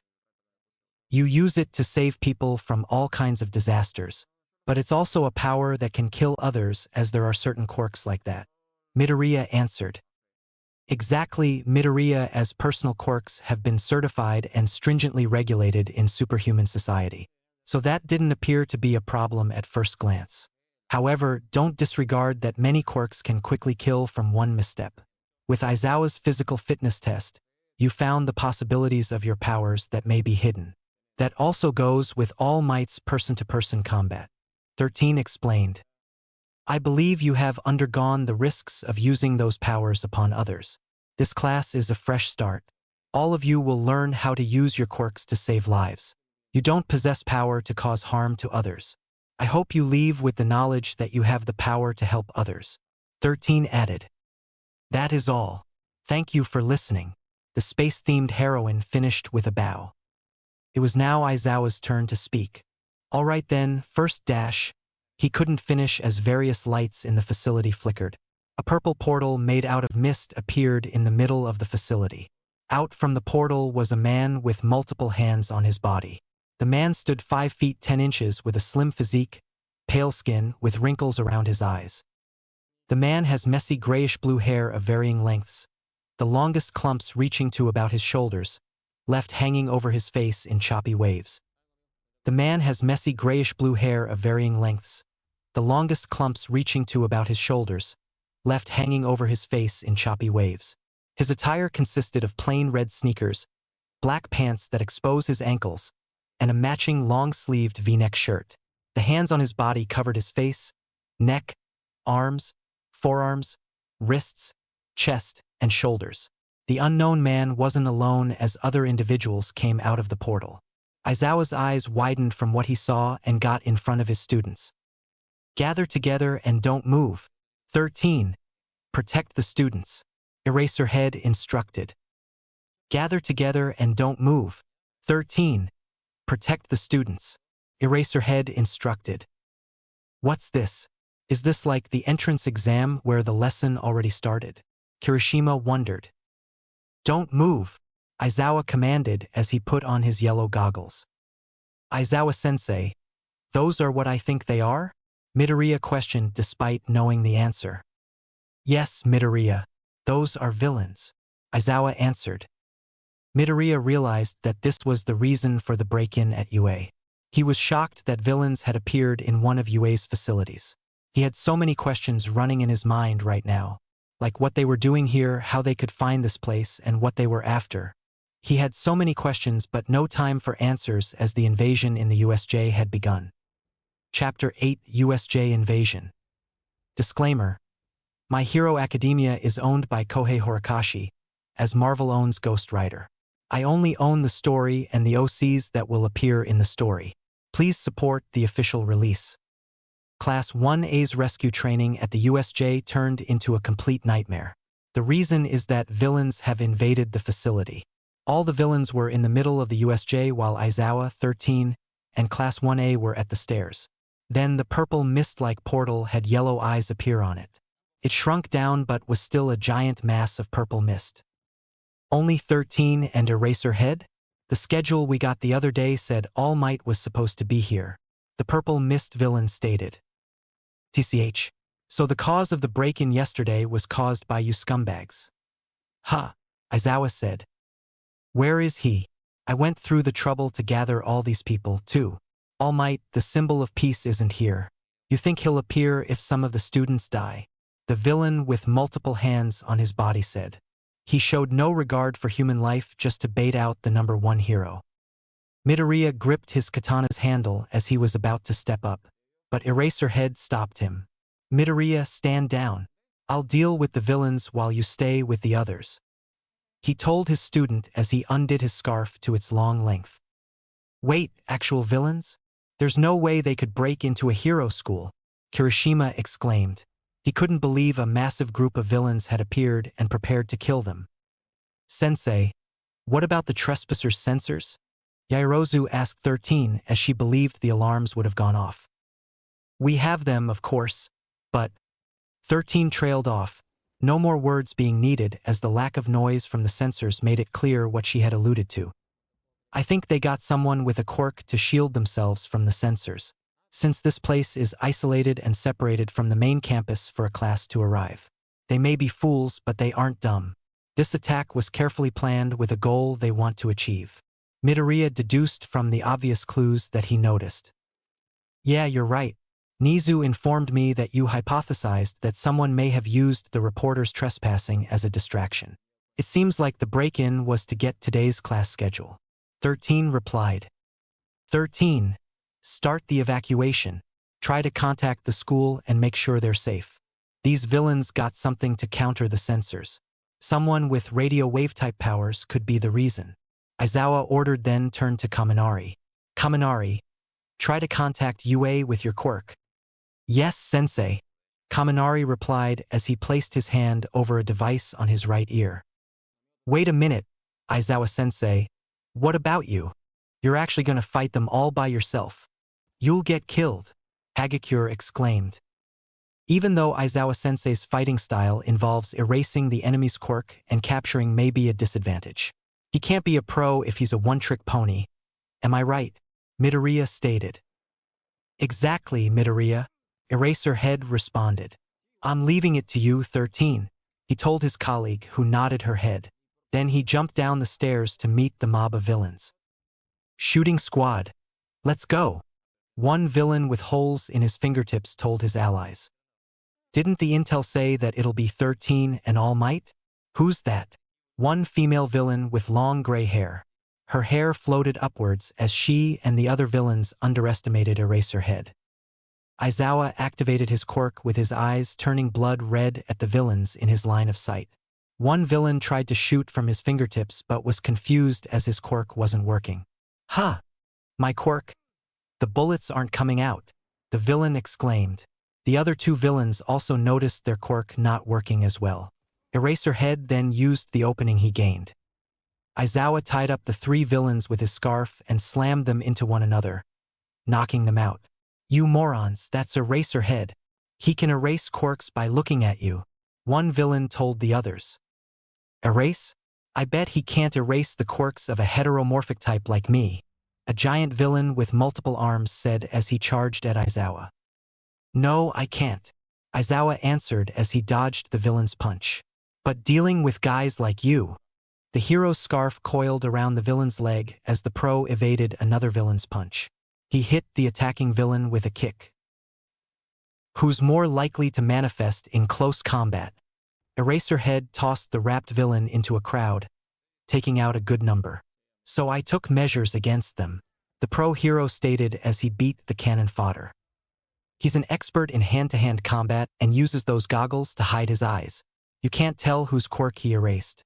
I despise pro heroes. The masses don't stand a chance against them, the multi-hand villain said as he scratched his neck out of frustration. Meanwhile, Midoriya observed Aizawa's battle and was amazed by his teacher. Midoriya, hurry up and join the group. Ida yelled to Midoriya to join their classmates. As 13 led the students to the exit, a purple mist blocked them. It grew to stand between them and the exit. I won't let you get away, the purple mist villain said as he blocked the path.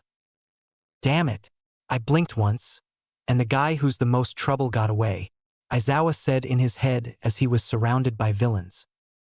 Pleased to meet you. We are the League of Villains. It may be presumptuous of us, but we let ourselves into the home of heroes. To ensure that All Might, the symbol of peace, breathes his last. The purple mist villain reveals the motive for their invasion. You're here to kill All Might? Yeah, good luck with that, Midoriya said with narrow eyebrows. All Might should have been here. Was there a last-minute change? Nonetheless, I have a part to play. The purple mist villain prepared to take out 13 and Class 1A. 13 was about to use her quirk but stopped as Bakugo and Kirishima were in front of her. The two attacked the villain with Bakugo fired a massive explosion while Kirishima hardened his arm for a clothesline. Did you consider getting beaten by us before you ow? Kirishima said. Midoriya punched him in the head. Bakugo also received a similar treatment as well. What the hell was that for? DKU? Bakugo screamed. Midoriya punched Bakugo in the head again. If you and Kirishima looked more closely, you can tell he's made out of fog. Ergo, physical attacks are useless on him, Midoriya stated.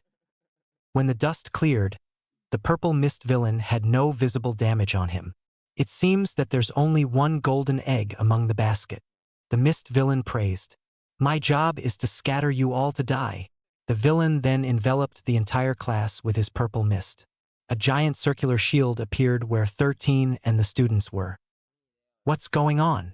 I can't move, Midoriya said as he tried to free himself from the mist.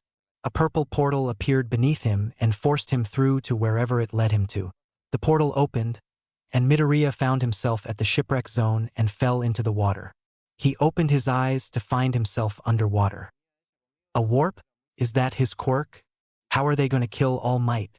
What the hell is going on? Midoriya asked in his head. He swam to the surface, but he noticed something heading towards him. Midoriya saw a villain with shark-like features heading towards him at high speed. Here I come. I got nothing against you, but see ya, the shark-like villain exclaimed. Shit, Midoriya said in his head as he prepared to use his original quirk as his eyes glowed red. However, Azui arrived and kicked the shark villain away from Midoriya. She also held Mineta in her arms. Midoriya, Karo, Azui said as she wrapped Midoriya in her tongue and dragged him out of the water. She carefully placed Midoriya on the boat with her tongue. For a frog, you got big boobs, Mineta groggily said as he rubbed his face on the side of her bosom. Azui blushed in embarrassment as she slammed Mineta onto the boat. Very different from what she did for Midoriya. She then climbed onto the ship to join them. Thank you for getting us to the boat, Tsu, Midoriya said. Don't mention it, Midoriya, Azui replied. But this turned into a bad situation for us, though. Azui referred to everyone in their class getting scattered across the facility. Yeah, they planned this from the beginning, to split us up and separate us from the teachers so it'd be easier to kill us. They were waiting to pounce. Midoriya assessed their situation. Midoriya admitted it was a clever plan. He also cleared the water from his handguns to ensure they'd function adequately. But it's not like they can kill All Might, right?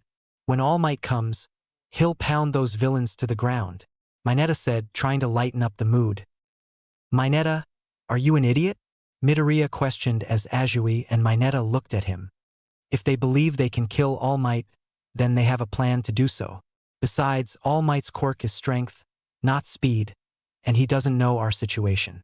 Not to mention, the villains aren't going to wait around for us to become pros. They'll use this chance to kill us. Mineta started to sweat after absorbing the words Midoriya just said. Azui, what the hell is that? Mineta pointed to the waters. What? Azui wondered. You bastard. I'll kill you. The same shark villain roared as he brought his friends with him. There's a ton of them, Mineta screeched in sheer horror. If they want to fight All Might, then let's test them, Midoriya stated. Fight them? Are you crazy?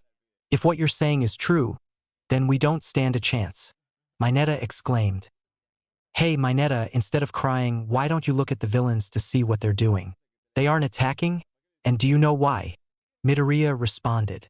Why? Azui asked. It's because they want us to fight them in the water. I know for sure they don't know what our quirks are. Otherwise, they would have attacked. They brought Tsu to the shipwreck zone instead of the fire zone. These villains don't look powerful, but I'm sure that bird villain with the exposed brain is the real threat. Got that? Midoriya explained. You're right.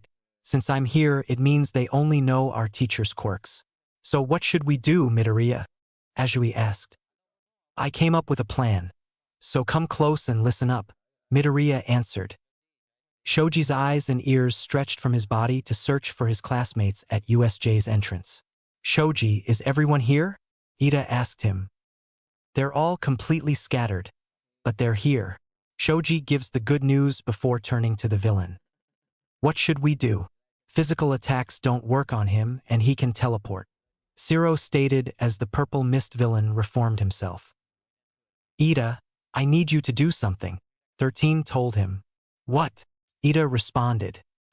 The alarms and our phones are disconnected. Even though Eraserhead has been erasing those villains' quirks, the alarms are infrared. It's not back up yet, so it means the villain who's interrupting it is hiding. I need you to run and tell the other staff members rather than searching for that villain. Use your quirk to save us, 13 told him. What about you? I can't just leave you all here, Ida said. Just go already, Ida. Sato cut him off.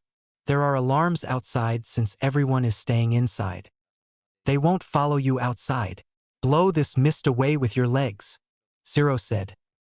Don't worry about us. We got this. So get help. Okay? Uraraka requested, with Mina giving an A-OK expression. Ida looked at his classmates, then nodded as he got ready to make a run for the gate.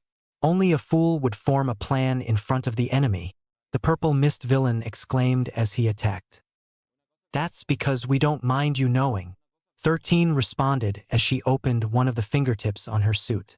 She activated her quirk to absorb the villain.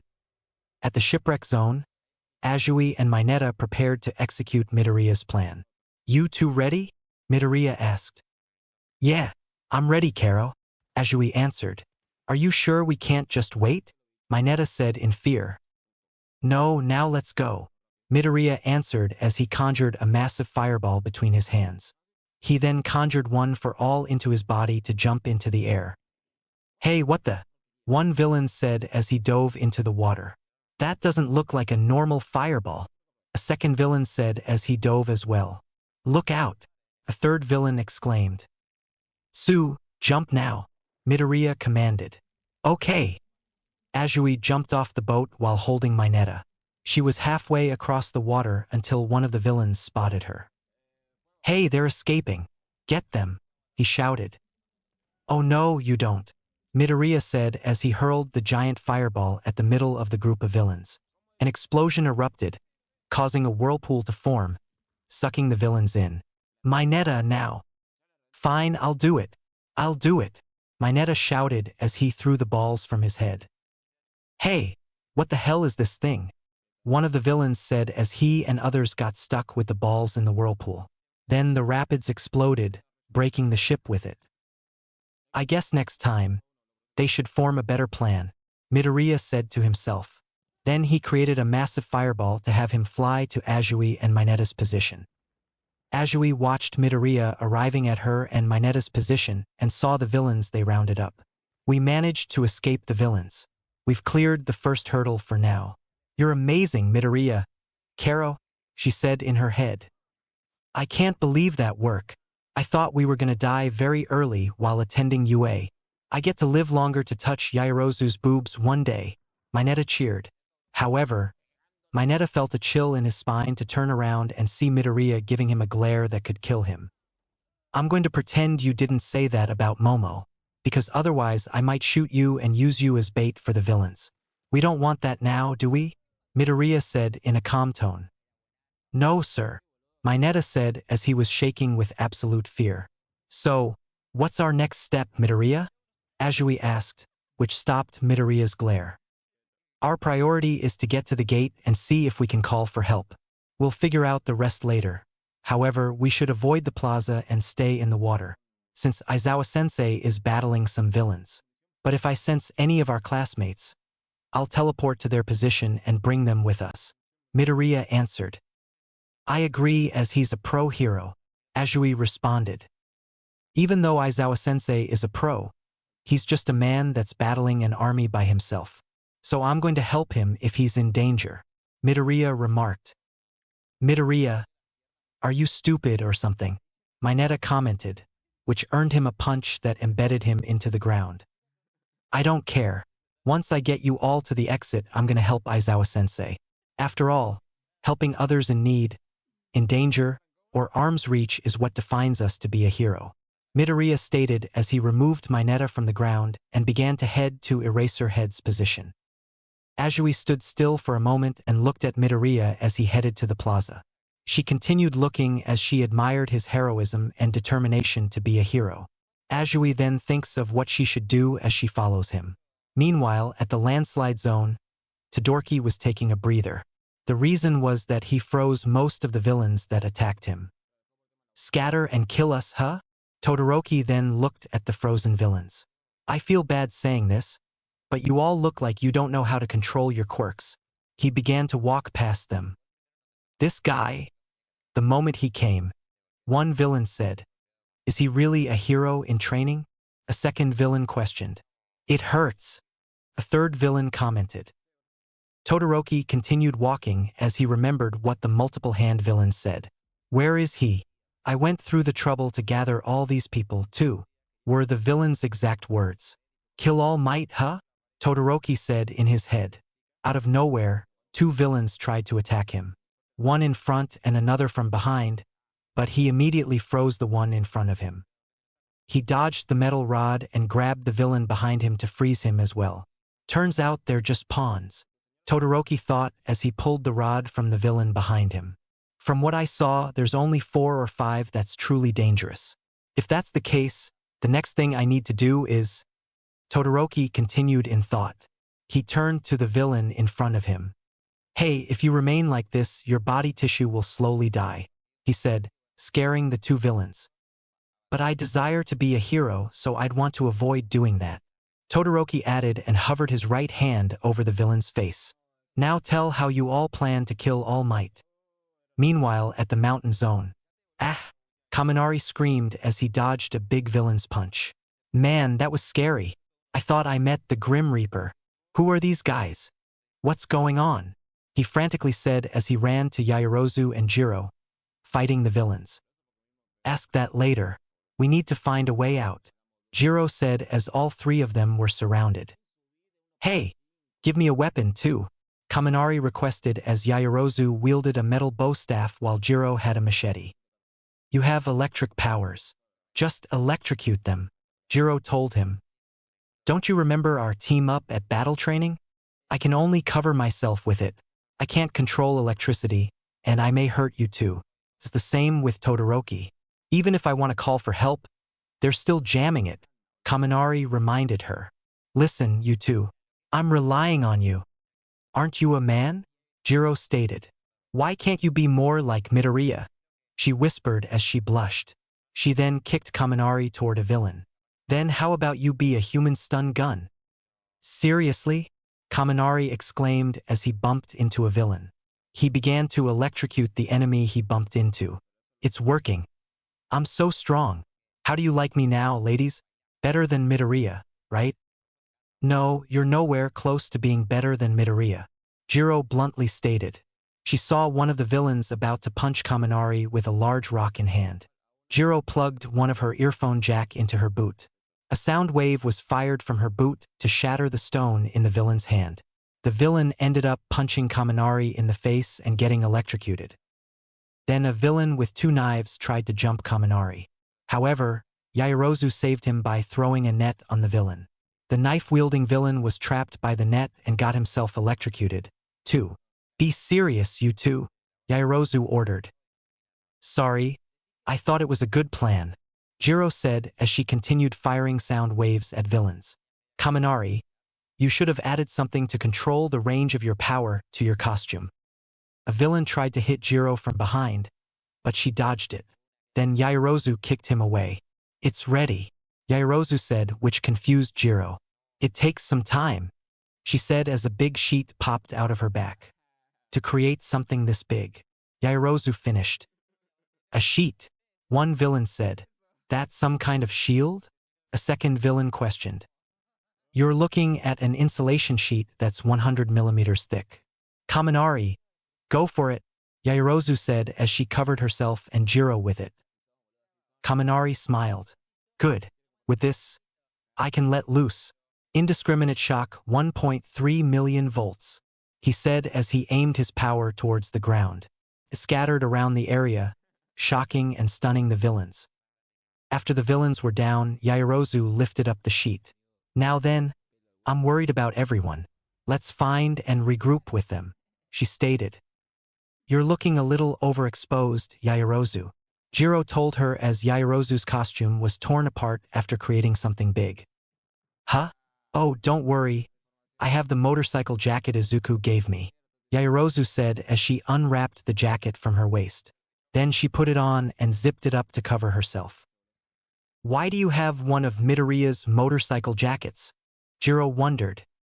Oh, he gave it to me in case there are some areas too hot or cold because of my costume.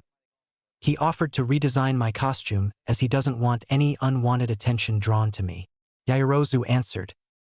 With how big it is, I think you should have him help you with redesigns, Jiro said, staring at Yaoyorozu's massive bust. She then saw Kaminari walk around as she and Yaoyorozu stepped out of the sheet. The two girls saw Kaminari acting stupid for overloading his brain. Back at the plaza, Eraserhead finished off 2 more villains. But the multi-hand villain charged towards him. He counted while running towards the pro hero. 23 seconds. The villain counted. The boss, Aizawa thought as he tossed his capture tool at the villain. 24 seconds. The multi-hand villain continued counting as he captured Eraserhead's tool and continued running. 20 seconds. 17 seconds. The villain counted as Aizawa grabbed his capture tool and aimed an elbow at the villain's gut. However, the multi-hand villain caught Eraserhead's elbow. Aizawa's hair fell downward with the villain speaking. It's hard to see since you move quickly, but your hair falls whenever, the villain stated. The pro hero was shocked by the villain noticing his weak point. You've finished with a move, the multi-hand villain said. Then Aizawa's clothes began to disintegrate. And those intervals get shorter. Don't force yourself, Eraserhead, the villain said as part of Aizawa's elbow began to decay. Eraserhead kicked and jumped away from the villain. My elbow's crumbling, he mentally said. A villain tried to punch him, but Aizawa evaded and kicked the enemy away. Another villain hurled a chain at him, which Eraserhead dodged, too. But the pro hero was surrounded again. That quirk isn't meant for battling large groups for a long time, right? The multi-hand villain said as he got up. This is different from your normal work, what you specialize in a short fight after a surprise attack. Yet, you charged head-on not to make your students worry, the villain stated. Eraserhead was at his limit and fell on one knee with a villain trying to stab him from behind. However, 2 gunshots were heard as the villain that tried to stab Aizawa was shot in the shoulders. Everyone turned to see Midoriya wielding his Sig Sauer 1911 tack-ups. Midoriya quickly came to his teacher's side. Looks like you spent most of your energy battling these guys. Allow me to take over for you, he said to his teacher, but Aizawa grabbed Midoriya's leg. I told you to get out of here, the pro hero told him. I would, but given your current condition, you can't fight anymore. I suggest you rest, Aizawa-sensei. Midoriya responded as he chopped Aizawa in the back of the neck to knock him out. The villain that Midoriya shot earlier got up. You goddamn bastard! I'll kill you! The villain exclaimed as he and other villains charged. They overlooked Azui and Mineta in the water watching the battle. Immediately Midoriya opened fire with his pistol again on the villains as they tried to attack them. The villain tried to grab or land a hit on them, but Midoriya evaded and countered. He fired his 6-hour 1911 tack-ups at the villains, either wounding or killing them. He quickly reloaded when there was one bullet left or empty. Both Azui and Mineta were shocked at Midoriya's skill with a handgun. Who the hell is this guy? One villain exclaimed when a bullet hit his leg. Who the hell is this guy? One villain exclaimed when a bullet hit his leg. Midoriya continued firing until all the villains Aizawa didn't beat were down with bullets in the shoulders or legs. Now that the grunts are dealt with, all that's left are you two eyesore. Midoriya faced the multi-hand villain and the massive monster next to him. The giant, black humanoid monster stood 6'4" 3/4 inch with a very muscular body with many scars. The brain on the top of his head was exposed, while his large eyes were around it. He has a beak-like mouth with an array of sharp teeth. He wore a pair of beige pants and metal knee pads designed to emulate skulls. His feet and torso are left bare. Then the bird-like monster appeared behind Midoriya, catching him off guard, punched him into a nearby wall. Azui and Mineta cover their eyes, not wanting to see Midoriya's state after that punch. At the USJ's entrance, 13 tried to suck the purple mist villain with her quirk. Your quirk lets you suck in everything and turn it into dust. An amazing quirk. However, you're a hero who saves people from disasters, the villain stated. You're not on the level of heroes in terms of fighting, the purple mist villain added as he made a portal appear behind 13. The pro-hero's quirk was used against herself as her back broke apart. You ended up turning yourself into dust, the villain stated as the students watched in horror. 13 deactivated her quirk, but it was too late as she fell to the ground. 13-sensei, Mina exclaimed.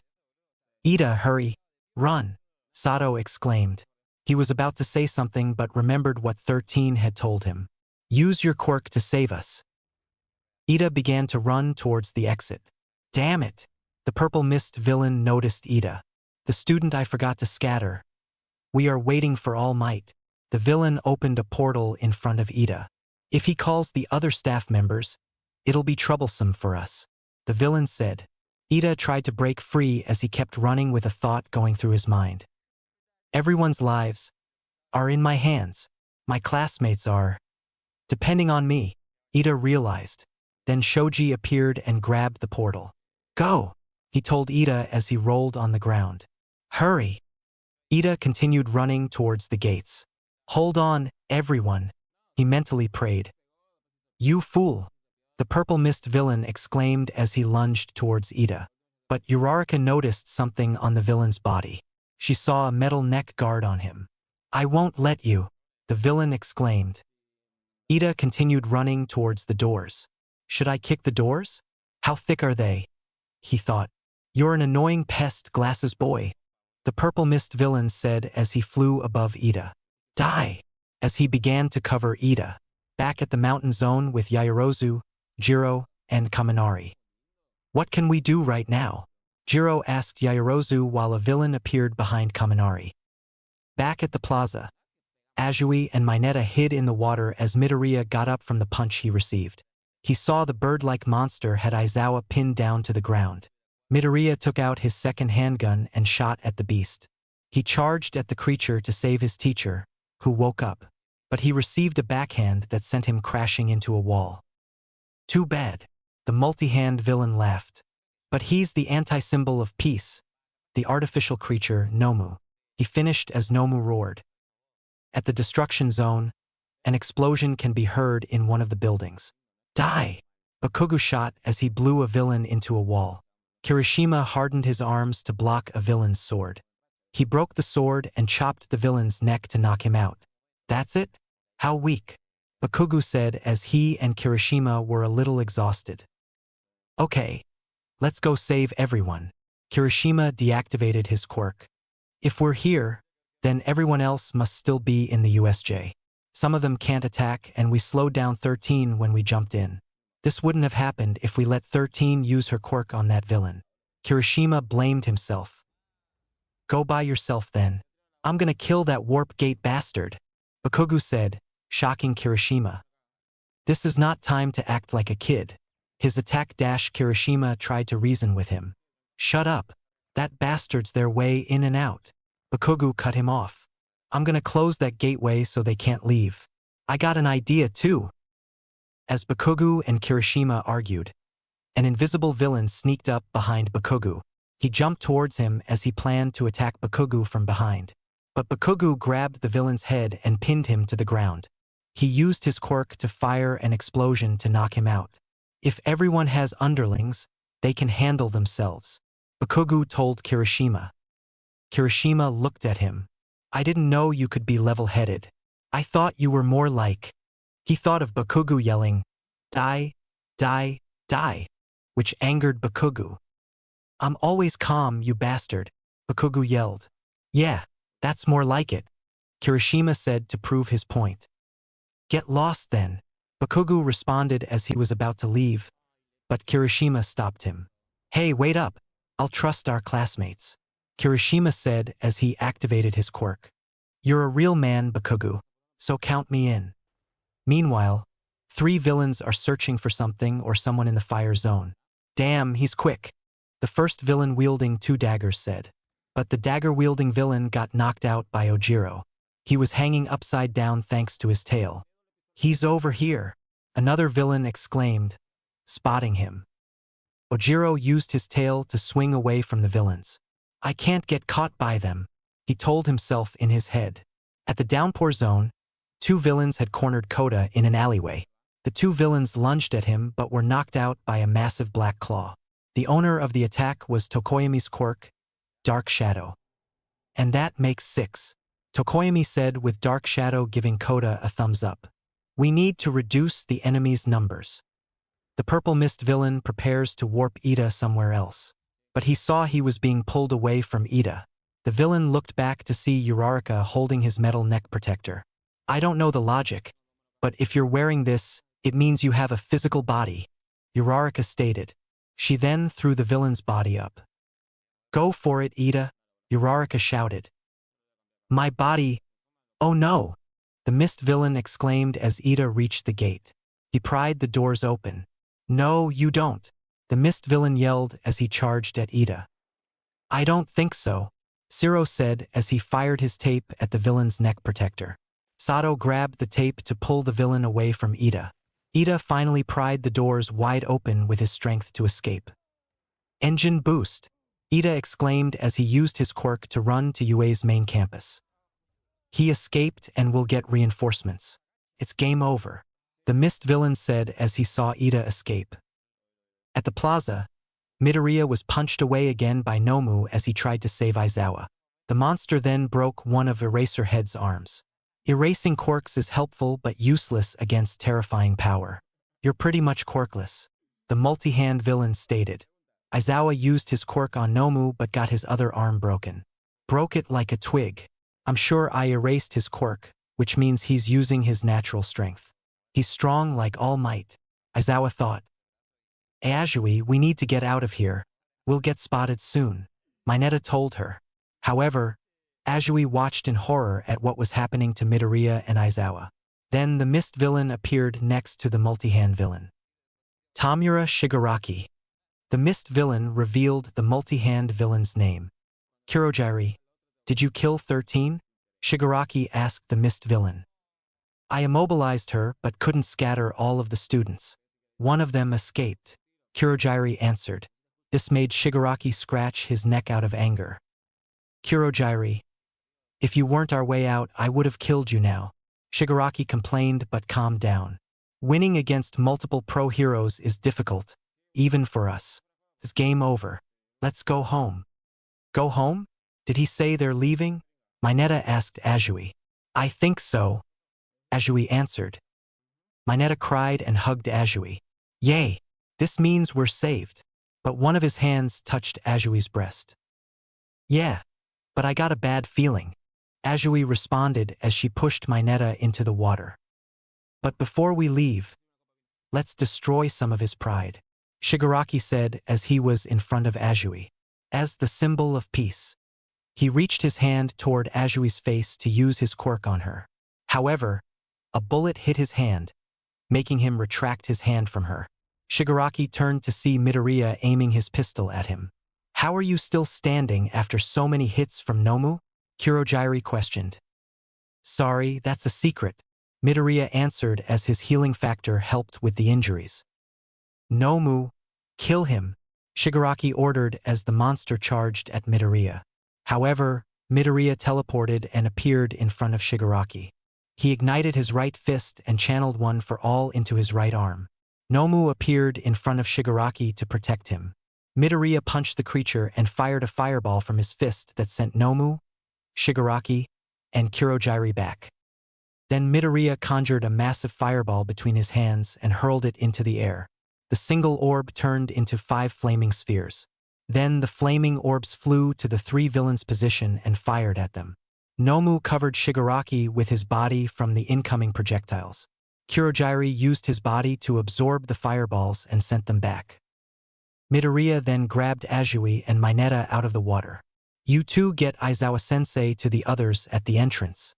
I don't know how long my attack is going to keep them back," Midoriya commanded. "What about you?" Ajui asked. "I need to get to where Momo, Jiro, and Kaminari are. I'll be right back. Now get Aizawa-sensei to safety," Midoriya answered with authority as he teleported away. Both Ajui and Mineta ran to Aizawa and carried him back to the entrance. Shigaraki was still being protected by Nomu and Kurogiri from Midoriya's fireballs. At the mountain zone, Kaminari was held hostage by a villain with an electric quirk. "All right, get your hands up and no quirk. Got it?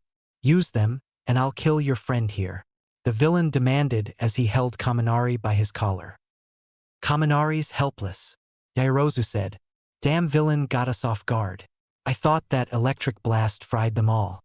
We were stupid not to see this coming," Jiro added. "I feel a kinship with other electric types, so I don't want to kill him unless you force me to," the villain said as his hand began to spark.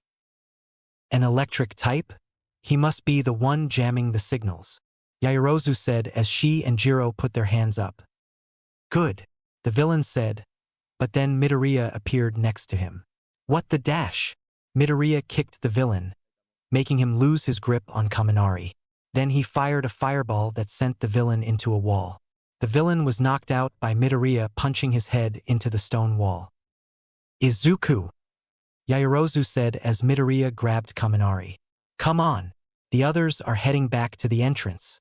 But the main threats are there as well," Midoriya told them as he teleported them all back to the plaza. Yaoyorozu and Jiro saw Ajui and Mineta carrying Aizawa back to the entrance. But they also saw Shigaraki, Nomu, and Kurogiri still dealing with Midoriya's attack. However, Nomu and Kurogiri began to destroy them one by one. Yaoyorozu helped Tsu and Mineta with Aizawa-sensei. "Jiro, you get Kaminari back as well," Midoriya commanded as he summoned his Remington 870 MCS shotgun. "Izuku, we can't let you handle those 3 alone," Yaoyorozu told him. "Now's not the time, Momo. I'm buying us time until help arrives as Ida managed to get out. Now get everyone to safety," Midoriya responded as he charged towards the 3 villains. After Nomu destroyed the last fireball, he was shot in the chest by Midoriya's shotgun. "Come and get me, you damn monstrosity," Midoriya provoked as he fired another shot. The Nomu charged at Midoriya trying to land a hit on him, but Midoriya evaded each strike. He continued shooting the monster with his shotgun and reloaded after each shot. "Nomu, forget about him. He's clearly protecting the other students and waiting for help to arrive. So go after the others and ignore him. Kill the girl with the ponytail," Shigaraki commanded, which horrified Midoriya. Nomu stopped and turned his attention to Yaoyorozu. He let out a roar and charged towards her. Midoriya fired his shotgun at the creature to slow it down. However, the Nomu continued to run towards Yaoyorozu. Speaking of which, Yaoyorozu saw the beast coming at her. She couldn't think of a creation to summon as the Nomu was close to her. The monster stretched out its hands toward Yaoyorozu. She closed her eyes as Nomu's hand was near, but Yaoyorozu didn't feel anything as she heard something get impaled, along with feeling something on her face. Yaoyorozu opened her eyes, and what she saw utterly horrified her. Midoriya was in front of her. However, Nomu's hand went through his chest and was covered in blood. Yaoyorozu noticed some of Midoriya's blood was on her face. Then Midoriya coughed up more blood from his mouth. The rest of Class 1A that got scattered arrived at the plaza. They, including the ones at the entrance, saw Nomu's hand through Midoriya's chest. The girls were horrified while the boys were shocked. The only thing that was heard was the blood dripping from Nomu's hand. That was until the silence was broken by Yaoyorozu. "Izuku!" she screamed in horror. "Well, it seems like we got our first casualty," Shigaraki said with glee. Chapter 9. Heroism Ignited. Disclaimer: My Hero Academia is owned by Kohei Horikoshi, as Marvel owns Ghost Rider. I only own the story and the OCs that will appear in the story. Please support the official release. Yaoyorozu wished what she saw was a nightmare and woke up. However, what she saw was indeed real. Midoriya was impaled by Nomu and lost a lot of blood from the injury. But Midoriya used his shotgun to blast the monster in the face. Nomu's hand was removed from Midoriya's chest as he backed away. Yaoyorozu caught Midoriya and created bandages to slow down the bleeding. Nomu shook off the shotgun blast to the face and charged. But he was stopped when Todoroki made an ice wall. Then Tokoyami had Dark Shadow push Nomu back, and Bakugo fired explosions on the monster. Aoyama, Hagakure, and Koda helped Yaoyorozu drag Midoriya to safety. But Yaoyorozu noticed that Midoriya continued to bleed heavily despite the bandages. "Please don't die, Izuku. Please don't die," she pleaded. Bakugo and Tokoyami used their quirk to push the Nomu back as it marched towards them. Todoroki even used his ice to freeze the monster's lower body. Nomu struggled to get out of the ice. The beast pried itself as his upper body separated from its frozen lower body. However, Nomu began to heal and regained his missing lower half. Kurogiri summoned the villains that were supposed to kill the students that were scattered. Shigaraki ordered. "Right away," Kurogiri responded. A giant portal opened, and out came the villains that were scattered across the USJ. "The teachers are down. Now's your chance to kill the students," Shigaraki told the other villains. The other villains began to march towards the UA students with their quirks or weapons ready. Bakugo continued firing explosions at the villains as Todoroki made more ice walls. Tokoyami, Kirishima, and Ojiro used their quirks to push back any villains that got through. But then Nomu appeared and hit all 5 of them with the back of his hand. They crashed near the entrance's stairs. Nomu let the other villains continue to march towards Class 1A. Yaoyorozu then took out one of Midoriya's handguns and aimed it. "Stay back. Don't make me use this on you," she threatened the enemy. However, this only made the villains laugh. "Please, we can tell you don't know how to use that. Your hands are shaking," one of the villains pointed out. Yaoyorozu noticed that her hands were indeed shaking as she held the firearm. "Time to die," the villains yelled as they charged towards the students. Yaoyorozu held Midoriya close to her and closed her eyes. Yaoyorozu waited to join the man she admired in the afterlife. Meanwhile, Midoriya found himself lying down in an empty void.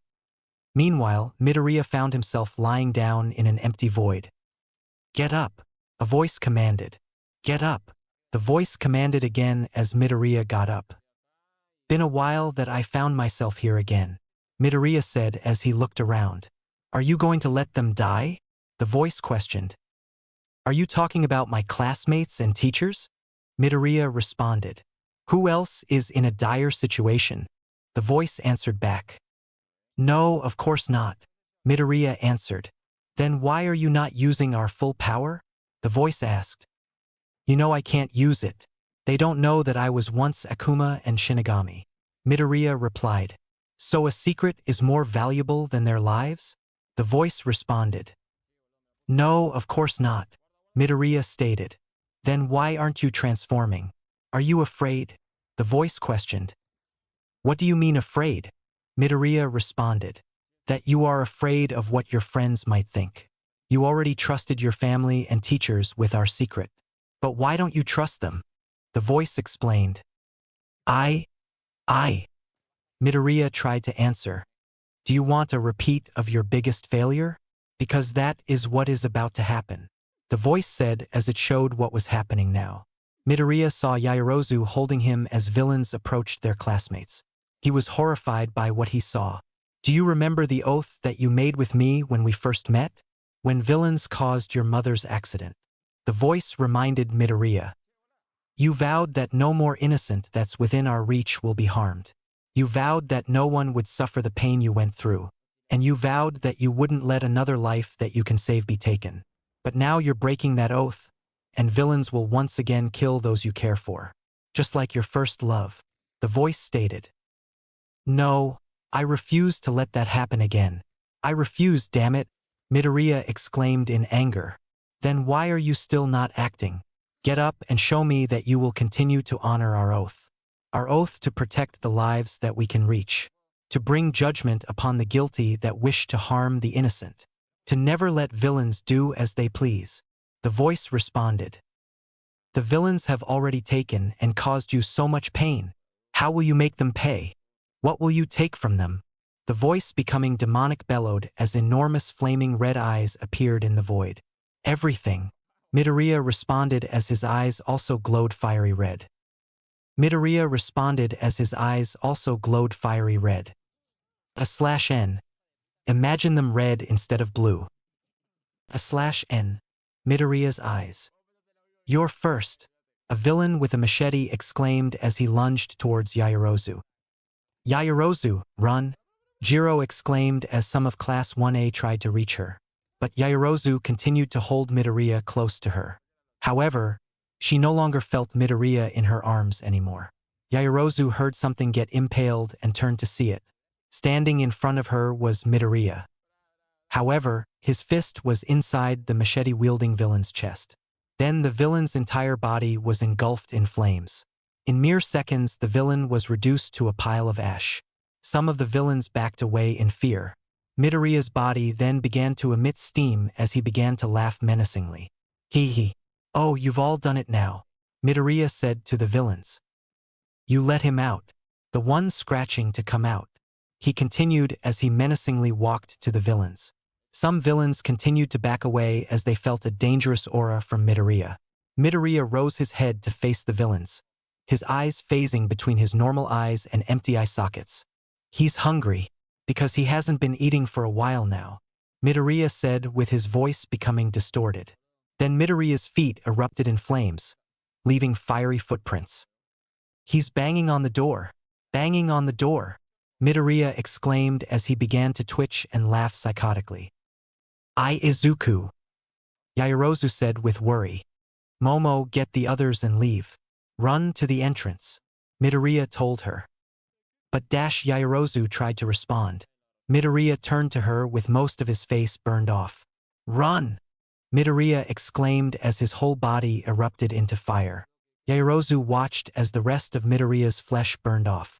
In front of the villains wasn't Midoriya but a flaming skeleton with glowing fiery red eyes.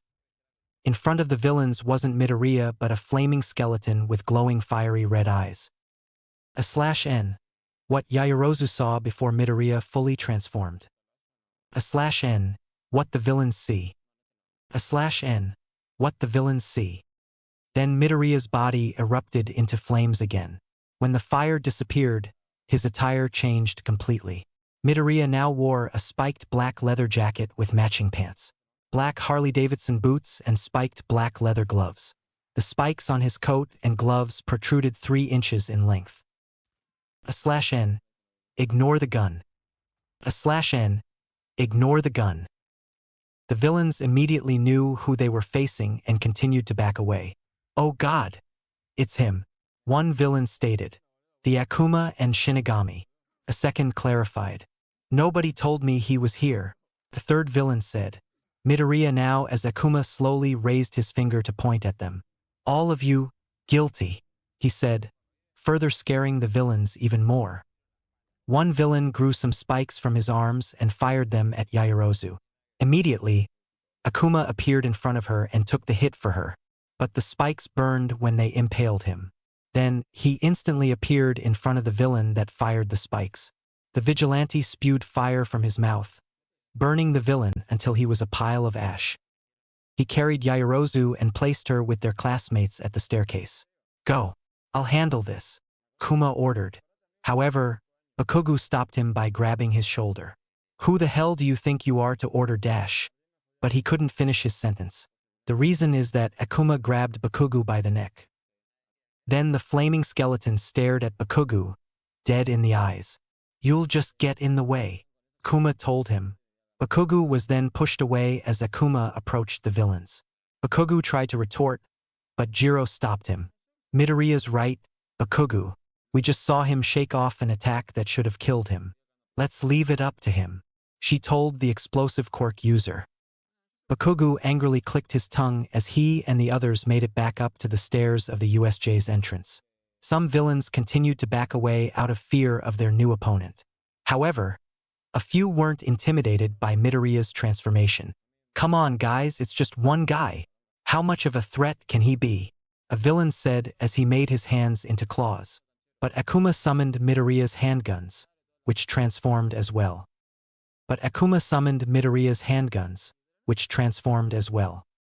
/N.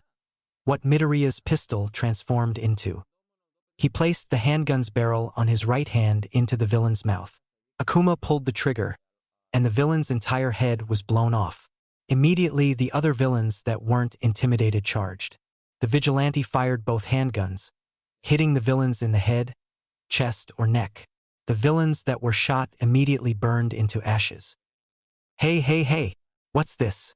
The heroes got the vigilante as one of their students. What kind of cheat is that? Shigaraki exclaimed as he scratched his neck. Nomu, take care of that skeleton. Nomu jumped over the other villains to punch Akuma into the ground. But Akuma sent him flying by firing a fireball from his mouth. The monster was sent flying towards the shipwreck zone. The villains that backed away saw Akuma staring at them as he holstered his pistols. He then took his katana out of his sheath, and the blade ignited into flames. There's no escape for you. You'll pay for the sins you have committed. All of you who dare take the lives of the innocent will die screaming, the vigilante exclaimed as his eyes glowed brightly. Some of the villains that backed away ran towards Akuma with their quirks ready. However, the flaming skeleton cut them all down with a swing of his katana blade. The rest then charged towards their foe.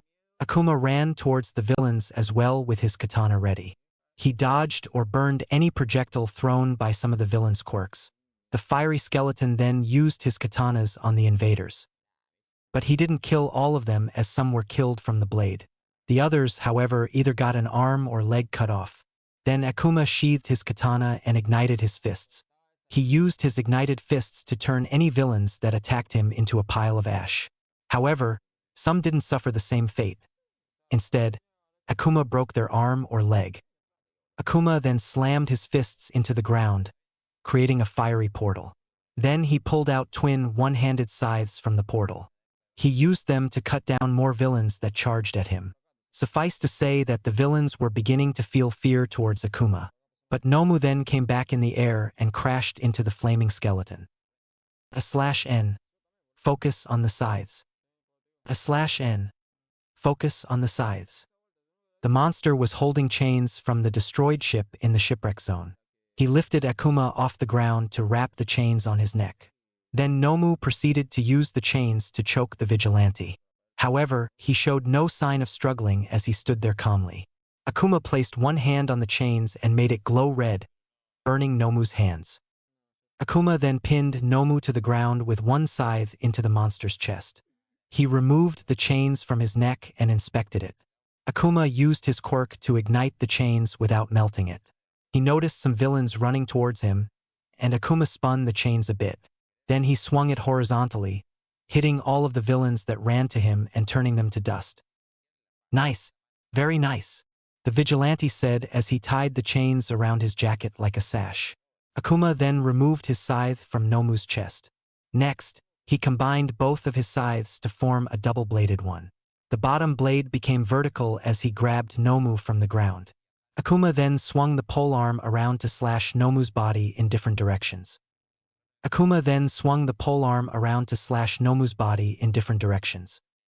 /N.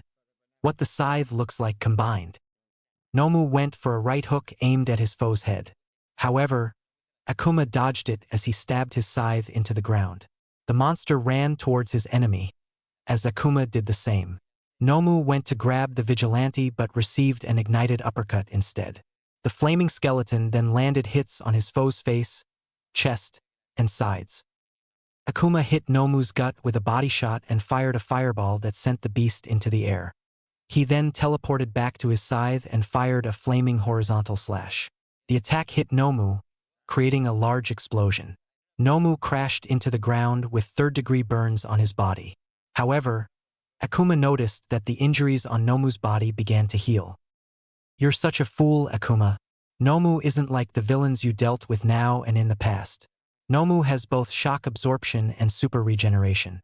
He was created to kill All Might, even in his prime. You're just wasting energy as Nomu can heal from any injury," Shigaraki boasted. Nomu immediately ran to the vigilante and went for a cross-punch aimed at his head. But Akuma easily caught the punch with one hand. Then he stabbed his scythe into his opponent. "But there's a limit to how much he can absorb," Akuma pointed out.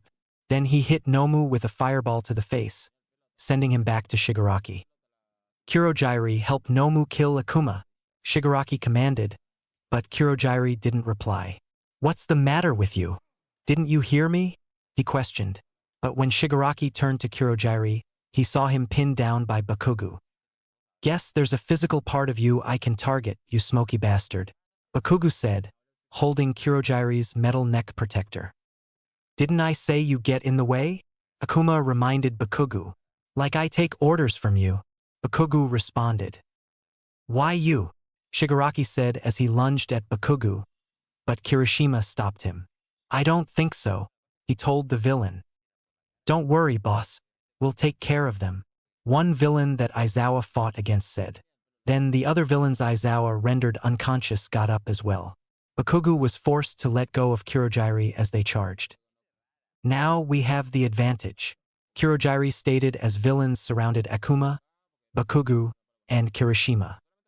"I wouldn't be so sure," a male voice said as the villains were instantly frozen in place. "What?"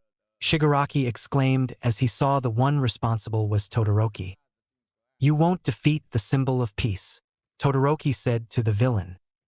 "Damn it, damn it, damn it, this can't be happening. Nomu, get them," Shigaraki ordered. Nomu immediately charged Akuma, Bakugu, Todoroki, and Kirishima. "Time to finish this," the vigilante stated as he ran towards the beast. He teleported behind the monster to stab him with his scythe. Then Akuma summoned his katana again and sent it into Nomu's throat. Next, Akuma unleashed a storm of ignited punches and kicks all over Nomu's vital points. The vigilante made both the scythe and katana disappear from Nomu's body. The beast struggled to get up due to the burns on his body. The flaming skeleton then wrapped his chain around Nomu's neck.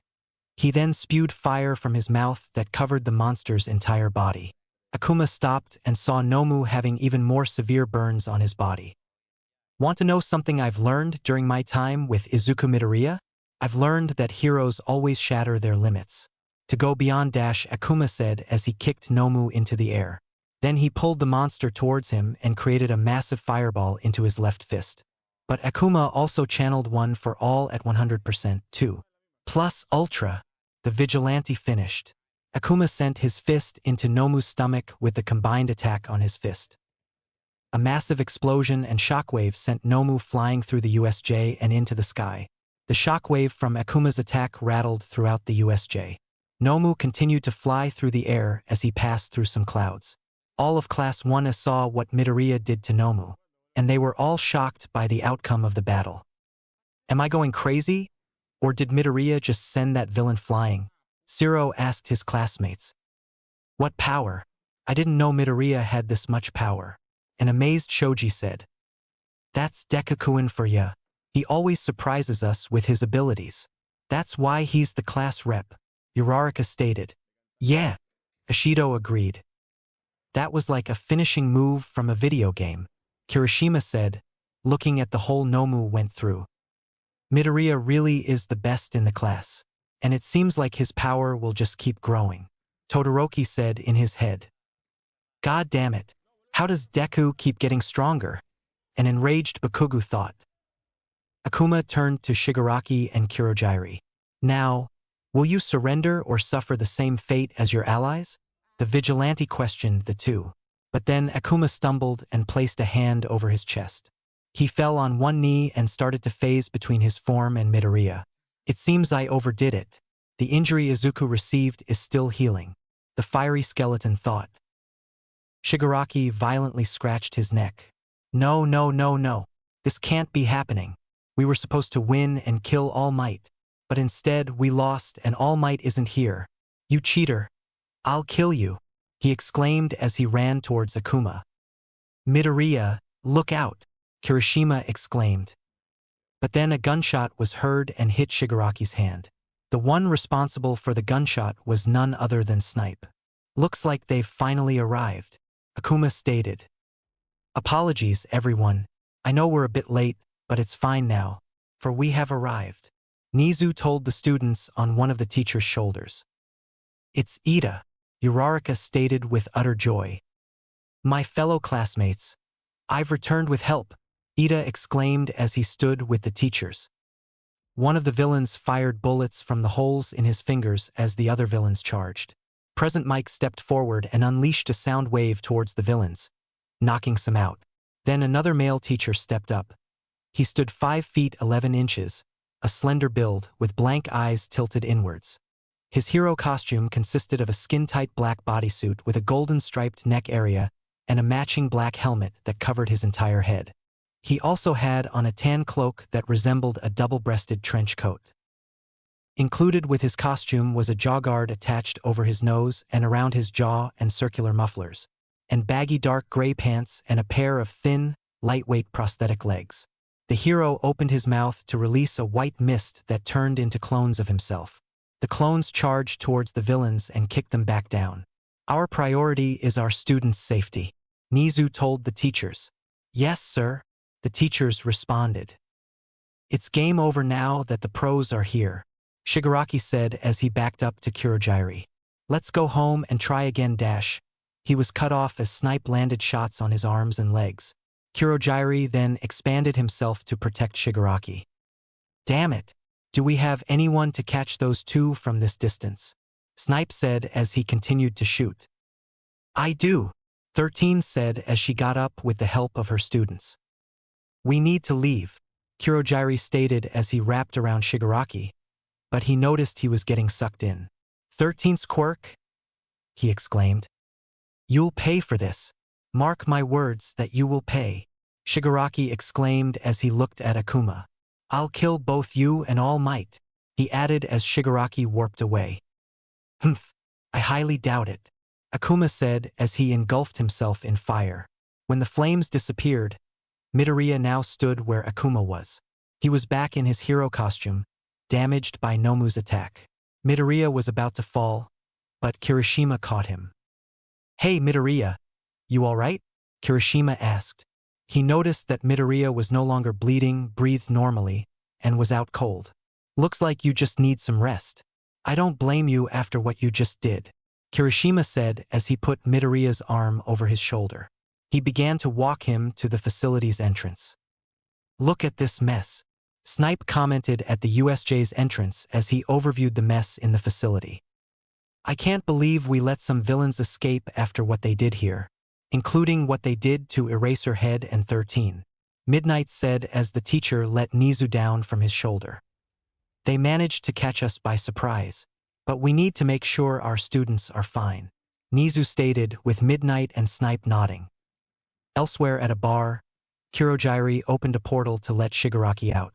Kurogiri then puts himself into an elegant suit with a tie and a metal brace that goes from around his collarbone to below his eyes. Getting shot in both arms and legs is painful, but not as painful as failing to kill a couple of students. Those new students were strong, especially with Akuma being with them.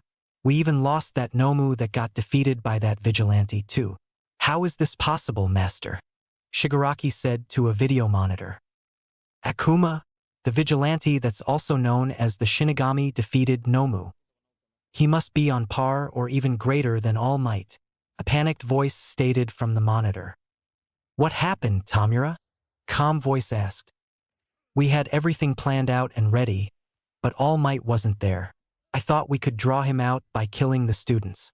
But then, out of nowhere, Akuma appeared and decimated us. He turned some of the villains to ashes and healed from any injury that happens to him. Shigaraki explained.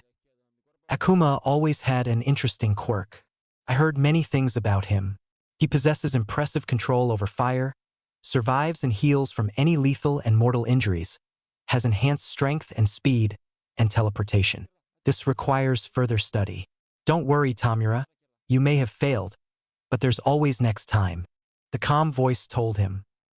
Yes, master, Shigaraki responded. Back at the USJ, the police arrived to arrest any villains that were still alive. Meanwhile, a male detective counted if all students were present. The male detective stood 5 feet 11 inches, short, black hair, and somewhat rectangular black eyes. His attire consisted of a tan overcoat and matching hat. Underneath, the detective had on a black suit, a green tie at his neck with matching slacks, and dress shoes. 16, 17, 18, 19, and 20. All right, everyone here appears to be unharmed, the detective said. Hey, where's Deku-kun? Uraraka wondered. Yeah, where is he? Zero asked. Oh, he's over there resting. Yaoyorozu requested to help. The detective answered as he pointed to the wall. Everyone turned to see Midoriya resting on Yaoyorozu's lap. She smiled that Midoriya was okay. Yaoyorozu also stroked his hair as Midoriya continued to sleep. Mineta and Kaminari, who was back to normal, grew jealous from the sight. That lucky bastard, Mineta exclaimed. Why is Midoriya so lucky? Kaminari questioned. But still, it was scary that some of us got separated. Lucky for me, I was teleported to where Todoroki was. He handled the villains that were with us single-handedly. Hagakure said as she pointed to Todoroki. I didn't even know she was there, Todoroki stated in his head. Aren't you wondering about moi? You wonder what I was doing with my sparkling light? Aoyama asked Kaminari, Tokoyami, Kirishima, and Koda. Interesting. You also fought with some low-level thugs, too? Tokoyami asked Kaminari and Kirishima. The 4 boys ignored Aoyama. Yeah, they underestimated us just because we're still in training, Kirishima answered as he slammed his fist into his palm. Did you miss me? Aoyama asked again in dramatic fashion to Shoji, Shiro, and Sato. It was really impressive that Midoriya sent that monster flying into the sky, Shiro said to Shoji and Sato. The trio also ignored Aoyama. Yeah, it must have taken some hardcore power considering that it was made to take out All Might in his prime, Sato stated. Agreed. It was really crazy that Midoriya beat it all by himself, too, Shoji added. Where do you think I was? Aoyama asked Azui as he placed a hand on her shoulder. Where? Azui asked. It's a secret, Aoyama answered with a pose and glitter appearing around him. Let's get these students back to the main campus. They've been through a lot, and we don't need to question them immediately, the detective told the other officers. Detective, what about Aizawa-sensei? Azui asked. He has both elbows broken, but they'll heal soon. He's going to be fine, the detective answered. What about 13-sensei? Ishido asked. Despite some lacerations to her back, 13th's gonna pull through good as new, the detective answered, which made the students happy. Now, let's get you all back to class, the detective stated. Sansa, the detective called out. A lean male with large yellow eyes and the head of a ginger tabby cat approached. Sansa's attire consisted of a pale blue button-up shirt with a protective vest over the top and dressed like the other officers.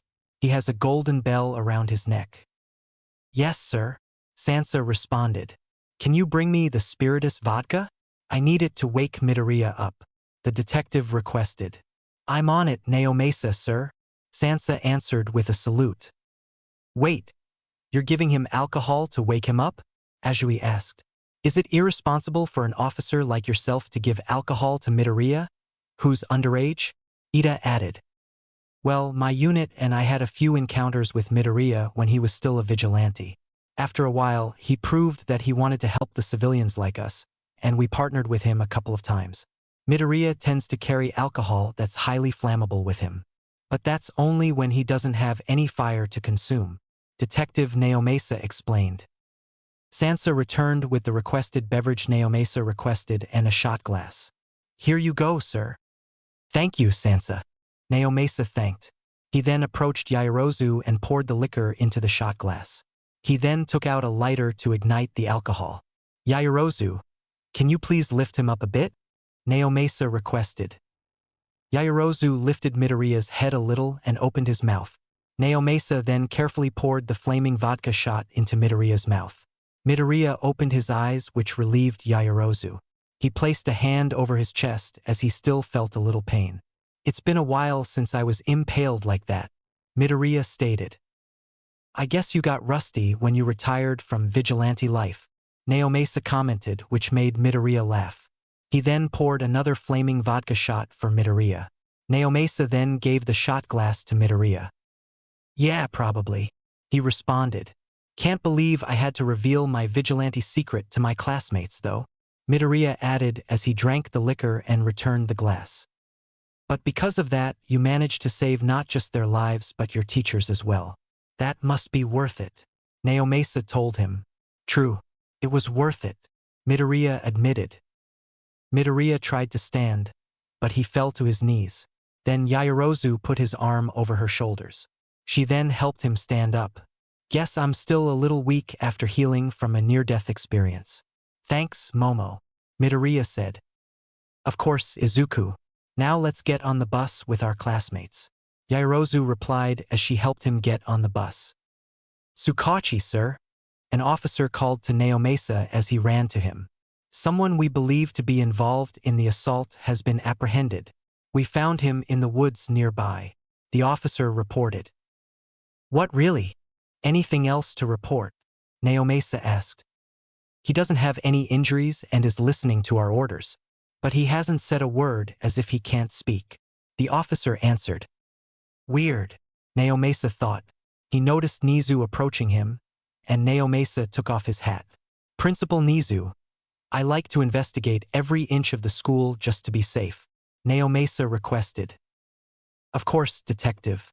You'll have full access to the campus for your investigation as we need your help in this matter.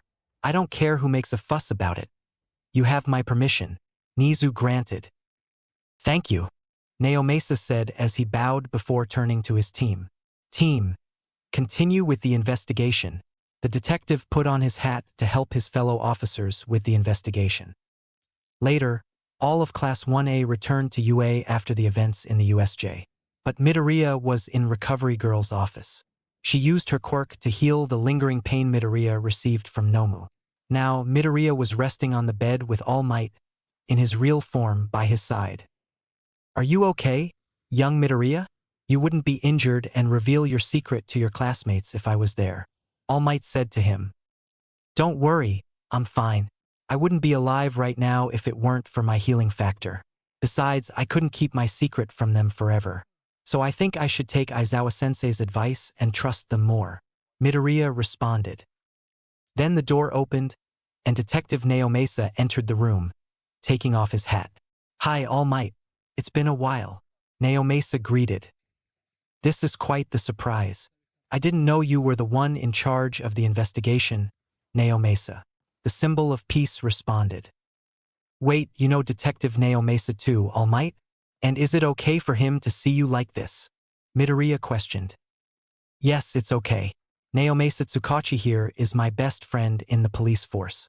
I trust him to keep my secret, but I didn't believe him when he told me he partnered up with you when you were still a vigilante. But hearing that you know him also shows me what he told me was true, All Might answered. Yeah, so it seems like I'm trusted with the secret of not just the #1 pro hero and symbol of peace but also the infamous vigilante too, Naomasa stated. As if you already had enough pressure already, Detective, Midoriya commented, which made All Might and the detective chuckle. Anyway, I need to ask Midoriya some questions about what happened at the USJ, Naomasa requested to All Might. Wait before you do that. I need you to tell me something. Are the students okay? Are 13 and Aizawa also okay? All Might asked the detective. You should thank Midoriya. Eraserhead only got 2 broken elbows, and 13 will be on her feet soon. Some students only have light bruises, but nothing fatal or mortal. They're going to be okay, so relax. Naomasa answered. That's great to hear, the symbol of peace replied. If this hero didn't step up and fight those villains, none of them would be here right now, the detective stated. That's not the big picture here, detective, Midoriya said, confusing both All Might and Naomasa. Midoriya got up from his bed and looked out the window and into the sunset. I may have beaten a threat that targeted All Might today, but the real threats escaped. But the other students of Class 1A did their best against the villains. We may still be training to become pro-heroes one day, but today we all had the heartbeat of a true hero, Midoriya stated. Both adults smiled at Midoriya's statement as they knew what he said held truth to it. Despite 2 villains being the real threat managing to escape, they didn't fulfill their mission. The villains failed to kill All Might and everyone at the USJ. All the Aizawa's class had experienced what they will face daily when they become pro-heroes. After this experience, everyone in 1A was more determined to become pro-heroes, so they'll ensure the villains won't do as they please. Chapter 10, Festival Announcement. Disclaimer: My Hero Academia is owned by Kohei Horikoshi, as Marvel owns Ghost Rider. I only own the story and the OCs that will appear in the story. Please support the official release. After the USJ invasion, UA was closed for a few days to let the students rest and recover from the experience. The police continued the investigation when the university was closed. Minus Aizawa and 13, all the UA staff met with Detective Naomasa Tsukachi. The meeting was about what they learned about the villains involved in the invasion. Our investigators tried to gather everything from these so-called League of Villains. We made some progress, but we don't have anything on Shigaraki so far. We went through records for men in their early 20s to 30s who possess a form of disintegration quirk. However, we came up empty, which goes for the Warp Gate villain, Kurogiri. So either they're not citizens or using an alias, hard to locate either way. Tsukachi reported. So we don't know anything is what you're saying. A man that stood 6'4" 1/2 inch with tan skin said. His build was broad but bulky and muscular, with scars on his left cheek and the left side of his thick neck. He has short pale gray hair spiked upwards and hung down over the left side of his forehead. His dark red eyes were small and thin, with his wide mouth having 2 prominent lower canines. His hero costume was a dark red skin-tight suit with a shallow U-shaped collar, exposing the middle of his pectoral muscles and lined with a thick black trim, matching the ones over his shoulders. Included with his costume were white over-the-knee boots and thick vambraces over his forearms. A thin wire snaked from his left vambrace to the back of his neck and red gloves. Around his waist are 3-piece metallic belts dipped downwards in the center. Finally, to complete his look was an orange mask over his eyes. This was the blood hero Vlad King. We have to track them down, Snipes stated to the others. I shot their ringleader, but if he heals up, he'll do something like this again. What a pain in the ass. Well, thanks to Midoriya, we know the personality of the leader, and about the Nomu we found in the woods. Detective Tsukachi announced. What did he give you? Midnight wondered. Midoriya described Shigaraki as a man-child because the attack on the USJ was too bold. No sane adult would plan a crazy move. Also, when Midoriya fought Nomu to save Eraserhead, Shigaraki kept talking about why he was attacking and how powerful Nomu was with his many quirks. Similar to how a kid who got a new toy from his father. Not to mention that Shigaraki explained his quirk. Only Nomu's, the detective stated. When Midoriya defeated Nomu and how he wasn't getting his way, Shigaraki looked like a kid throwing a tantrum and complained. Similar to an upset child. Tsukachi added. Smart to not tell anything about your quirk. But it was a foolish idea to reveal your ally's quirk and expose your main plan. Nizu commented. Yes, about Nomu. Midoriya said how it's an artificial human with 4 quirks. The detective announced. 4 quirks? That's impossible. Snipe stated. I agree. But we're talking about an artificial human, so it's possible. Nizu replied. The quirks are shock absorption, super regeneration, immense speed and strength. Tsukachi revealed. Yet, with those 4 quirks, Midoriya defeated it. Midnight pointed out. Indeed, as unbelievable as it sounds, that's what happened. The detective agreed. Yes, let's not forget that young Midoriya and his quirk are special cases. Unlike the others, his quirk comes with many different abilities other than flame manipulation. He can heal from life-threatening injuries, immense strength and speed, and summon weapons out of thin air. We don't know the limit of his quirk. All Might displayed. Indeed, on the next subject, 72 villains were arrested after the USJ invasion. However, some of the villains were killed by Midoriya, but we know why. The ones that were arrested were small-time criminals. You can find those villains in a back alley, but the ones killed had some murder and homicide charges. Tsukachi stated. We all know that Midoriya only kills villains that murder civilians and spare villains that didn't commit murder. But what worries me is that this man-child gathered them to follow his crazy plan. They saw him as a real leader. Criminals are starting to feel more pressure now that the world has heroes. That could be why they were so quick to aid in a simple-minded villain. The detective added. That makes sense. Vlad King responded. There are a lot of people out there looking for a cause to get behind. Snipe added. So, what can we do to stop them? Midnight questioned. Well, thanks to the heroes that we have the time to devote ourselves to this case. We'll expand our investigation and search for the mastermind responsible for the attack. Tsukachi answered. A man-child, huh? Nizu said. What is it, sir? All Might asked. In a way, he shares a common ground with our students. They both have so much potential. Like our students, I believe that someone may be guiding him down the path of villainy. Nizu said, which got all of his staff members thinking. Meanwhile, 2 men and 2 girls were in a military facility in an unknown location. They were all packing up to go to an unknown destination. All 4 were wearing white short-sleeve t-shirts, black cargo pants, and black combat boots. The first male stood at 6 foot 2 1/2 inch with tan skin, blue eyes, unkempt brown hair, stubble on his chin, muscular build, and appeared in his late 30s.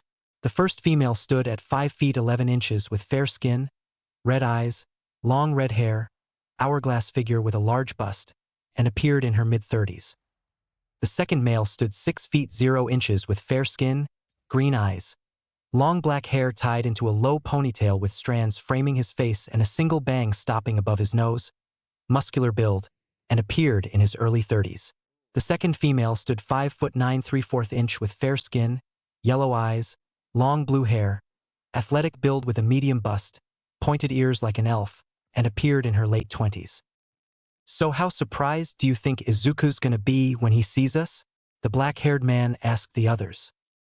Well, Mom already told him we're coming back, Yugo. But not this early, just like in 2 or 5 more days. The blue-haired girl answered. That's because our aunt heard what happened at UA Maki. Let's just say she wasn't happy when she heard our little bro got hurt. But she was happy to hear that he saved his entire class. The red-haired girl answered. Yeah, but now his classmates know his secret, Rika. And you know he never reveals it unless they're trustworthy. The brown-haired man told her. That's true. But Izuku didn't have a choice since he got impaled to save a girl. Ken. I'm more concerned about what they think of him. After all, he's pretty infamous with the people. Maki stated. And let's not forget that explosive Pomeranian is also in UA with Izuku. I swear if he tries some shit with our brother, I'm gonna send his ass to the hospital again, Rika said as she cracked her knuckles. And you think the multiple times you've done that to him in his high school days, Bakugo would learn by now. But unfortunately, he's too prideful to learn. Yugo commented. I also heard that the principal of UA wants to talk to our aunt about something. But what could it be? Ken wondered. That's when the intercom in their rooms came on, grabbing their attention. Guardian Squad, our VTOL has arrived at the landing deck. Get your luggage ready and meet me at the landing deck. We're ready to head back to Japan. Our destination is UA. A female voice announced. 5,000 yen says that our aunt attacks Izuku to see if he got rusty during his time away from us. Rika bet. I'll take that action. Yugo answered. A/N. 50,000 yen is almost equivalent to $50 in America. Come on, guys. Let's go surprise our little brother. Ken told his siblings. Ken told his siblings. /N Ken. The artwork doesn't belong to me. /N. Rika. /N. Rika. The artwork doesn't belong to me. /N. Yugo and the artwork doesn't belong to me. /N. Yugo and the artwork doesn't belong to me. /N Maki. The artwork doesn't belong to me. The next day at UA, the school continued as usual after the break. Class 1A, minus Midoriya and Ida, were seated as they waited for their teacher. Hey guys, did you see the news last night? Hagakure asked her classmates. Yeah, Ojiro answered. It was so cool. We had a few seconds of screen time, but I bet nobody noticed me, the invisible female stated. Probably not, Shoji responded. It's probably hard to stand out when you're just gloves and boots, Ojiro added. We're huge deals since those news channels love us. We're basically celebrities, Kaminari said. Yeah, it's kind of crazy, Kirishima commented. Get over yourself. The hero course that makes pros got attacked. That's all the media cares about, Jiro remarked. Imagine what would have happened if Midoriya didn't stop the villains or the teachers not showing up, Zero said. Why would you say that? I'm gonna pee my pants thinking about it. Mineta yelled but got cut off by Bakugu. Oh, shut up. Grow a pair, you loser, the ash blonde-haired man shouted. But man, Midoriya beat that bird guy. That thing was giving Aizawa-sensei a hard time, but Midoriya beat it, Sato stated. Yes, his power is incredible, Yaoyorozu agreed. That's when Ida entered the classroom. Good morning, everyone. I'm happy to see you all sitting, he announced. Yeah, but you're the only one standing, Zero pointed out. Dang it, Ida said as he sat down in his seat. Don't mind, Uraraka told him.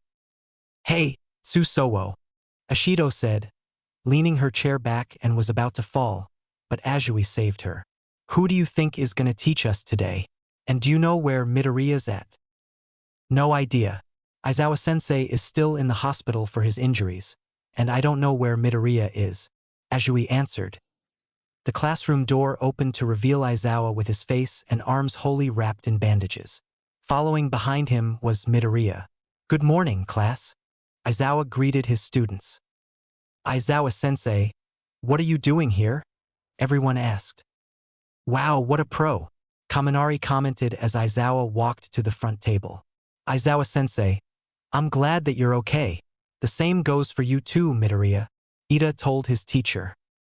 Aizawa doesn't look okay, Ida, Uraraka commented. My well-being isn't of your concern, Aizawa responded.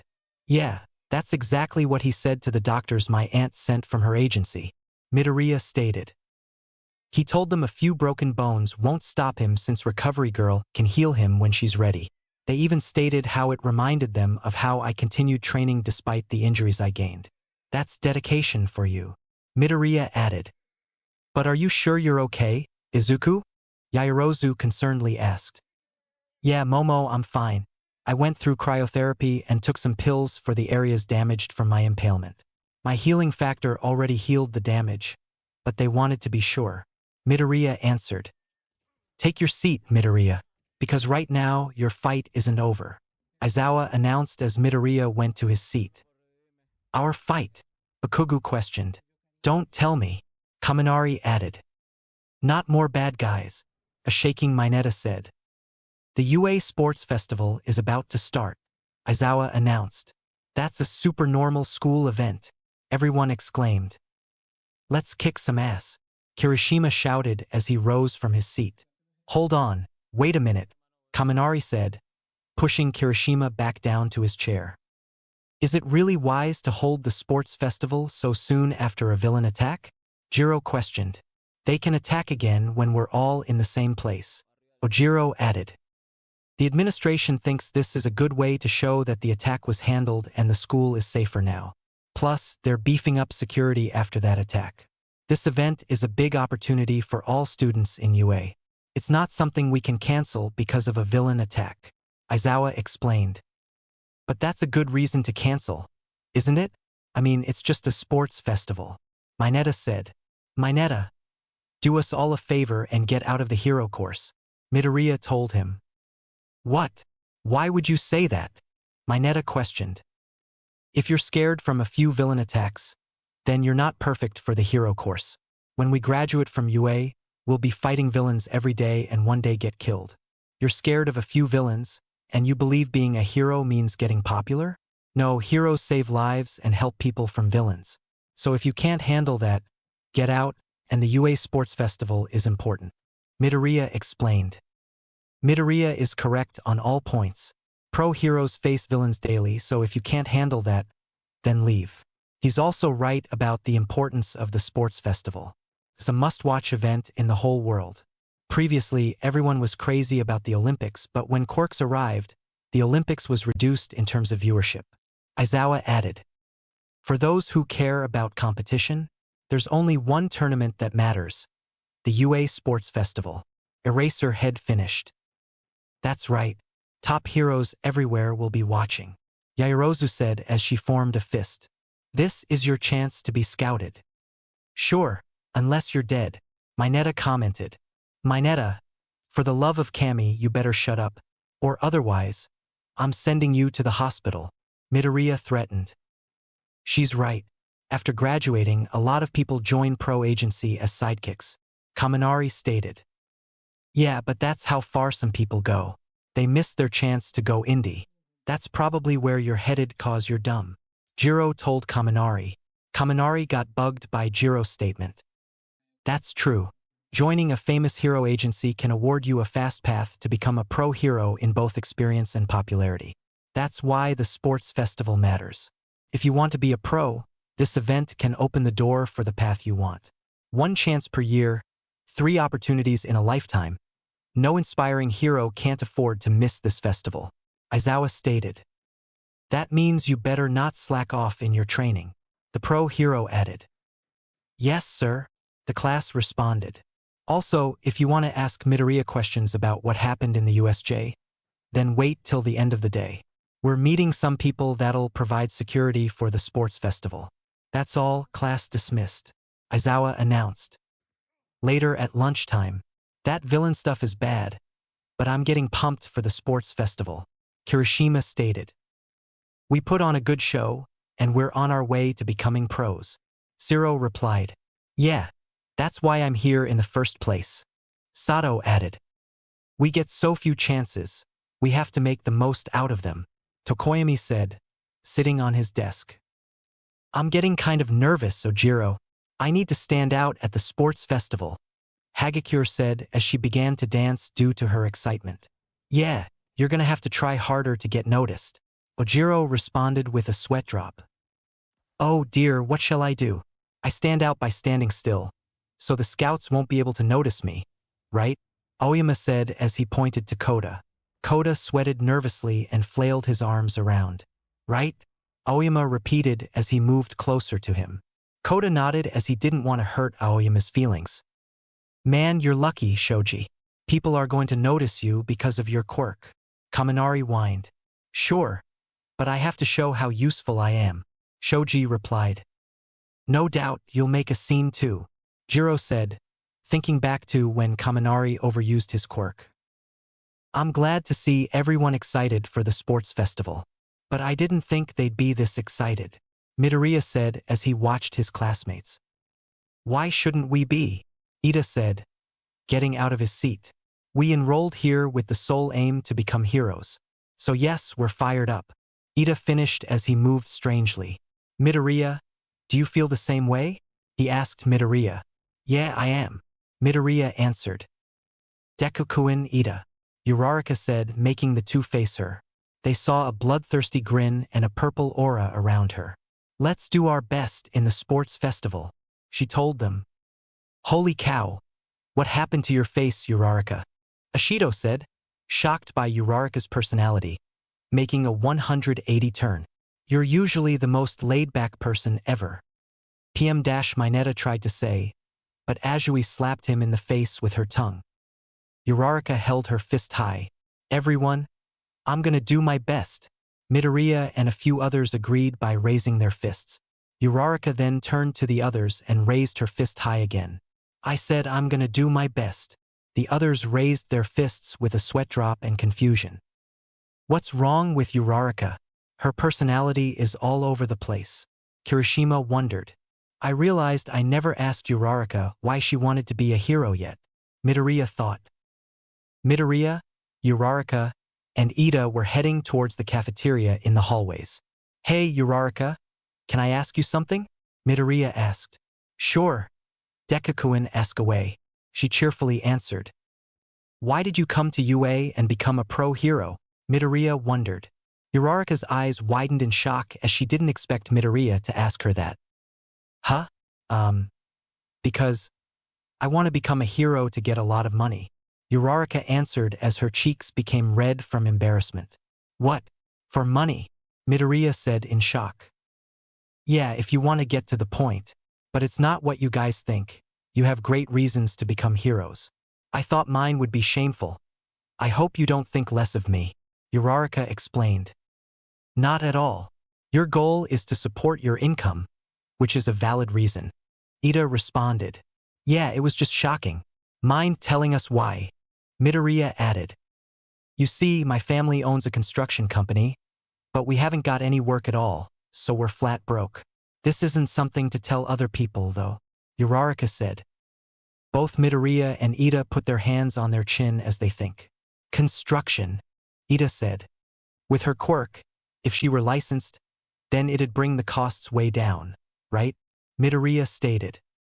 Indeed, they could sell their heaving lifting equipment as Uraraka can float everything. Ida added. I know, right? That's what I told my dad when I was a kid. Uraraka said. But she remembered her talk with her dad when she was a kid. You want to work for us? Uraraka's father asked with her mother beside him. Yeah, when I get big and strong, I can help mommy and daddy, Kid Uraraka said with tears in her eyes, for she desperately wanted to help her parents. I appreciate the thought, Ochako, but as your dad, I'd be happier if you could achieve your own dream. When that happens, you can take us to Hawaii, Uraraka's father told her with a smile. Uraraka gripped her shirt as the memory came to her. I'll become a hero and make a lot of money, to let my parents live an easy life, she said with determination. Midoriya smiled for Uraraka's reason. Bravo! Uraraka! Bravo! Ida exclaimed as he clapped his hands above his head. Ha ha ha ha! Young Midoriya is here. All Might, in his buff form, bellowed as he appeared and pointed to his successor. The three students looked at him in shock as they didn't expect him. All Might, what are you doing here? Midoriya asked. Lunch. You want to eat with me? The symbol of peace asked as he held out a wrapped bento box. He's like a maiden, Uraraka said while laughing. Ida nodded, telling Midoriya to go. Sure, I'll join you. Besides, I made myself some bento, Midoriya answered. Later at the cafeteria. I wonder what All Might wanted with Deku-kun. Uraraka wondered. I heard from Azui that Midoriya defeated a villain that was supposed to kill All Might. Maybe he wanted to show his thanks to him, Ida stated. Oh yeah, that's right. It was awesome. You should have been there, Uraraka responded. I believe that Midoriya may be the strongest student here, Ida believed. Yeah, Uraraka agreed.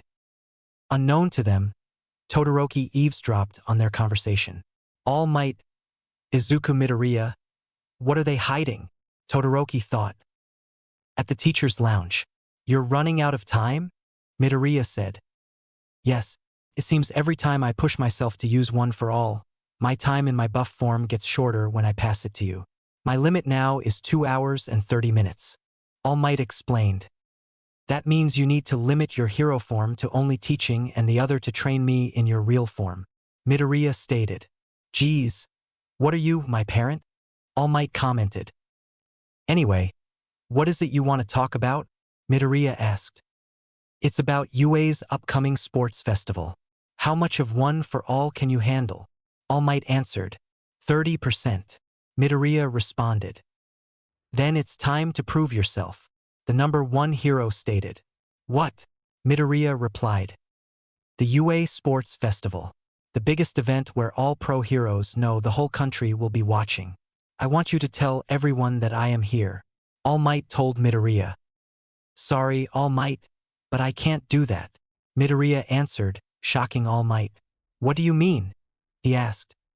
I know you're trying to make me the next symbol of peace, All Might, but I can't be a carbon copy of you. You became the symbol of peace in your own unique way. If I want to become your successor, I have to become one in my own way. If I copied you, I would just be in your shadow, and that's not who I want to be. Midoriya explained. When I was a kid, I wanted to be just like you. But now I want to be my own hero, not a copy of a well-loved hero. I'll surpass you and be the next symbol of peace, but I'll do it in my own unique way, Midoriya said with a big smile. Young Midoriya, All Might said with tears from Midoriya's speech. You're right, young Midoriya. You need to be a hero in your own way, and for that, I'm proud of you. Do your best out there, he said, smiling. You got it, Midoriya responded with a smile. Later at 3:20. What the heck? Uraraka said as she and her classmates stared at the crowd of students in front of their classroom. What's your business with 1A? Ida asked. What is this? We can't get out. What are you doing here? Mineta asked. They're here to inspect the competition, you idiot. What else? Bakugu answered. He walked up to the crowd. There's no point in doing that. Move it, you damn extras. You can't call people extras just because you don't know their names. Ida scolded. I came to see the rumor class 1A. I must admit I'm not impressed. A 19-year-old man said as he got in front of the crowd. The man stood 5 feet 10 inches with purple eyes with white pupils. His eyes were thin and somewhat triangular, pointing downward with no visible eyelashes. His eyes were half closed with dark bags underneath them. He has messy, indigo-colored hair that flares out in large tufts around his head and notably straight teeth. Are all Class A students like this? The indigo-haired man questioned. Seeing things like this disappoints me as there are a lot of students that couldn't get into the hero course. But the school gives us a chance because of the sports festival. They'll consider transferring you out. The reverse is possible, too. For me, even if you're in the hero course, if you get too carried away, I'll pull the carpet under your feet. I came to declare war. He's bold, too, Ida and Uraraka thought. Bakugu and the indigo-haired boy stared at each other until something cut them off. Hey, hey! A 19-year-old man screamed. He stood 5'9" 1/2 inch with long, chin-length messy gray hair. His black eyes tilted dramatically inwards, each lined with very thick, jagged, tan-colored eyelashes. The gray-haired man has a muscular build and rows of sharp, pointed teeth. I'm from Class B next door. I heard you fought with villains, so I came to hear about it. But you're getting way ahead of yourselves. Another bold person, Ida and Uraraka thought. If you hype yourself up too much, you'll embarrass yourselves. The gray-haired man exclaimed but was cut off by a gunshot. Everyone turned to see Midoriya with one of his handguns raised to the air. Sorry about that, but I needed to get everyone to quiet down. Let's try this again. My name's Izuku Midoriya, and I'm the class representative. Midoriya introduced himself, then pointed to Bakugu. Katsuki Bakugu, the class resident explosive, prideful Pomeranian here, doesn't speak for us, because he's the only arrogant one here. The hell you just say? Bakugu was cut off by Midoriya chopping his throat to keep him quiet. That'll shut him up for a while. Trust me, I have to deal with him during middle and high school. He thinks he's so amazing because of the praise he got for his quirk. Midoriya explained. Now, I understand you all came here because we fought with actual villains, is that correct? Midoriya asked the indigo-haired man. That's right, he answered. Well, let me clear things up about that incident. We all could have died if we hadn't stalled enough for the teachers to arrive. 2 of our teachers were hurt to protect us. We all survived because we trained ourselves to fight them one day. If we didn't, then none of us would be here right now. Midoriya explained. Being a hero isn't easy because we always have to make choices that can save not just our lives, but the lives of others, including training ourselves to the bone to protect them. One wrong move and we either get ourselves or the civilians killed. If you want to be in the hero course, show how much you want to help people from the villains, and how much you're willing to sacrifice to bring in a bright future for others. Midoriya added. The indigo-haired boy smiled before responding. I guess the hero course isn't full of arrogant people like I thought. You said your name is Izuku Midoriya, right? He asked. Yes, Midoriya answered. Well, my name's Hitoshi Shinso. I hope you accept my declaration of war on you and your class, Shinso said as he offered his hand for a handshake. It takes a lot of courage to do something like that, but if you have what it takes to be in the hero course, I can't wait to see you at the sports festival. I humbly accept your declaration, Shinso. Midoriya gives Shinso a handshake. Do people ever point out that you're too nice sometimes? Because that speech tells me you're a selfless guy. Shinso questioned. Nah, I think I'm more of an optimistic guy, but I can be quite selfless. Midoriya answered. Well, see you at the sports festival, Midoriya, Shinso said as the crowd left Class 1A's classroom. But everyone can hear the positive talk about their class with Midoriya representing them. Manly speech there, Midoriya. You showed them we're not arrogant people, Kirishima stated. Yeah, I'm sure Bakugo would have made it worse, Kaminari added. Expected of your class representative.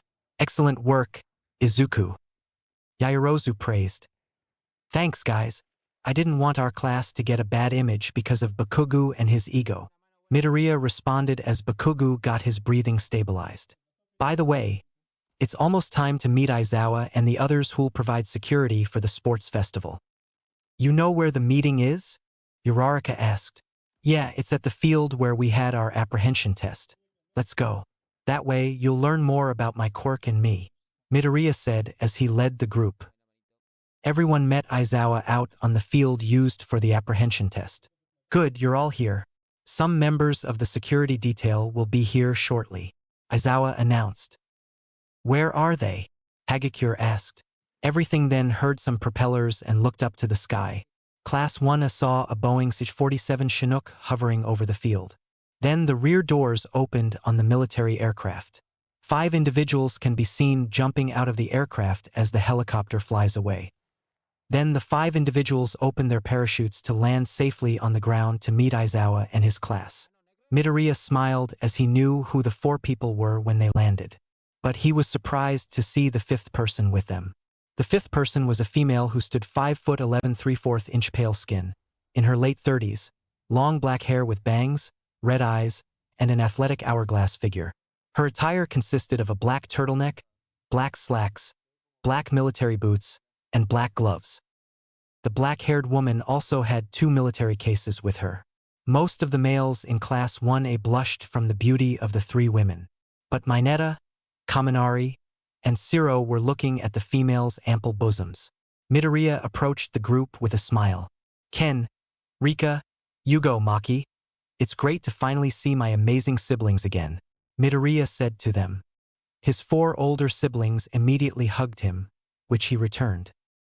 We missed both you and Mom, too. Our mission took a little longer than we thought, Maki stated as the siblings ended their hug. But we made sure to keep in touch with our significant others, but also you and Mom as well, Rika added. Yeah, our agency even threw a party when we heard that you passed UA's entrance exam but also took first place and broke All Might's record, Yugo included. Our co-workers partied like crazy when they heard that, Ken commented. But then Midoriya blocked an incoming kick from the black-haired woman. The woman then took out a knife. Midoriya's classmates, except Bakugo, wanted to help their class rep. However, Aizawa stopped them as both Midoriya and his attacker battled. Midoriya kept parrying the woman's attacks from her knife to find an opening. Midoriya kept parrying the woman's attacks from her knife to find an opening. Midoriya kept parrying until he managed to grab his attacker's knife, then landed a slash to her neck. Next, he slashes her legs before tripping her down. Midoriya then placed the knife to his attacker's neck. Guess that shows I'm not rusty, right, Aunt Hikaru? Midoriya said to the woman. Everyone was confused to see that there were no cuts from the knife on the woman's body. Everyone was confused to see that there were no cuts from the knife on the woman's body. Along with seeing the knife Midoriya held was a training knife. True, that shows you weren't slacking off on your training. But I'm more relieved to see that you were unharmed despite nearly dying, Hikaru said as her nephew helped her up. Looks like I owe you 5,000 yen, Yugo said to Rika. Midoriya, who are these people? And why did the woman attack you? Ida asked. Oh, everyone, I would like to introduce you to my siblings and aunt. First, my oldest brother and sister, Ken Mamoru and Rika Chibana. Then my older brother and sister, Yugo Shishiro and Maki Nashimori. And the lady who attacked me is my aunt, Hikaru Kiryu. Midoriya introduced. These people, along with my late father, helped train me to who I am now. /N. Midoriya's aunt, Hikaru. The artwork doesn't belong to me. You may know us by our hero alias. I'm the element hero Neos. The reason is that my quirk lets me control fire, water, earth, and air. Ken revealed. I'm known as the Spec Ops heroine Outrider. My quirk is called Aimbot, where my eyes glow to help me get accurate shots. Rika announced. I'm the Knight Hero Makai. My quirk lets me summon different armors that grant me different abilities depending on what I need. Yugo stated. I'm the Spiritual Heroine, Celestia. My quirk is Aura, where I can use my energy for different abilities. Maki happily said. And I'm known as the Combat Heroine, Battle Vixen. My quirk is Ergokinesis, where I can control energy for offensive or defensive abilities. I'm also the leader of these four and our agency, Hikaru announced. For those who don't know, the agency my siblings and aunt are in is known as Sentinel, a military-like hero agency that helps all countries in the world against everything that wishes to harm civilians like villains and terrorists. They're also the only hero agency to have diplomatic immunity for their services. Midoriya informed. Holy crap, Midoriya, you have a badass family. No wonder you have skills that are similar to a pro. Zero commented. Especially having two hot sisters and aunt. Mineta drooled. But then a gunshot was fired at the ground Mineta was standing on, making him fall out of fear. Aizawa students looked to see Kiryu holding a 5th-generation Glock 19. Better watch your mouth there, boy. My oldest nephews, nieces, and I are happily married. And trust me, you don't want to anger our significant other. Midoriya's aunt warned. Yeah, and also I prefer pussy over dick. Chibana clarified. Cammy, do you always have to be blunt, Rika? Midoriya asked his oldest sister. Yes, I do. And I'm proud of it, she answered. But the main subject for our arrival is that your principal requested that my agency provide security for your sports festival. There will be other pro heroes to aid as well, Kiryu stated. And also, you all learned our little brother's secret, Shishiro added. Speaking of which, how do you feel about knowing that he's the infamous vigilante known as either Akuma or Shinigami? Nashimori asked. At first, we were scared, but then we realized that he had never done anything to harm innocent people. All he did was deal with the villains. Azui answered. Yeah, it was scary hearing that he killed some of the villains he faced. But then I heard that he only kills villains that kill people. Ashido added. Despite not knowing his past actions as a vigilante, we learned more about Midoriya.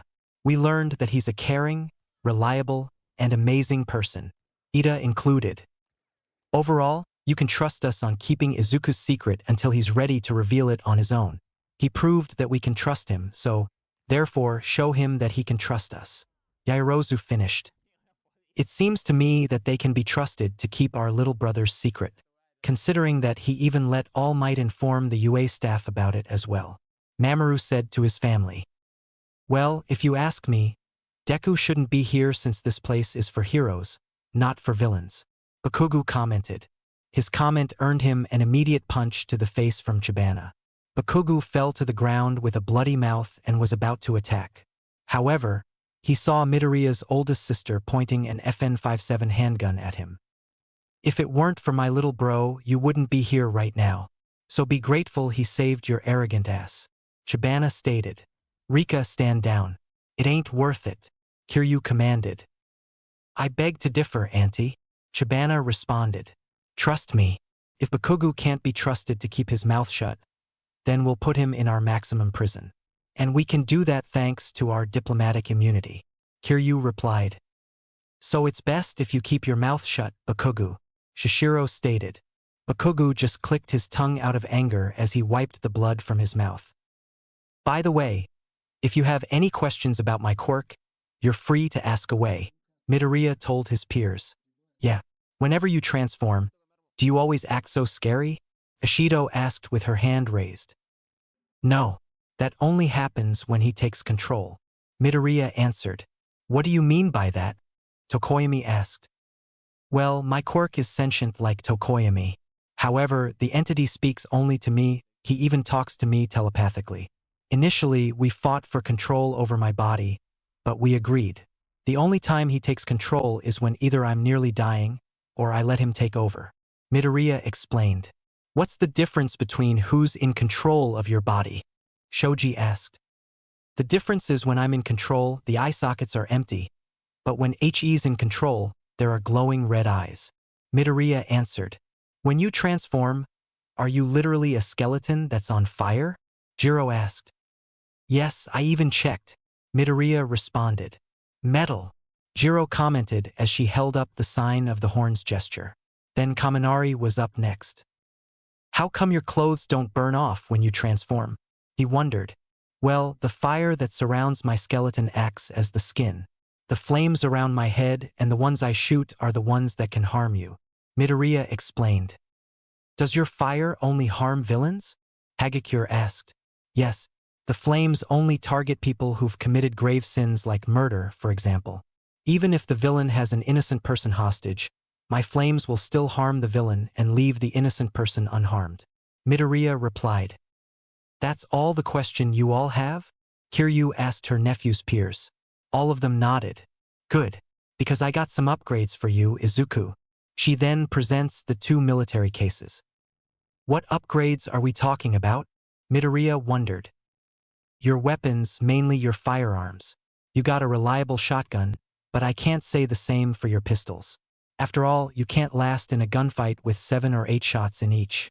So I carefully picked out the best pistols that are reliable and better, along with giving your shotgun an upgrade and another shotgun to back you up. Midoriya's aunt answered as she opened the 2 military cases. Midoriya opened the cases to see the new firearms his aunt gifted him. The first case held his 2 new handguns.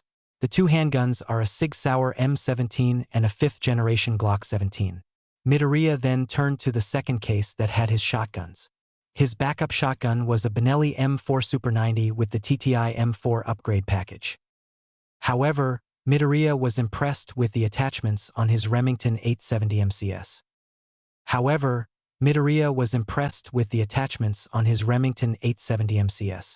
Hey, Aunt, what are the attachments you added? He asked. The attachments are a tactical 6-shot sure shell, LEO telescoping stock, magazine clamp with sling swivel and ambi sling loop from Mesa, a 618 FA shotgun for end and FM67 beam cover from Surefire, Voltor AR-15 buffer tube mil-spec, synthetic heat shield, CAA cheek piece, Limsaver AR-15 recoil pad, and troglotridium fiber optic sight. Kiryu listed. /N. Midoriya's upgraded Remington 870 MCS. /N. Midoriya's upgraded Remington 870 MCS. These are some amazing selections you gave me, Aunt Hikaru. Thank you, Midoriya said in amazement. I'm happy that you love them, Izuku, because you're going to be training with your siblings and me for the sports festival, Kiryu told her youngest nephew. Seriously? An excited Midoriya asked with his older siblings and aunt nodding. Oh, I can't wait to show off what I can do with your training. Midoriya then turned to his classmates. But I know for sure that I won't be the only one training for the sports festival. So I hope you guys are ready when we face each other. Because I want to see the fruits of your labor, Midoriya told his peers. Except for Bakugu and Todoroki, everyone nodded with a determined expression, as they didn't want to disappoint their class representative. Needless to say that Aizawa's students were excited and ready for the sports festival, for they have a chance to show off what they can do to the pros who'll be watching, but also show the world that the next generation of heroes will keep the world safe. Chapter 11. The Sports Festival. Disclaimer: My Hero Academia is owned by Kohei Horikoshi, as Marvel owns Ghost Rider. I only own the story and the OCs that will appear in the story. Please support the official release. All Might was in the teacher's lounge in UA as he decided to deliver a letter to someone. The same day when Eraserhead announced the sports festival to his students. The symbol of peace took a deep breath as he wrote the letter. Greetings. It's been a while since you heard from me. I know you told me to find a successor among the elite in UA. However, I decided to give my power to someone you wouldn't believe. After all, my successor told me about his past actions when he was a vigilante. Despite the blood on his hands, he showed how much he desired to protect innocent people from villains. This was further proven when he charged to save someone from a dangerous situation that made both myself and pros hesitate. I was inspired by his heroic nature and how far he was willing to protect people. Which is why I told the secret of my quirk, one for all, and made him my successor. This young man asked me if he could still be a hero despite having villain's blood in his hands. I told him yes when most labeled him as either a villain or monster. I was shocked when he protected his classmates and teachers from villains at the USJ. This young man has proven to be a worthy successor to my power, for he puts others' lives before his as theirs were more important. He undoubtedly will become a greater symbol of peace than I ever was. I hope you think the same when you decide to meet him. I'll keep you updated on what's happening and with my successor. Believe me, this young man will become a symbol that'll inspire hope in others and for villains to fear. Sincerely, Toshinori Yagi. An old man smiled when he read All Might's letter in his home. He took a bite of his taiyaki and put the letter down on a desk. The smile remained as he was eager to meet All Might's successor. Now colorful fireworks exploded in the skies at UA University to signal the opening of the sports festival. Meanwhile, the media were outside the school gate, waiting for security to let them through. The security line is huge. What's the deal? A female reporter questioned. The reporter was Yu Shimamura, the same female reporter who was able to break into UA with her cameraman. She was 5 feet 7 inches, light skin, brown hair in a high ponytail, and had her standard blue suit. /N. I don't know if that's her name, but work with it. /N. Yu Shimamura. /N. Yu Shimamura. Villains did manage to break into UA, so the university is making sure no shady character manages to get in. They even managed to get Sentinel to provide additional security too, though some people think the sports festival shouldn't happen. Shimamura's cameraman explained. That's perfect. Nothing brings ratings up more than a bit of controversy, including everyone wanting to see the heroes in Sentinel, especially everyone's attention to Class 1A, Shimamura exclaimed with determination. Inside the campus, visitors were buying food and souvenirs from stalls, but they are most excited about the sports festival. I'm always excited for the third years since they have the most experience with their quirks. It's their last chance to show what they can do, one male visitor stated. No way. This time it's the powerful first years. I can't wait to see them, a second male visitor replied. Hey, did you hear that Endeavor is watching the first year's sports festival? A female visitor revealed. No way, seriously? The first male visitor responded. Man, seats for the first years are going to be full, the second male visitor commented. Meanwhile, Empty Lady was with Death Arms and Kamui Woods ordering takoyaki at a stall. I'll take one order to go, please, Empty Lady asked. Whoa, Empty Lady, it's really you, the male takoyaki vendor exclaimed. And hold the salt, please, the female heroine requested. Of course, that'll be 500 yen, the male vendor stated. /N. 500 yen is equivalent to $5. Empty Lady, however, realized she didn't have her wallet on her. I don't have any money right now. Empty Lady responded cutely and pushed her bosom together. So cute. This one's on the house. the vendor exclaimed with a blush. Aren't you a deer? Empty Lady replied. Do you have any shame? Kamui Woods questioned as he and Death Arms stared at their friend's action. Later, the trio of heroes was walking around the campus. I hoped to do some scouting while I was here, Kamui Woods stated. Yeah, too bad we're stuck doing security work. Death Arms agreed. Seems like pro heroes aren't the only ones providing security. I noticed some Sentinel soldiers around. Maybe we'll even see some heroes that work with the only hero agency with diplomatic immunity. Empty Lady responded as she ate her takoyaki. She looked at the Sentinel soldiers around the campus, with civilians even greeting and taking photos with them. /N. Standard armor for soldiers in Sentinel. Meanwhile, another group was currently walking around campus. The group consists of 4 females and 1 man.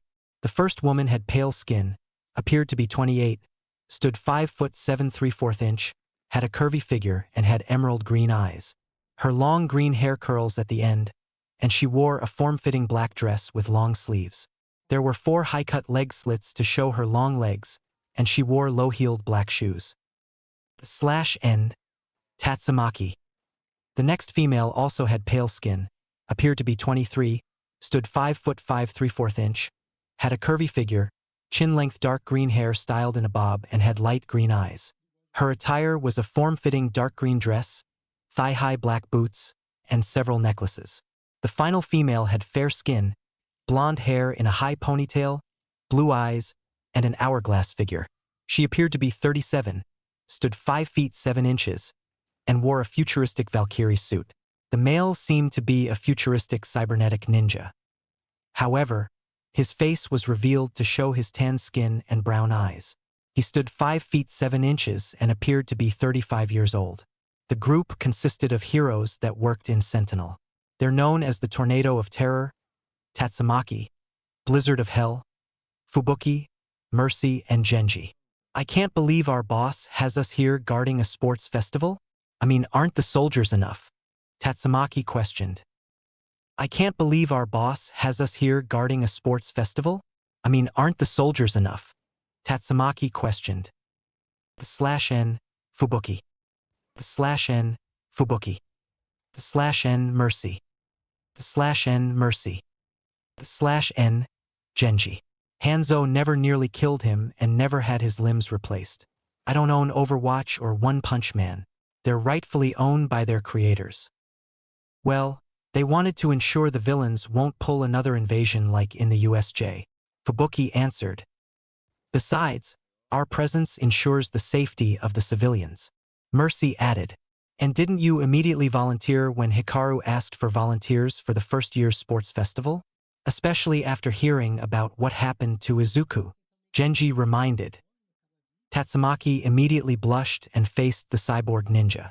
Did you get brain damage from your last mission? I didn't come here to make sure Izuku is well protected. I'm here to make sure everyone here is safe. Don't you dare forget that, or I'll send you flying, a blushing Tatsumaki exclaimed. Hey guys, wait for me, a female voice called out to the group. Everyone turned to see a girl who appeared to be 19 approach them. The girl wore a mecha battlesuit with a white bunny on the chest. She also had an athletic build and stood 5 feet 6 inches with brown eyes and long brown hair. This was another member of Sentinel, Hana Song, aka D.Va. D.Va, I was wondering where you were. What took you so long? Mercy asked the mech pilot. I was stuck in a long line at security and had to show I was allowed to carry my pistol, D.Va explained. Well, it's good that you are here now. We also got Cassidy, Ash, and B.O.B. stationed at another part of the campus. Genji informed her. What about Izuku's siblings and aunt? She did inform us that she and her older nephews and nieces will be here, too. D.Va wondered. They're actually in the stadium where the first years are having their sports festival. Now, let's keep moving and ensure no intruders get in. Fubuki answered. I agree. Besides, I want to see if Izuku didn't get rusty when he left us to start his hero career. Tatsumaki commented. This is Izuku we're talking about, Tatsumaki. The The same guy who managed to beat you and have you work with others. Knowing him, he'll win the whole thing with ease. D.Va stated. Let's just get moving. The sports festival for the first years is about to begin, Tatsumaki exclaimed with a faint blush on her face. Cassidy and Ash made a bet with the others to see if Tatsumaki and her sister or D.Va will confess to Izuku. Want to join in on that bet? Genji whispered to Mercy. Who got who? She asked. Cassidy, Ash, Torbjorn, Reaper, Moira, Sombra, Roadhog, and Junkrat got the two Esper sisters, while Hanzo, me, Reinhardt, Bridget, Winston, Tracer, Soldier, 76, Widowmaker, Mei, Farah, Ana, Zarya, Orisa, Bastion, Symmetra, Baptiste, Lucio, and Zenyatta got D.Va. Genji answered. My bet is on D.Va confessing. But this also reminded me of when the others made a bet on us. To see which one of us confessed and everyone who bet on you won. Mercy told the ninja. Genji rubbed the back of his head out of embarrassment. Still the best choice of my life when I first joined Overwatch before it merged with Sentinel. The ninja responded. The Valkyrie-clad woman then kissed the ninja on the cheek. Mine as well. Now let's not keep the others waiting, Mercy said as she and Genji joined the others while holding hands. Meanwhile, Class 1A was currently in their assigned waiting room until they get called out. Some of them mentally prepared themselves, while others were nervous. Man, I was hoping to wear my costume, Mina groaned. Some students aren't in the hero course, so having all of us in our P uniforms keeps it fair, Ojiro stated. I wonder what they'll do for the first round? Sato wondered. It doesn't matter. We must persevere, Tokoyami stated. Right? Shoji agreed. Ida then entered the waiting room. Everyone, time to get our game faces on. We'll be entering the arena soon, he announced to his peers. Midoriya cracked his knuckles and neck but noticed Todoroki approaching him. Midoriya, Todoroki called out. Something you need, Todoroki? Midoriya responded. From an objective standpoint, it's evident you are more powerful than the whole class and me, Todoroki stated. And, Midoriya urges Todoroki to go on. However, I will beat you, Todoroki answered. Whoa, what's with all these declarations of war lately? Kaminari questioned. Meanwhile, Bakugo was angrily growling. As if that damn villain is more powerful than me. You're declaring war on the wrong person. I will win this and become the future #1 hero, he exclaimed in his thoughts.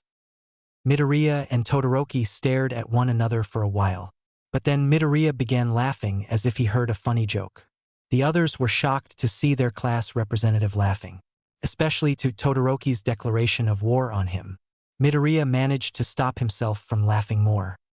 Sorry, but I hadn't a good laugh like that every time I embarrassed Bakugo in middle and high school. I didn't know you got a sense of humor from that serious expression of yours. Midoriya snickered, then noticed Todoroki's serious expression. Oh wait, you were serious. Well, we don't have much time, so I'm just gonna be blunt. There's no way in hell you're going to beat me, Todoroki, especially when you're using only half of your power, Midoriya told him, then turned to his peers. All right, everyone, let's get out there and show 'em what we're made of. Over at the stadium that was filled with civilians and pro-heroes. Hi-yi-yi-yi. Pay attention, everyone. Swarm and mass media welcome to the UA's annual sports festival. The first year's stage is set, and now it's time to meet them. Present Mike announced from the commentator's room. How did you convince me to do this? Eraserhead questioned. Same with me. Midoriya's aunt, Hikaru, wondered. She was in her hero costume, which made her appear like a ninja. /N. Hikaru's hero costume. /N. Hikaru's hero costume. I get lonely. Anyway, to start us off, please welcome the class who overcame a villain attack. With hearts of steel and unwavering spirit, Hero Course, Class 1A, Present Mike announced. Class 1A, led by Midoriya, stepped into the arena and were surprised by the stadium filled with people. Wow, there's so many people, Uraraka said nervously. Man, I'm getting nervous from all this, Kirishima said. Oh, suck it up, wuss, Bakugu commented. Okay, remember to show off your training for the past 2 weeks. Let's show the current pro heroes the next generation, Midoriya told his classmates. Next, also from the hero course, Class 1B. Present Mike announced as Class 1B entered the arena. Class 1B was led by the gray-haired man who had a determined expression. Then we have General Studies course, Class C, D, and E. The pro hero commentated. Shinso led the General Studies students to the arena. Coming now is Support course, Class F, G, and H. Present Mike stated. The Support course joined the other classes in the field. And finally, Business course, Class 1, J, and K. Present Mike finished. The Business course students arrived to meet their peers. Give it up for UA's first-year students, everyone, Present Mike exclaimed. Applause erupted throughout the stadium from the crowd. I bet we're just here to make the hero course look better, a general course student commented. Then a loud whipping sound was heard to quiet everyone. Now, the introduction speech, Midnight announced. She made most men and women in the crowd blush as she appeared in the arena. Wow, this year's umpire is the rated R hero, Midnight. One pro hero exclaimed. Amazing, a second pro hero commented. The other years don't know what they're missing, a third pro hero stated. Someone should talk to Midnight Sensei about her outfit, Kirishima said while blushing. Yeah, that costume should come with a warning, a blushing Kaminari added. Is that appropriate for a university? Tokoyami questioned. Mineta enthusiastically put up his thumb with a major blush on his face. This made him get a chop to the head from Midoriya. Silence, Midnight demanded as she whipped her leather flogger. Everyone went silent and gave her their attention. The heroine pointed at Midoriya with her flogger. Now, representing the first-year students, Izuku Midoriya, Hero Course, Class 1A's representative, but also the student who broke All Might's record in the entrance exam. The crowd was amazed to hear a first-year student breaking All Might's record in the entrance exam. Then the monitor showed Midoriya's skills in the exam, even what he did to the zero-pointer, further surprising and impressing everyone. Midoriya was embarrassed by the attention and surprised that he had to give a speech. Geez, giving me a lot of pressure here, especially in front of a crowd, no less, Midoriya muttered. You can do it, Izuku. Yaoyorozu encouraged him. Yeah, you always inspired us. So now it's time to show that to everyone, Deku-kun, Uraraka added. Yeah, you got it, Madrobro, Kirishima stated. Midoriya sighed as he went up to the stage. Then Midnight passed him a microphone. Take your time, she encouraged with a wink. Midoriya took a deep breath as he began his speech. I learned that all men are not born equal. That's true, as some are blessed with a quirk when they're born, while others don't. But sometimes, specific quirks will make people be labeled as either a hero or a villain, while the quirkless have lost hope to pursue their dreams because others believe they can't do anything. I know because I didn't get my quirk until I was 15, so I was either bullied or treated as an outcast. The crowd, along with the students, were shocked as Midoriya continued. When I didn't have my quirk, I still wished to become a hero. However, my former middle and high school teachers and classmates saw it as a joke. I was treated as their punching bag for students to demonstrate their quirks. The teachers would either turn a blind eye or downright encourage it. For 11 years, I went through this torment to the point where I wanted to give up everything. However, before I could, my late father, a pro hero who died in the line of duty, helped me. He told me that I was already a hero for my determination to help others. But when I gained my quirk at 15, I was labeled a villain. But I remembered something my father said that stuck with me. He told me that a quirk doesn't dictate someone becoming a hero or villain. What dictates you to becoming a hero or a villain is your actions and how you use your quirk. Those are the only things that say if you are a hero or villain. So he, along with my older siblings and his sister, helped train me. I went through hellish training that could have broken anyone. However, I managed to get through it because I was hellbent on becoming a hero and helping others. The reason for that is because I was inspired by my family, who were all pro-heroes. Even my mother, who isn't a pro-hero, I was inspired.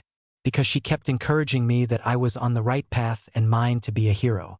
And right before me, I see students that desire the same thing. Everyone may see this as students from different courses trying to one-up the other. But all I see are future heroes in the making. Class 1B will become our brothers and sisters in arms. The general course either becoming pro-heroes themselves or other opportunities to help others like heroes. The support course helping the heroes protect others thanks to the gear they make. The business course guarantees that the heroes have a good relationship with the civilians. Hell, I know that the students in front of me have quirks that made them be labeled as villains or be mocked by their past peers. But all of that ends today here in this year's sports festival. Because what in the hell do those people know? They don't decide what path we want to pursue. The only ones to decide that is you and you alone. The current pro-heroes will one day have to retire as they can't do this forever. So it's time to show that the next generation of heroes ensures the future. If you have the determination, the will, and the spirit to help others and inspire them, then that already tells them we already got amazing heroes right now. And for those at home and the quirkless, the same applies to you as well. It's time for all of us to take that leap of faith to become a hero. It's time to make the impossible possible. Therefore, don't give up hope because of those who filled your minds with doubt. Prove them wrong as you show them your heroic spirit and will. Shatter your limit as it's time for all of us to go beyond. Plus ultra. Plus ultra. The crowd and students exclaimed as they applauded Midoriya and his speech. Even those outside the arena or at home praised Midoriya's speech. That was both inspiring and manly. I'm crying here, a crying Kirishima said. As expected of our class rep. Inspiring not just us but others as well. We must do the same as well, Ida said with tears in his eyes. Amazing, Izuku, Yaoyorozu said with a blush. That's what I'm talking about. Deku-kun, Uraraka cheered. Meanwhile, Bakugo just scoffed at Midoriya's speech, as he believes Midoriya was just spouting nonsense and empty promises. What an inspiring speech, Midoriya. Let's give this amazing man another round of applause, Midnight said as the crowd clapped. Thank you, everyone. To all of the students here, let's give it our all. Midoriya responded with a smile. Most people had to shield their eyes because of Midoriya's bright smile. So bright. One random student said, "Man, this guy's so pure." Another random student commented, "Damn, Shota. That student of yours is so nice and inspiring. His spirit is so bright my sunglasses aren't enough to protect my eyes." Present Mike said, "I know. I'm his teacher, and I can already tell that he thinks of others than himself." Eraserhead responded, including that he got some amazing role models to be inspired by. Maybe that's the reason for his brightness. Hikaru commented with a smile. And what you said is basically what your father, my brother Takaru, would say, Izuku. Good job, she added in her thoughts. Meanwhile, Yugo and Maki heard their little brother's speech from the upper row of the stadium's seating area. Yugo's hero costume made him appear like a gold and black knight with a lion's head. In contrast, Maki's costume made her appear like a magic user from a fantasy game. Did you hear our little brother's speech, Yugo? He sounds just like Dad, Maki happily exclaimed as she jumped up and down. Did you hear our little brother's speech, Yugo? He sounds just like Dad, Maki happily exclaimed as she jumped up and down. /N, Yugo's hero costume. /N, Maki's hero costume. /N, Maki's hero costume. Well, we did have a badass and amazing role model in our life, so it's up to us to ensure his legacy and spirit continue to live on. And our little brother just showed that, Yugo responded. Ken and Rika were in another area of the stadium's upper row in another part of the stadium. Ken's hero costume was a mechanized armor. In comparison, Rika's made her look like a military operator. Rika also wielded a Remington MSR sniper rifle. You think our little brother practiced that speech? Ken asked his sibling. /N, Ken's hero costume.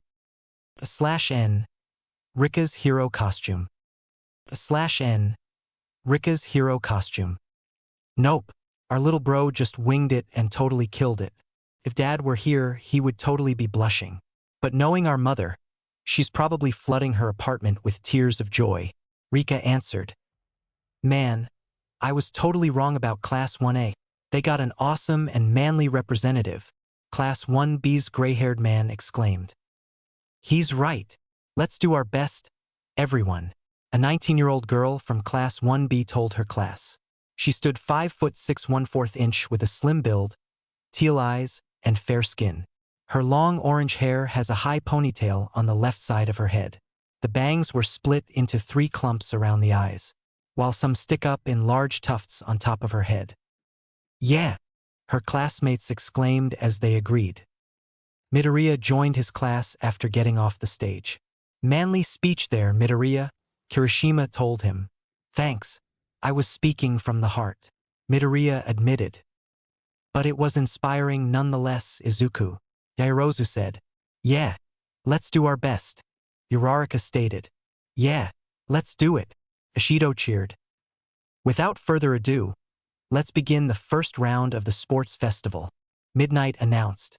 Everyone looked at the monitor behind the heroine as it spun. What will it be? She questioned as the wheel stopped at obstacle race. And we have our first round, Midnight exclaimed. An obstacle course for the first round? Sounds interesting, Midoriya commented. All 11 classes will run 4 kilometers outside of the stadium. The only rule for this race is no intentional harm to other students with your quirks. But you can use whatever advantage your quirk gives you as long as you remain in the course. Midnight explained. Take your places, everyone. All the classes gathered at the tunnel and waited for the signal to start the race. The countdown began until it reached 1. Start! Midnight shouted to begin the race. And off they go. How about some commentary, Mummy Man and Female Ninja? What should we pay attention to first? Present Mike asked Eraserhead and Hikaru. The doorway, they both answered. All the students had a hard time getting through the narrow tunnel. It's too narrow, one student said. So they're testing us on how we get through this, Midoriya mentally said as he struggled in the tunnel. This is the first obstacle, Todoroki said as he froze the tunnel and made it out of the tunnel. Apologies, he added as he froze the other students' feet. You're going to have to do better than that, Todoroki, Yaoyorozu exclaimed. She created a large staff to vault out of the tunnel. You're not getting ahead of me. Icy hot, Bakugo shouted. He used his explosions to fly out of the tunnel. Don't count me out just yet, Kirishima exclaimed as he jumped out. Sorry, but not gonna happen, Ojiro shouted as he used his tail to vault out. You can't stop my brightness, Aoyama said as he fired a laser to help him escape. Starting big, huh? Maybe I should too, Midoriya said as he teleported himself out of the tunnel. He then channeled one for all to his legs and began running. I didn't expect so many people to dodge that, Todoroki said as he continued to run. That's because you underestimate them too much, Midoriya told him as he appeared next to Todoroki. You're already here? How? Todoroki questioned. My quirk, Midoriya responded. But they both noticed Mineta bouncing off his balls towards them. How foolish of you two. I foiled your plans, Mineta exclaimed as he took a ball off his head. Prepare for my special attack. Grape dash. But then a giant metal hand smacked Mineta down to the ground. Midoriya snickered for a bit. But then he turned to face the first obstacle. The other students arrived at the first obstacle. The first obstacle on the field has arrived. Robo Inferno, Present Mike announced. Aren't those the 0-pointers from the entrance exam? Kaminari questioned. Where does the school get the funds for those? Yaoyorozu added. They went through a lot of trouble, but they should have prepared something more difficult, Todoroki said. He used his quirk to freeze the 0-pointers. Since dear old dad is watching, he added after taking a breath and started running. He stopped them, one student announced. We can get through between the legs, a second student stated. I wouldn't do that, considering I froze them to unbalance them, Todoroki stated. The 0-pointed began to fall towards some students. but Midoriya summoned his katana to his hands. He ignited the blade to unleash flaming slashes on the falling mechs. The frozen zero-pointers fell the other way with the flaming strikes melting them. Amazing! Izuku Midoriya saved fellow students from the falling zero-pointers. Present Mike announced. Midoriya sheathed his sword and turns to the students. Is everyone okay? He asked. Some of us, but I saw Kirishima and that gray-haired dude from 1B ran under the zero-pointer. Kaminari answered. What? Midoriya exclaimed. But then Kirishima burst out of the zero-pointer with his quirk activated. I'm alive! Kirishima exclaimed. Then the gray-haired man from 1B burst out as well. I'm gonna smash that guy when I get my hands on him, the gray-haired man said with his whole body becoming steel. Man, how am I gonna stand out when we're the same? Kirishima said with tears in his eyes as he ran. What do you mean?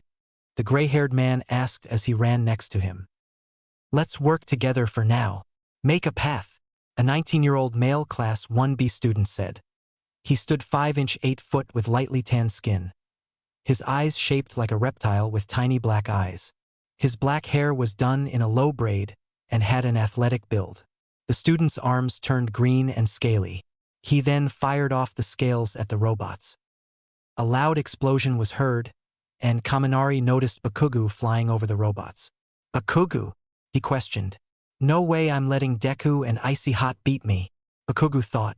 Class 1A's Bakugo blasted over the obstacle.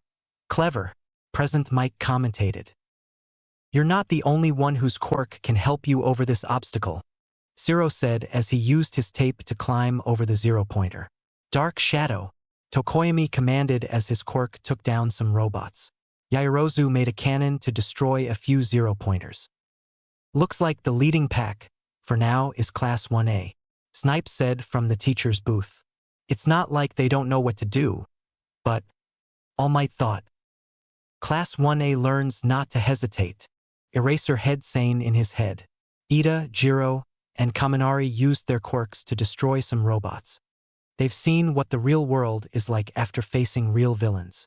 Aizawa added. Uraraka and Ojiro also used their quirks against the robots. Yet they fight on and try to overcome that fear. They've all grown and know to act quickly to stay alive. Class 1A's homeroom teacher finished. Better off to dodge those sometimes. But a smart shot will take down those big, slow, dumb robots. A hunk of metal is easy to hit as long as you know where to hit, Snipe stated.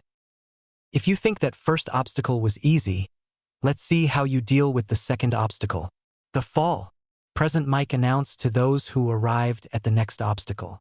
The second obstacle was a massive hole. Stone pillars were in the hole connected by rope. Todoroki used his ice on the rope to slide across. In contrast, Bakugo used his explosions to fly through. When did they have time to build this? Uraraka wondered. How deep is the hole? Ashido wondered. Time to show off the training Genji gave me, Midoriya thought. He channeled one for all to his legs. Then he began to bounce off each platform like a ninja. See you at the finish line, Midoriya told the others. Wow, Midori is like a ninja, Ashido commented. Class 1A's Midoriya caught up with Todoroki and Bakugo, Present Mike announced. Hehehe. A female voice laughed, making Uraraka and Ashido turn around. They see a 19-year-old girl with salmon pink hair in thick dreadlocks and sideswipe to the right. She stood 5 feet 3 inches with a mature build, fair skin, and had red and gold over her eyes. The girl also had oversized boots, utility belt, and what could be a jetpack over her shoulders. Yes, it's my chance to show off what I can do. My support items to steal the spotlight, the salmon-haired girl exclaimed. You're from the support course, Uraraka said. Hey, how come you can bring all that stuff? Ashido questioned. The hero course students get combat training for their quirks. The support course can bring any gadget we want to keep things fair, as long as we developed it ourselves, the salmon-haired girl explained. So sit back and enjoy the show. She fired a wire towards a stone pillar. This is the perfect obstacle to show off our genius and creations. For any companies here that want to recruit us. The girl then takes off towards the cliff. I hope employers are watching, The salmon-haired girl hoped as the wire pulled her upward. My super cute babies are for sure to make an impression, she said as her boots hovered above the pillars. I won't lose, Uraraka said, running to the cliff. This is so unfair, Ashido commented as she followed Uraraka. In the world of pro heroes, it's hard to get popular without a flashy quirk. Right, Eraserhead? Present Mike asked him. Aizawa was annoyed by his colleague's comment.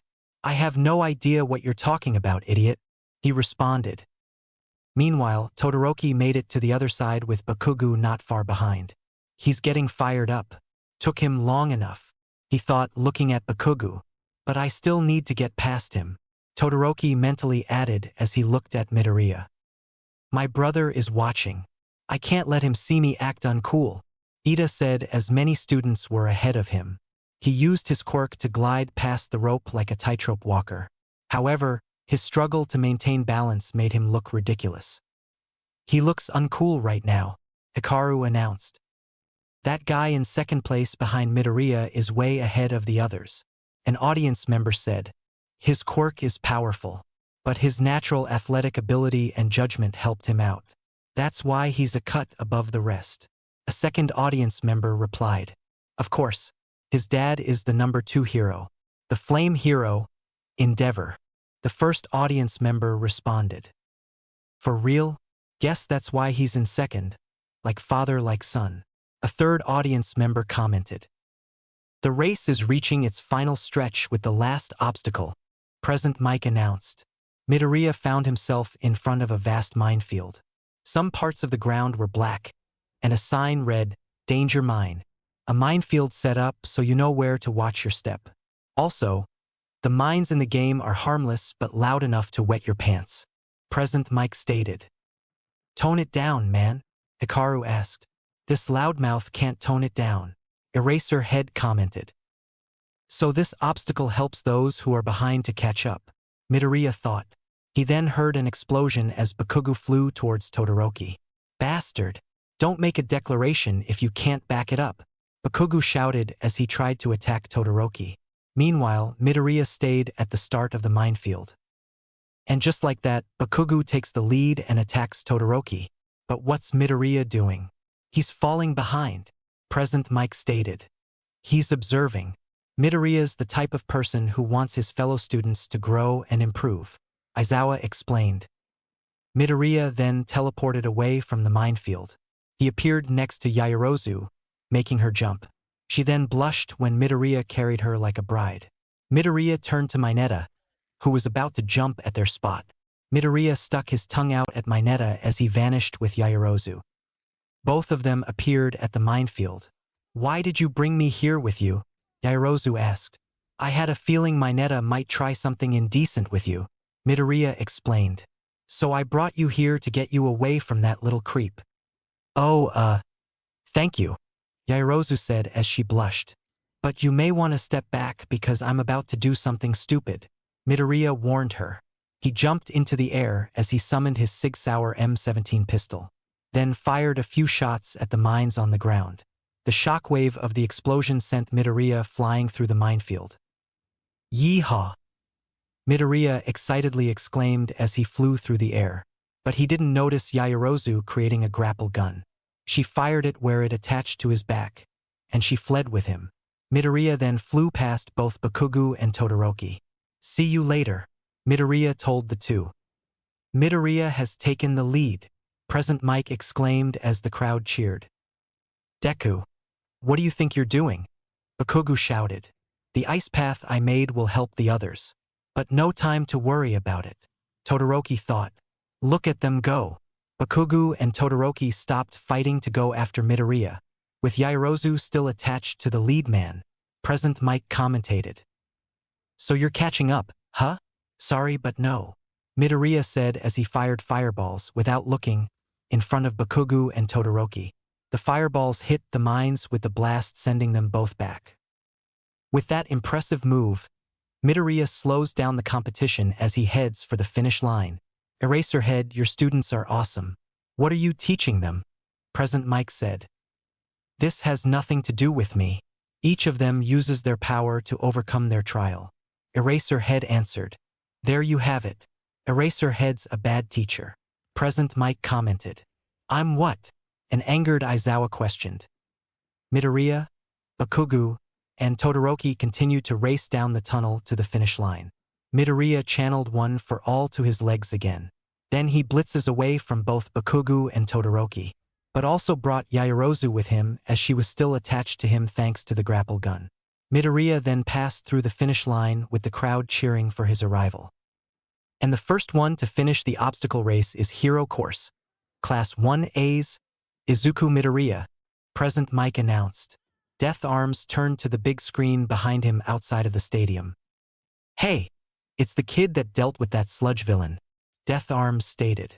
Oh yeah, the same one MT Lady kissed for his bravery, Kamui Woods added. Meanwhile, in a dark room in an unknown location, Shigaraki was watching the sports festival. That brat again, Shigaraki hissed. Back at the stadium, Midoriya looked around at the people cheering for him. But then he noticed Yaoyorozu's grapple hook on his back. Midoriya saw the line was reeling in and wondered how it got on him. Izuku! Yaoyorozu screamed as Midoriya saw her heading towards him. I got you! Midoriya exclaimed as he caught Yaoyorozu as they both fell. That explains the mysterious grapple hook on my back. Good thinking there, Momo. Midoriya praised. Thank you. Though the ride was quite terrifying due to your speed. Yaoyorozu responded. Hey, Izuku. Stop flirting with your girlfriend. We're live, you know? Hikaru told her nephew. Midoriya realized that Yaoyorozu was on top of him, and they both blushed. Then they stumbled back to their feet, embarrassed. Both flustered teens looked away as the crowd giggled. Then Todoroki came in, followed by Bakugo, and the others came in. Damn it, I lost to him again, Bakugo growled. This festival is a competition where everyone aims for the top, even if it means defecting from your friends and peers, to get the attention of a pro hero that's watching. For pro heroes, popularity plays a huge role in their career. So everyone's want to be the best, and you, my boy, are the best, All Might said in his head. Deku-kun, that was amazing, Uraraka praised. Ida, however, was sulking as he lost at a test of speed. Oh, thank you. You did pretty amazingly yourself, Midoriya responded. The first game for the first-year students is over. And what a spectacular display we got from them, Midnight announced. Now, let's take a look at the standings, shall we? She added as a screen showed the results. 1. Izuku Midoriya 2. Momo Yaoyorozu 3. Shoto Todoroki 4. Katsuki Bakugo 5. Ibara Shiozaki 6. Juzo Hananuki 7. Tenya Ida 8. Fumikage Tokoyami 9. Zero Hanta 10. Ijiro Kirishima 11. Tetsu 12. Mashireo Ojiro 13. Yosetsu Aways 14. Tsuyu Azui 15. Mizo Shoji 16. Ochako Uraraka 17. Rikido Sato 18. Minru Mineta 19. Mina Shido 20. Koji Koda 21. Kyoka Jiro 22. Sen Kaibara 23. Kozai Tsuburaba 24. Denki Kaminari 25. Kojiro Bondo 26. Reiko Yanagi 27. Hitoshi Shinso 28. Itsuka Kendo 29. Jiroda Shishida 30. Shirhai Kurwaro 31. Yui Kodai 32. Hiryu Rin 33. Nirenjiki Shota 34. Kinoko Komori 35. Tagaru Kamikiri 36. Nito Minoma 37. Pony Tsunotori 38. Toru Hagakure 39. Setsuna Tokeage 40. Manga Fukudashi 41. Mei Hatsum 42. Yuga Aoyama. Only the first 42 contestants will advance to the next round. But don't get down if you didn't make the cut. We've prepared other opportunities for you to shine, Midnight announced. Now, let's see what the next round will be, Midnight stated as the wheel began turning. The wheel then stopped at Cavalry Battle. Cavalry Battle? Man, I suck at those, Kaminari stated. It's not an individual event. How are we going to be split up? Azui wondered. The rules are the contestants can team up to teams of 2 or 4. It may look like a normal cavalry battle, but there's a difference. Each player is assigned a point value based on the results of the obstacle course. Midnight explained. I get it. A point system like the entrance exam, pretty simple. Sato realized. So that means each team will have a different point value depending on the team. Uraraka stated. That's right. Ishido commented. Maybe you should be silent and let me explain the rules. Midnight scolded before collecting herself. Now, each point assigned goes up by 5 points from the bottom. For example, 42nd place is worth 5, and 41st is worth 10. However, the point value assigned to first place is worth 10 million points. All eyes then went towards Midoriya.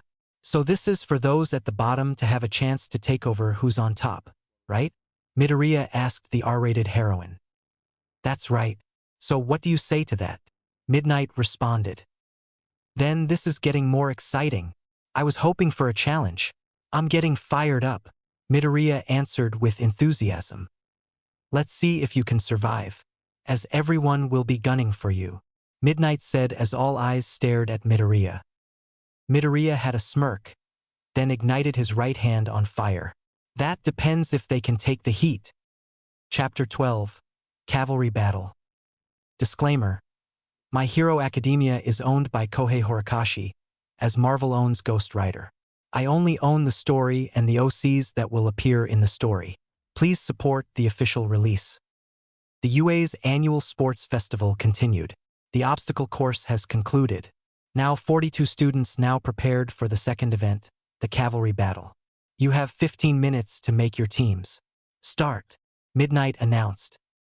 Midoriya was well aware of the target on his back. This makes it a lot more difficult to build a team, since others will look for those who will aid in taking him down. Meanwhile, Death Arms, Kamui Woods, and Empty Lady had taken some time outside the stadium to rest. But the trio couldn't help but observe the event on the monitor. The sports festival isn't about how to prepare for certain situations, but simulating the competition they'll face as a pro. Death Arms stated, smoking a cigarette. What do you mean? Empty Lady wondered. We know this country is overflowing with hero agencies right now. If you want to put food on the table, you got to step on other heroes. That was the point of the first game. Death Arms explained. That's a sad way of viewing our job, Empty Lady stated. Seriously? You never have a problem stealing the spotlight. Kamui Woods reminded her, considering she took out the giant villain he was about to capture during her debut. But there will be times where you need to work together.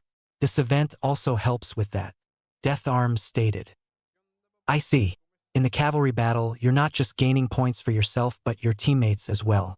You also need to know how to make different quirks work together and see who you're compatible with. Empty Lady responded. Similar to coordinating with your sidekick or training your quirk with other agencies. Kamui Woods added. These kids are doing stuff that'll become part of their daily lives once they become pros, Death Arms said. They got a long road ahead of them, Empty Lady added. Back in the arena, Bakugo was surrounded by some of his classmates. You should team up with me, Sato offered. No, you definitely want me on your team, Ishido suggested. I don't want to beg, but please, Aoyama pleaded while clutching his stomach. Wait. Remind me what your quirk is again, and your name, Bakugo responded, which shocked them. Are you kidding me? We're classmates, Ishido stated. Are you that self-centered? Sato added. He's a hothead, but he came in fourth with 195 points. Considering how versatile his quirk is, I'm not surprised people want to join him, All Might thought. Hey Bakugo, I tried to team up with Todoroki, but he already got a team, so we should team up, Kirishima told him. Hey shitty hair, Bakugo responded. My name's Kirishima, and my hair isn't that different from yours. Come on, you want to be the rider, right? So you need a strong front horse who won't get hurt by your blasts. And I'm that man, Kirishima suggested as he activated his quirk. I need someone with guts, an intrigued Bakugo said. My quirk was made for this. I got you covered, man. Let's go and get that 10 million points, Kirishima stated. All right, you're in, Bakugo responded. Shoji, Mineta called out. What? the six-armed man asked. None of the girls want to team up with me. Please be my partner. Mineta cried. I'm too tiny to be a horse, and nobody wants me to climb on top of them, so I can't be a rider, he added, but Shoji walked away. With your big body and those tentacles, you can cover me completely so no one can take my headband, Mineta stated, which caught Shoji's attention. Good idea. Let's team up, Shoji told his dwarf classmate. I was right about people sticking with their homeroom class. Too much of a risk if you don't know someone else's quirk. But now, I should ask Midnight Sensei if I can solo this event. Midoriya mentally said. Hey, Deku-kun, Uraraka called out to him. What is it, Uraraka? Midoriya wondered. Let's team up, Uraraka told him. Before Midoriya could answer, Yaoyorozu walked up to him. Izuku, can I join your team? Yaoyorozu asked, shocking him. Are you too sure you want to team up with me? I got a huge target on my back, Midoriya told them. Of course, Todoroki did offer me, but I declined it. Anyone who teams up with you has a great chance of winning, considering your skills and training. And I have complete faith in you, Yaoyorozu stated. Yeah, everyone is going to gun for you, that's true. But it's better to team up with the people you like, Uraraka added. Midoriya blushed, and a smile appeared on his face, then grabbed the two by their waist and spun around. You two are lifesavers and great balls of sunshine. You know that? Midoriya happily exclaimed. He put them back down as both girls blushed from the hug.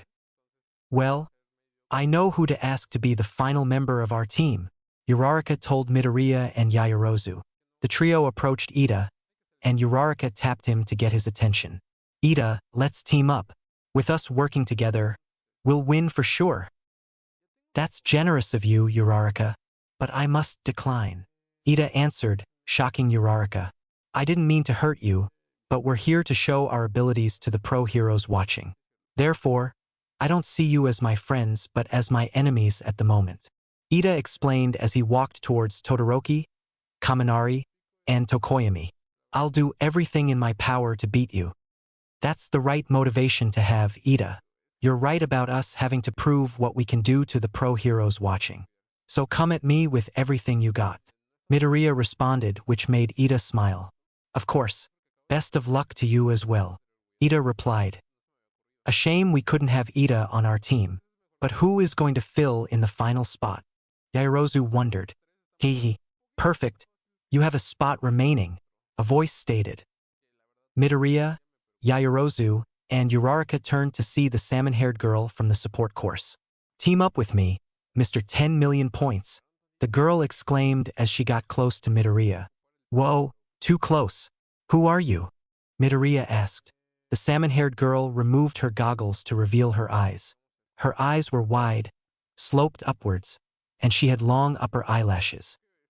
The salmon-haired girl's irises are green-yellow with a cross at the center, making it look like scope lenses. The name's Mei Hatsum from the support course. She introduced herself. Oh, you're that weird girl from the obstacle course, Uraraka stated. We haven't met, but I would like to use your position to my advantage. Teaming up with you will put my babies in the spotlight, especially for the big company CEOs who are tuning to the sports festival, Hatsum stated and got closer to Midoriya. By that logic, this is the best way for me and my babies to get recruited, she finished. Whoa, slow down for a bit. What do you mean by babies? Uraraka asked but noticed Hatsum ignoring her.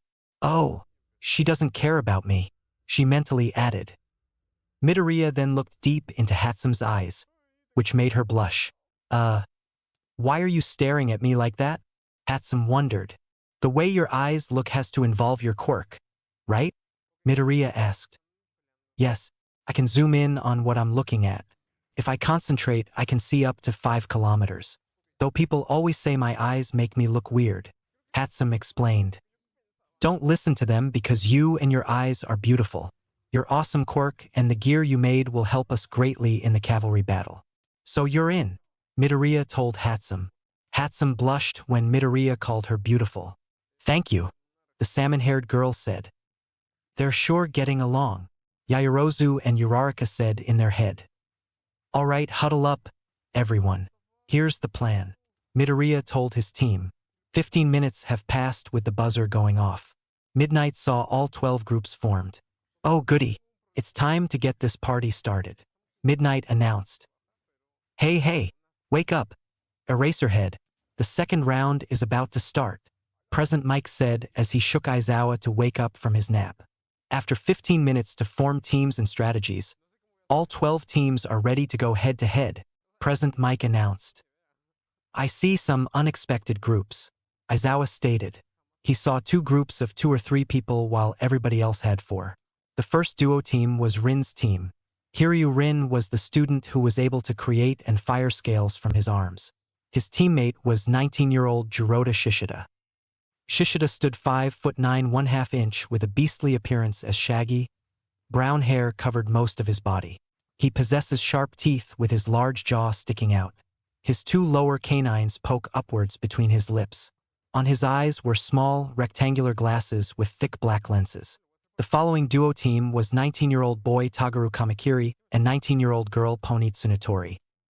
Kamakiri stood 6'2" 1/2 inch with a slender build, pale grayish-blue skin, and a bright fluffy green mohawk.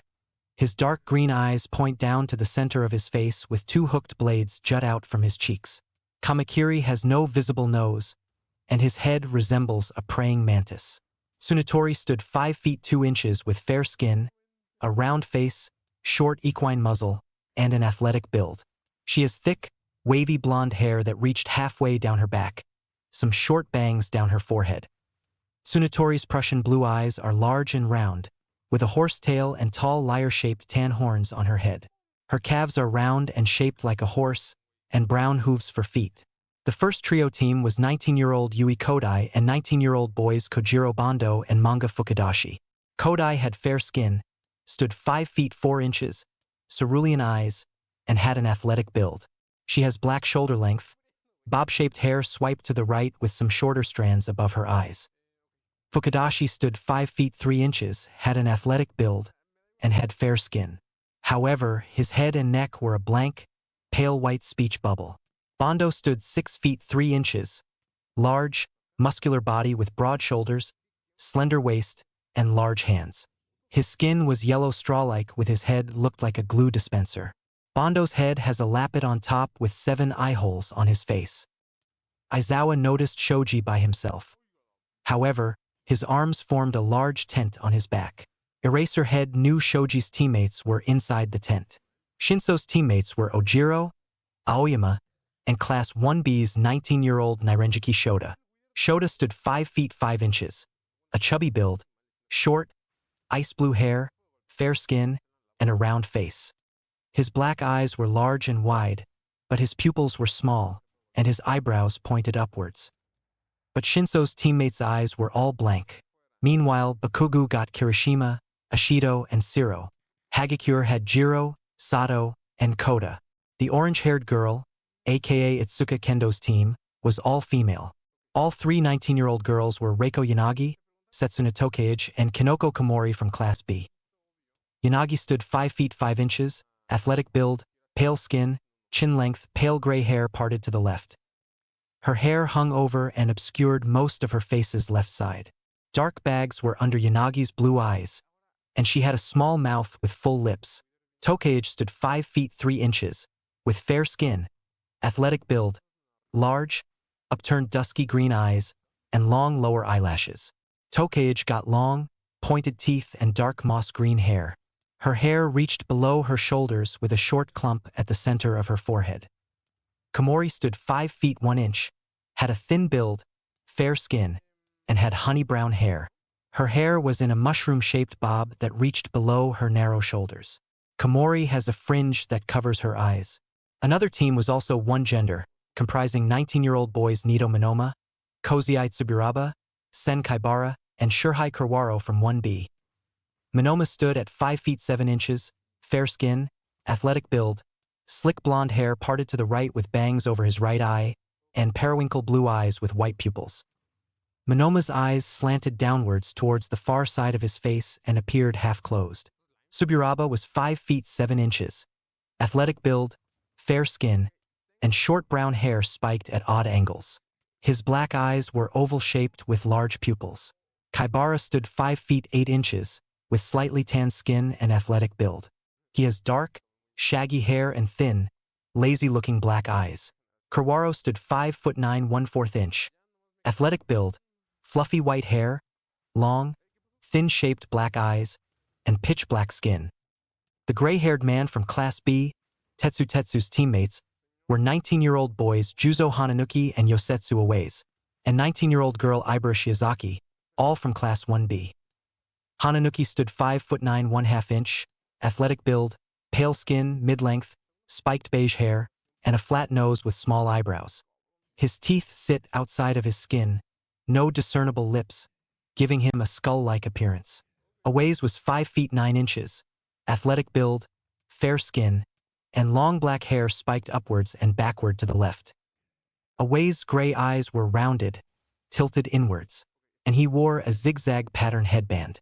Shiozaki stood 5 feet 7 inches, fair skin, an athletic build, and green, thorn-covered vines for hair that stopped above her waist. One set wrapped around her forehead a couple of times in the shape of a cross. All the team's riders were given their headbands that gave their teams total points. Both Bakugo and Todoroki's team's headband was worth 650 points. Tetsu's team was worth 685 points, while Mineta's team had 410 points. Hagakure's headband was worth 380 points, and Shinso's was worth 250 points. Kendo's got 225 points, while Monoma's was worth 305 points. Kodai's headband was 165 points compared to Rin's 125 points and Kamakiri's 70 points. However, the main target was Midoriya's team headband worth 10,350 points. Midoriya clutched his team's headband in his hand. Everybody raise your hand into the air. It's time for Yue's cavalry battle. Let me hear you scream, President Mike announced. Monoma then talked to his teammates. Almost everyone has their sights on Class 1A. Why is that? The only difference is that they fought actual villains. Should we, Class 1B, be happy with being in the middle of the pack?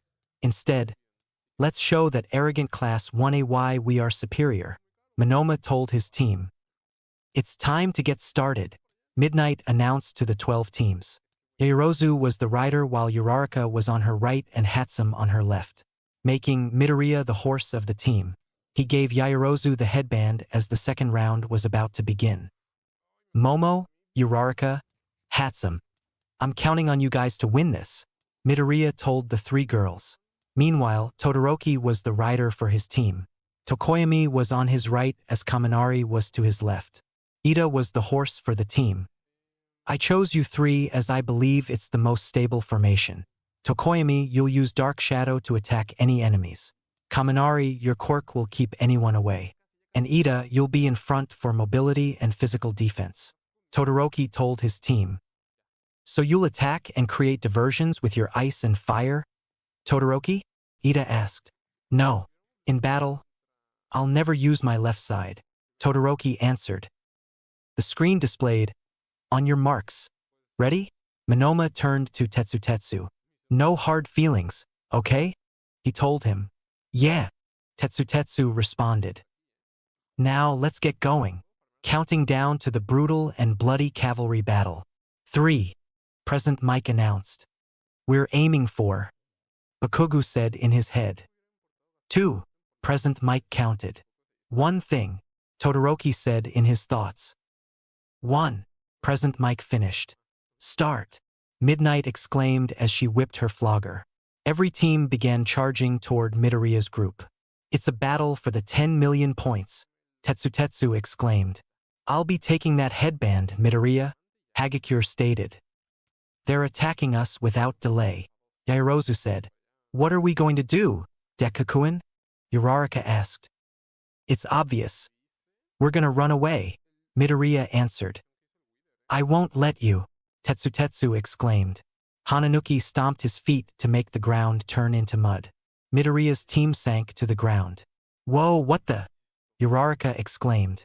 We're sinking, Midoriya added, then looked at Hananuki and figured he was the culprit. It must be his quirk, Midoriya realized in his thoughts. Uraraka, Hatsum, turn your faces away. Yaoyorozu warned them. Both girls listened as Yaoyorozu pressed a button. The jetpack on her back activated, and the group flew into the air. They flew. It must be because of the support course, huh? Follow them, Tetsu told his team. Jiro, Hagakure told her friend. I know, Jiro answered as she sent an earphone jack at them. But Yaoyorozu created a shield to block her jack. Yaoyorozu, Jiro exclaimed. Keep a check for any blind spots we have, Midoriya told his group. We're landing, Uraraka added. Midoriya's team landed on the ground as they continued to move. Thanks to the hover boots Hatsum made for them, they glided through the field. Uraraka making everyone other than herself weightless was great thinking. Therefore, our weight is only Uraraka plus the gear and our clothes. Midoriya thought. What do you think of my babies? Aren't they amazing? Hatsum asked Midoriya. Your babies are amazing. Great work, Hatsum, Midoriya praised. Why, thank you, Hatsum responded with a blush and smile. This, however, made both Yaoyorozu and Uraraka jealous. I'm the one making the items float, Uraraka muttered. I was the one who came up with the plan, Yaoyorozu also muttered. Both girls had blushes on their faces. We need to go after them. Come on, Jiro, time to get some payback, Hagakure stated. However, Sato noticed that Hagakure's headband was gone. Wait, Hagakure, your headband's gone, Sato informed. The invisible girl saw that it was indeed gone. When did that happen? Hagakure exclaimed. Monoma twirled Hagakure's 380-point headband around his finger. Profiting as others fight one another, he smugly said. Barely 2 minutes in, and it's already a free-for-all. Everyone is going for other headbands instead of the 10 million points. Going for 4th place isn't bad, either, Present Mike announced. Midoriya then heard Mineta laughing. Fighting? No, this is a one-sided pillage, Mineta stated. Yaoyorozu noticed Shoji charging at them. Wait, he's by himself. Isn't this a team battle? She stated. Let's get some room to breathe. We can't be caught standing in the middle with so many people, Midoriya suggested. They tried to fly, but Uraraka felt something on her boot. What? Uraraka said. She then saw a purple ball stuck underneath her boot. Uraraka, what's wrong? Midoriya asked. I'm stuck, Uraraka answered. Midoriya noticed Mineta's ball underneath her boot. That's Mineta's. Where did that come from? He questioned. In here, Midoriya, Mineta answered as he was inside Shoji's arm tent. Is that allowed? Midoriya questioned. It is, Midnight answered. Then Ajui's tongue also came out and aimed for the headband around Yaoyorozu's neck. But she dodged it as the tongue reeled back into Shoji's arms. Ajui revealed herself also inside Shoji's arms. Great reflexes. I didn't expect anything less from you, Yaoyorozu, Ajui stated. Gotta admit, that's actually smart, Midoriya complimented. Both Ajui's tongue and Mineta's balls attacked Midoriya's group. Team Mineta using the advantage of their different sizes. They're like a tank, Present Mike announced. Yaoyorozu pressed the button to activate her jetpack. But Midoriya noticed Uraraka's boot was about to be broken by Mineta's ball. Midoriya spits a small fireball to melt the ball underneath Uraraka's boot. Suddenly, Bakugo used his explosions to launch himself toward Midoriya's group. Shit, how'd he get here so fast? Midoriya thought. Don't get ahead of yourself, Deku, Bakugo exclaimed. Quickly, Yaoyorozu created a shield to block Bakugo's explosion. Huh! He's separated from his horses. Is that allowed? Present Mike announced. Yaoyorozu pushed Bakugo back with her shield. Damn it! Bakugo cursed. Zero's tape caught him and dragged him back. Nice catch, Kirishima complimented. It's a technicality, so it's allowed. It wouldn't if he touched the ground, though, Midnight stated. Midoriya's group landed back on the ground. Great job, everyone, Midoriya told his team. Thank you, the girls responded. But things are getting a little heated. Maybe it's time to test out that new ability I got, Midoriya said in his head. Midoriya then removed his right arm from the arms supporting Yaoyorozu. but both Uraraka and Hatsum repositioned their arms to keep Yaoyorozu balanced. All three girls then saw Midoriya summoning his katana to his hand. But then he clenched his right hand onto the katana's blade. Izuku, what are you doing? Yaoyorozu asked. Trust me, you're gonna be surprised. Midoriya simply answered. Death Arms, Empty Lady, and Kamui Woods watched the cavalry battle in the break room. But they weren't the only ones watching. Tatsumaki, Fubuki, D.Va, Mercy, and Genji also viewed it in another part of the campus.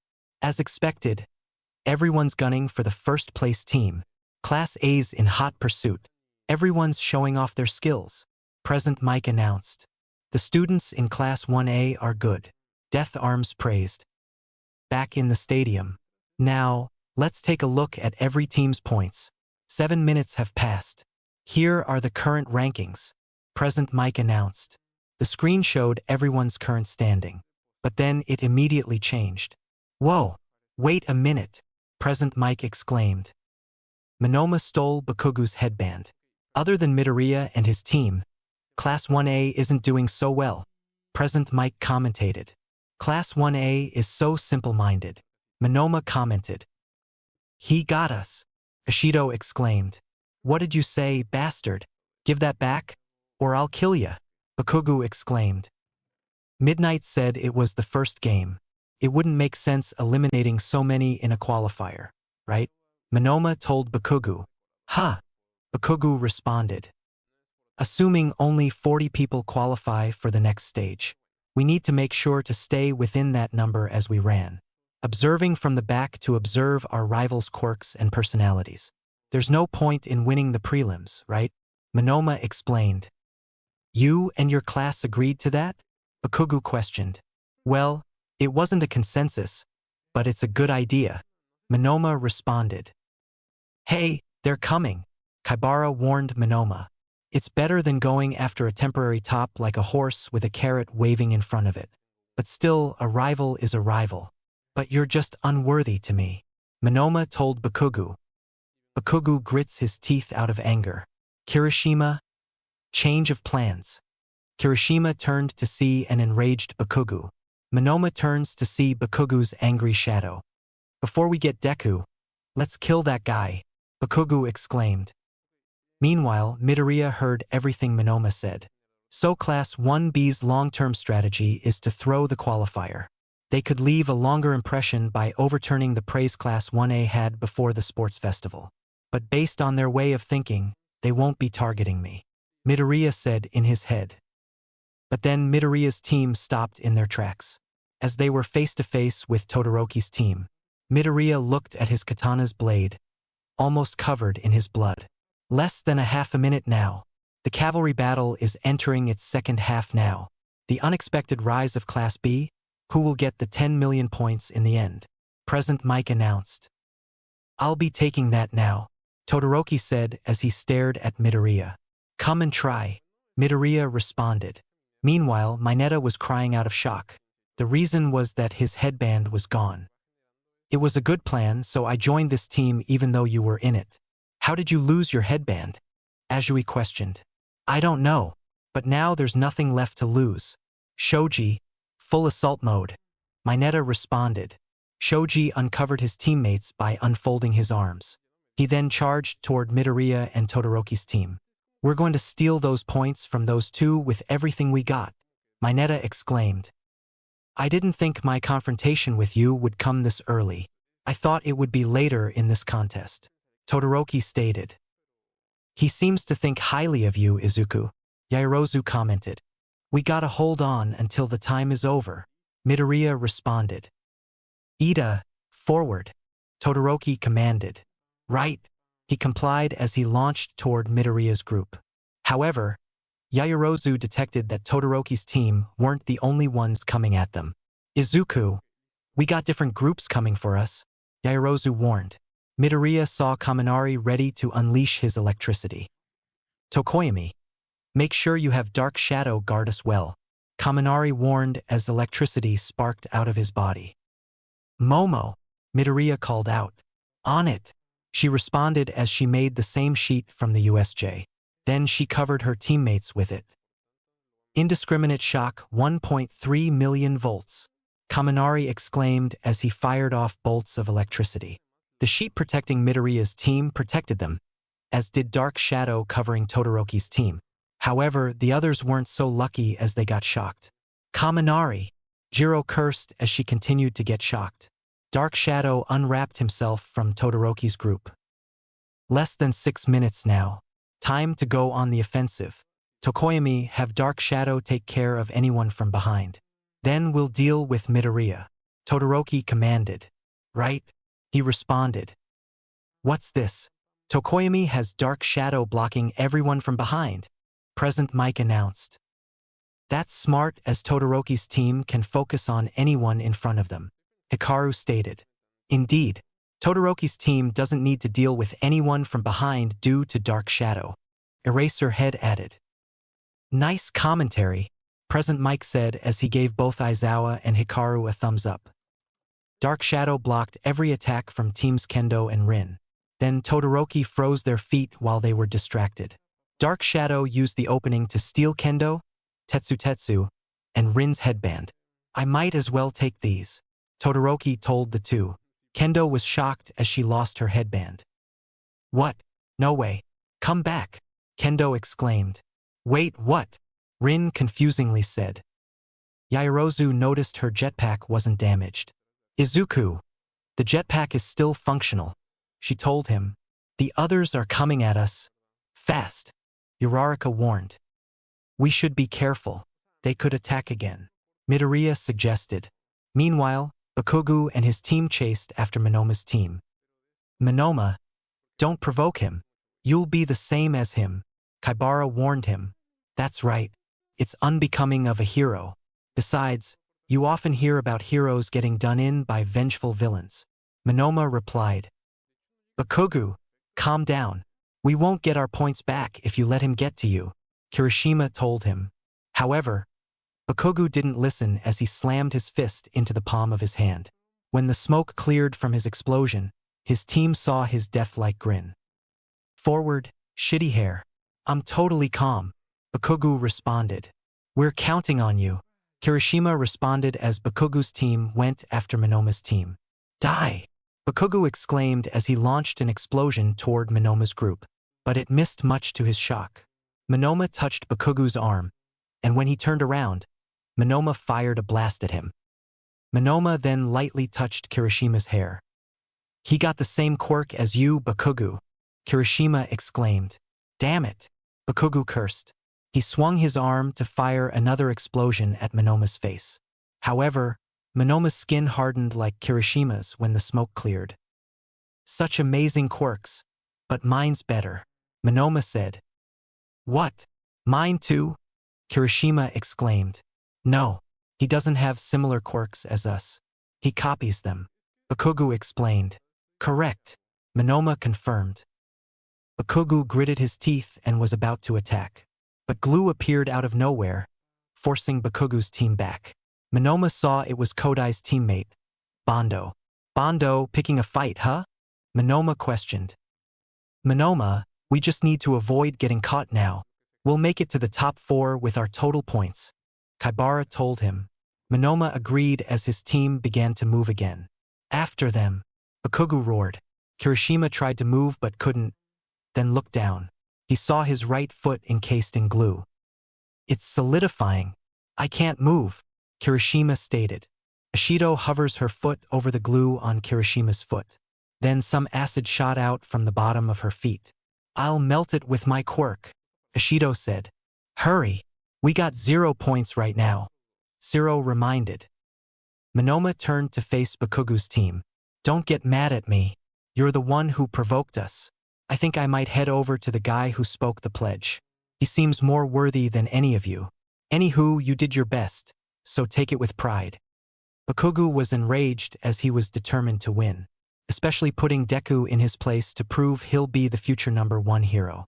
Meanwhile, Midoriya and Todoroki faced each other. Tokoyami's Dark Shadow was blocking the other teams. 1 minute left. Dark Shadow is blocking everyone from interfering. But unbelievably, Midoriya's team has been able to evade them for 5 minutes in the cramped space, Present Mike commentated. He's been keeping his distance and staying on my left side.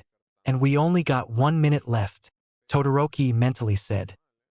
Everyone, there's less than a minute left. What I'm about to do will leave me vulnerable. So I'm counting on you, Ida told his teammates. What do you mean, Ida? Todoroki questioned. Tokoyami, I need you to have Dark Shadow to distract Midoriya for me, Ida requested. On it, Tokoyami fulfilled. Ida fired up his quirk with blue flames coming out of his engines. Engine boost reciproburst, Ida exclaimed. Todoroki's team suddenly rushed towards Midoriya's group. Todoroki reached for the headband on Yaoyorozu. However, Midoriya saw his katana's blade was covered in his blood. Then he stabbed his katana on the ground. A vast fiery tornado surrounded Midoriya's team. Then Ida got pushed by a shield emerging from the fire. Todoroki's group saw Midoriya and his team surrounded by Spartan soldiers and Black Knights. Both historical soldiers wielded shields and spears of their respective origins. Whoa! Todoroki tried to get the 10 million points, but Midoriya foiled their plan. They're still in first place with their headband, and I thought Midoriya could only bend fire to his will. However, this man is just full of surprises. Whoa! Todoroki tried to get the 10 million points, but Midoriya foiled their plan. They're still in first place with their headband, and I thought Midoriya could only bend fire to his will. However, this man is just full of surprises, Present Mike announced. I forgot that Midoriya has different abilities from his standard quirks. I'm sorry, Ida apologized. Don't worry, I know how we can still get those points, Todoroki responded. They're still in first, huh? It doesn't matter. We just need to focus on getting fourth place, Monoma said. Suddenly, he hears Bakugu's voice. Get back here, damn it, Bakugu exclaimed. Geez, so persistent. As a hero and a person, that persistence will dash. Monoma didn't finish as he saw Bakugu flying towards him. Bakugu, don't act on your own, Kirishima exclaimed. Suburaba, guard, Monoma commanded. Suburaba blew some air that became a solid wall. Bakugu then collided with it. Yes, Suburaba stated. Bakugu punched the wall, but it didn't break. You can't break it so easily. Serves you right, Suburaba told him. But Bakugu punched through the wall. He managed to grab 2 headbands around Monoma's neck. Bakugu jumped back with Zero catching him with his tape. He took 2, Monoma told his team. Team Bakugu seizes 2 headbands from Team Monoma to gain 3rd place. The rankings keep changing in this final lap, Present Mike announced. Kamakiri and Tsunatori charged at them, but they got blocked off by a wall of air by Tsuburaba. Kodai's team also ran towards them. However, Monoma blocked them off with a wall of air. Damn it, Monoma cursed. It's fine. We're in 4th place. Kendo and Rin's team are still stuck, while the others are after Midoriya, so we can chase after them, Kozai informed. Yeah, we'll win as long as we defend this one to the death, Monoma stated as he clutched the 650-point headband. I told you to say something when you're gonna jump, Zero exclaimed. But this means we'll get into the next round.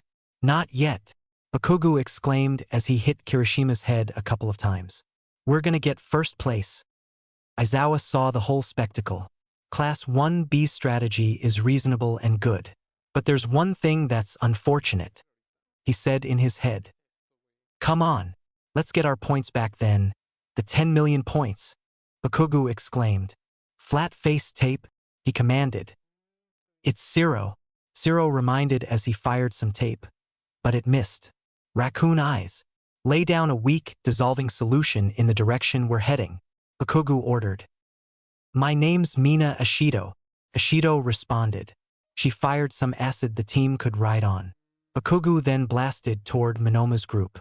Suburaba created another wall of solid air to block him, but Bakugu destroyed it with a single blast and reclaimed his team's headband. Bakugu's merciless. He managed to reclaim his team's headband. They're acting like a perfectionist, Present Mike announced. Midoriya saw Todoroki charging toward them.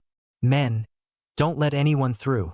Protect Yaoyorozu at all costs, Switch to non-lethal spears, and use your shields and spears to push anyone back. Midoriya commanded the Spartans and Black Knights he summoned.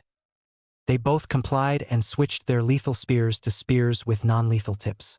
All right, let's continue to move until the time limit is reached. Midoriya informed his team. Both Hatsum and Uraraka activated their hover boots. Midoriya's team then glided through the field.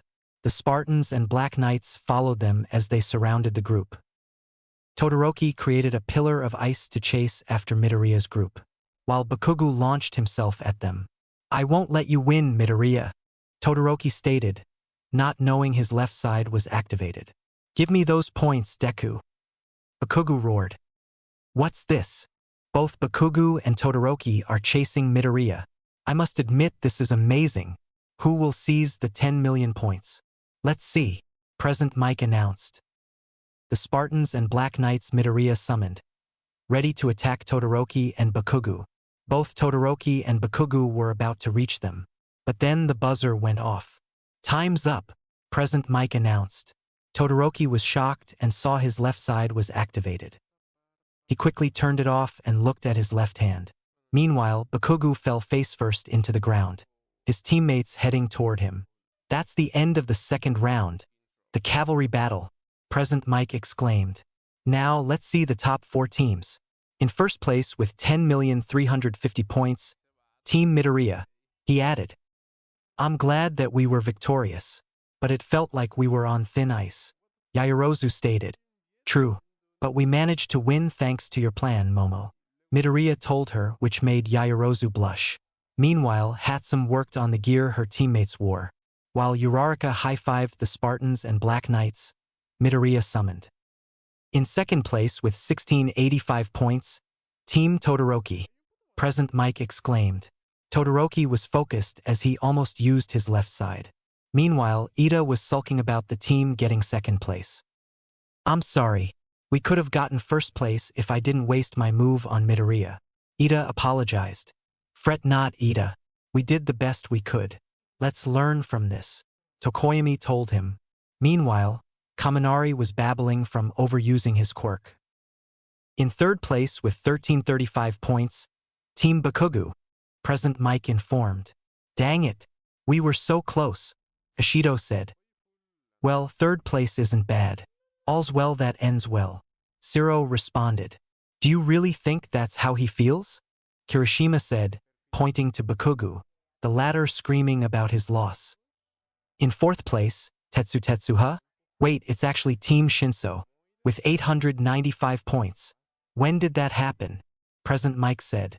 Shinso smiled as he had his teams, Kodai, Mineta, and Kamakiri's headbands. "Thank you for the hard work," Shinso said as Ojiro looked around, confused.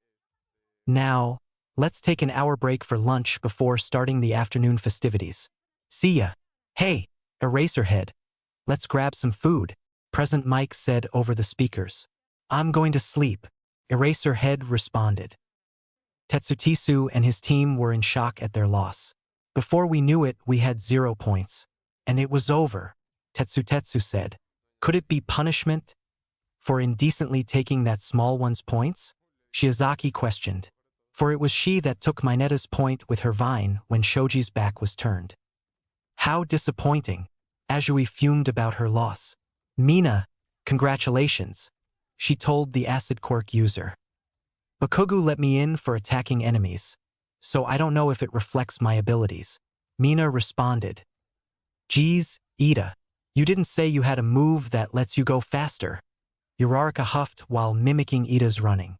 "My apologies. I decided not to use it unless necessary. I wanted to compete against Midoriya," Ida replied. "Man, you and Dekukuin are always trying to one-up each other," Uraraka commented. "Speaking of which, where is Izuku?" Yaoyorozu wondered. "I'm sure he went ahead to get some food," Uraraka guessed. "Hopefully he's okay," Ida added.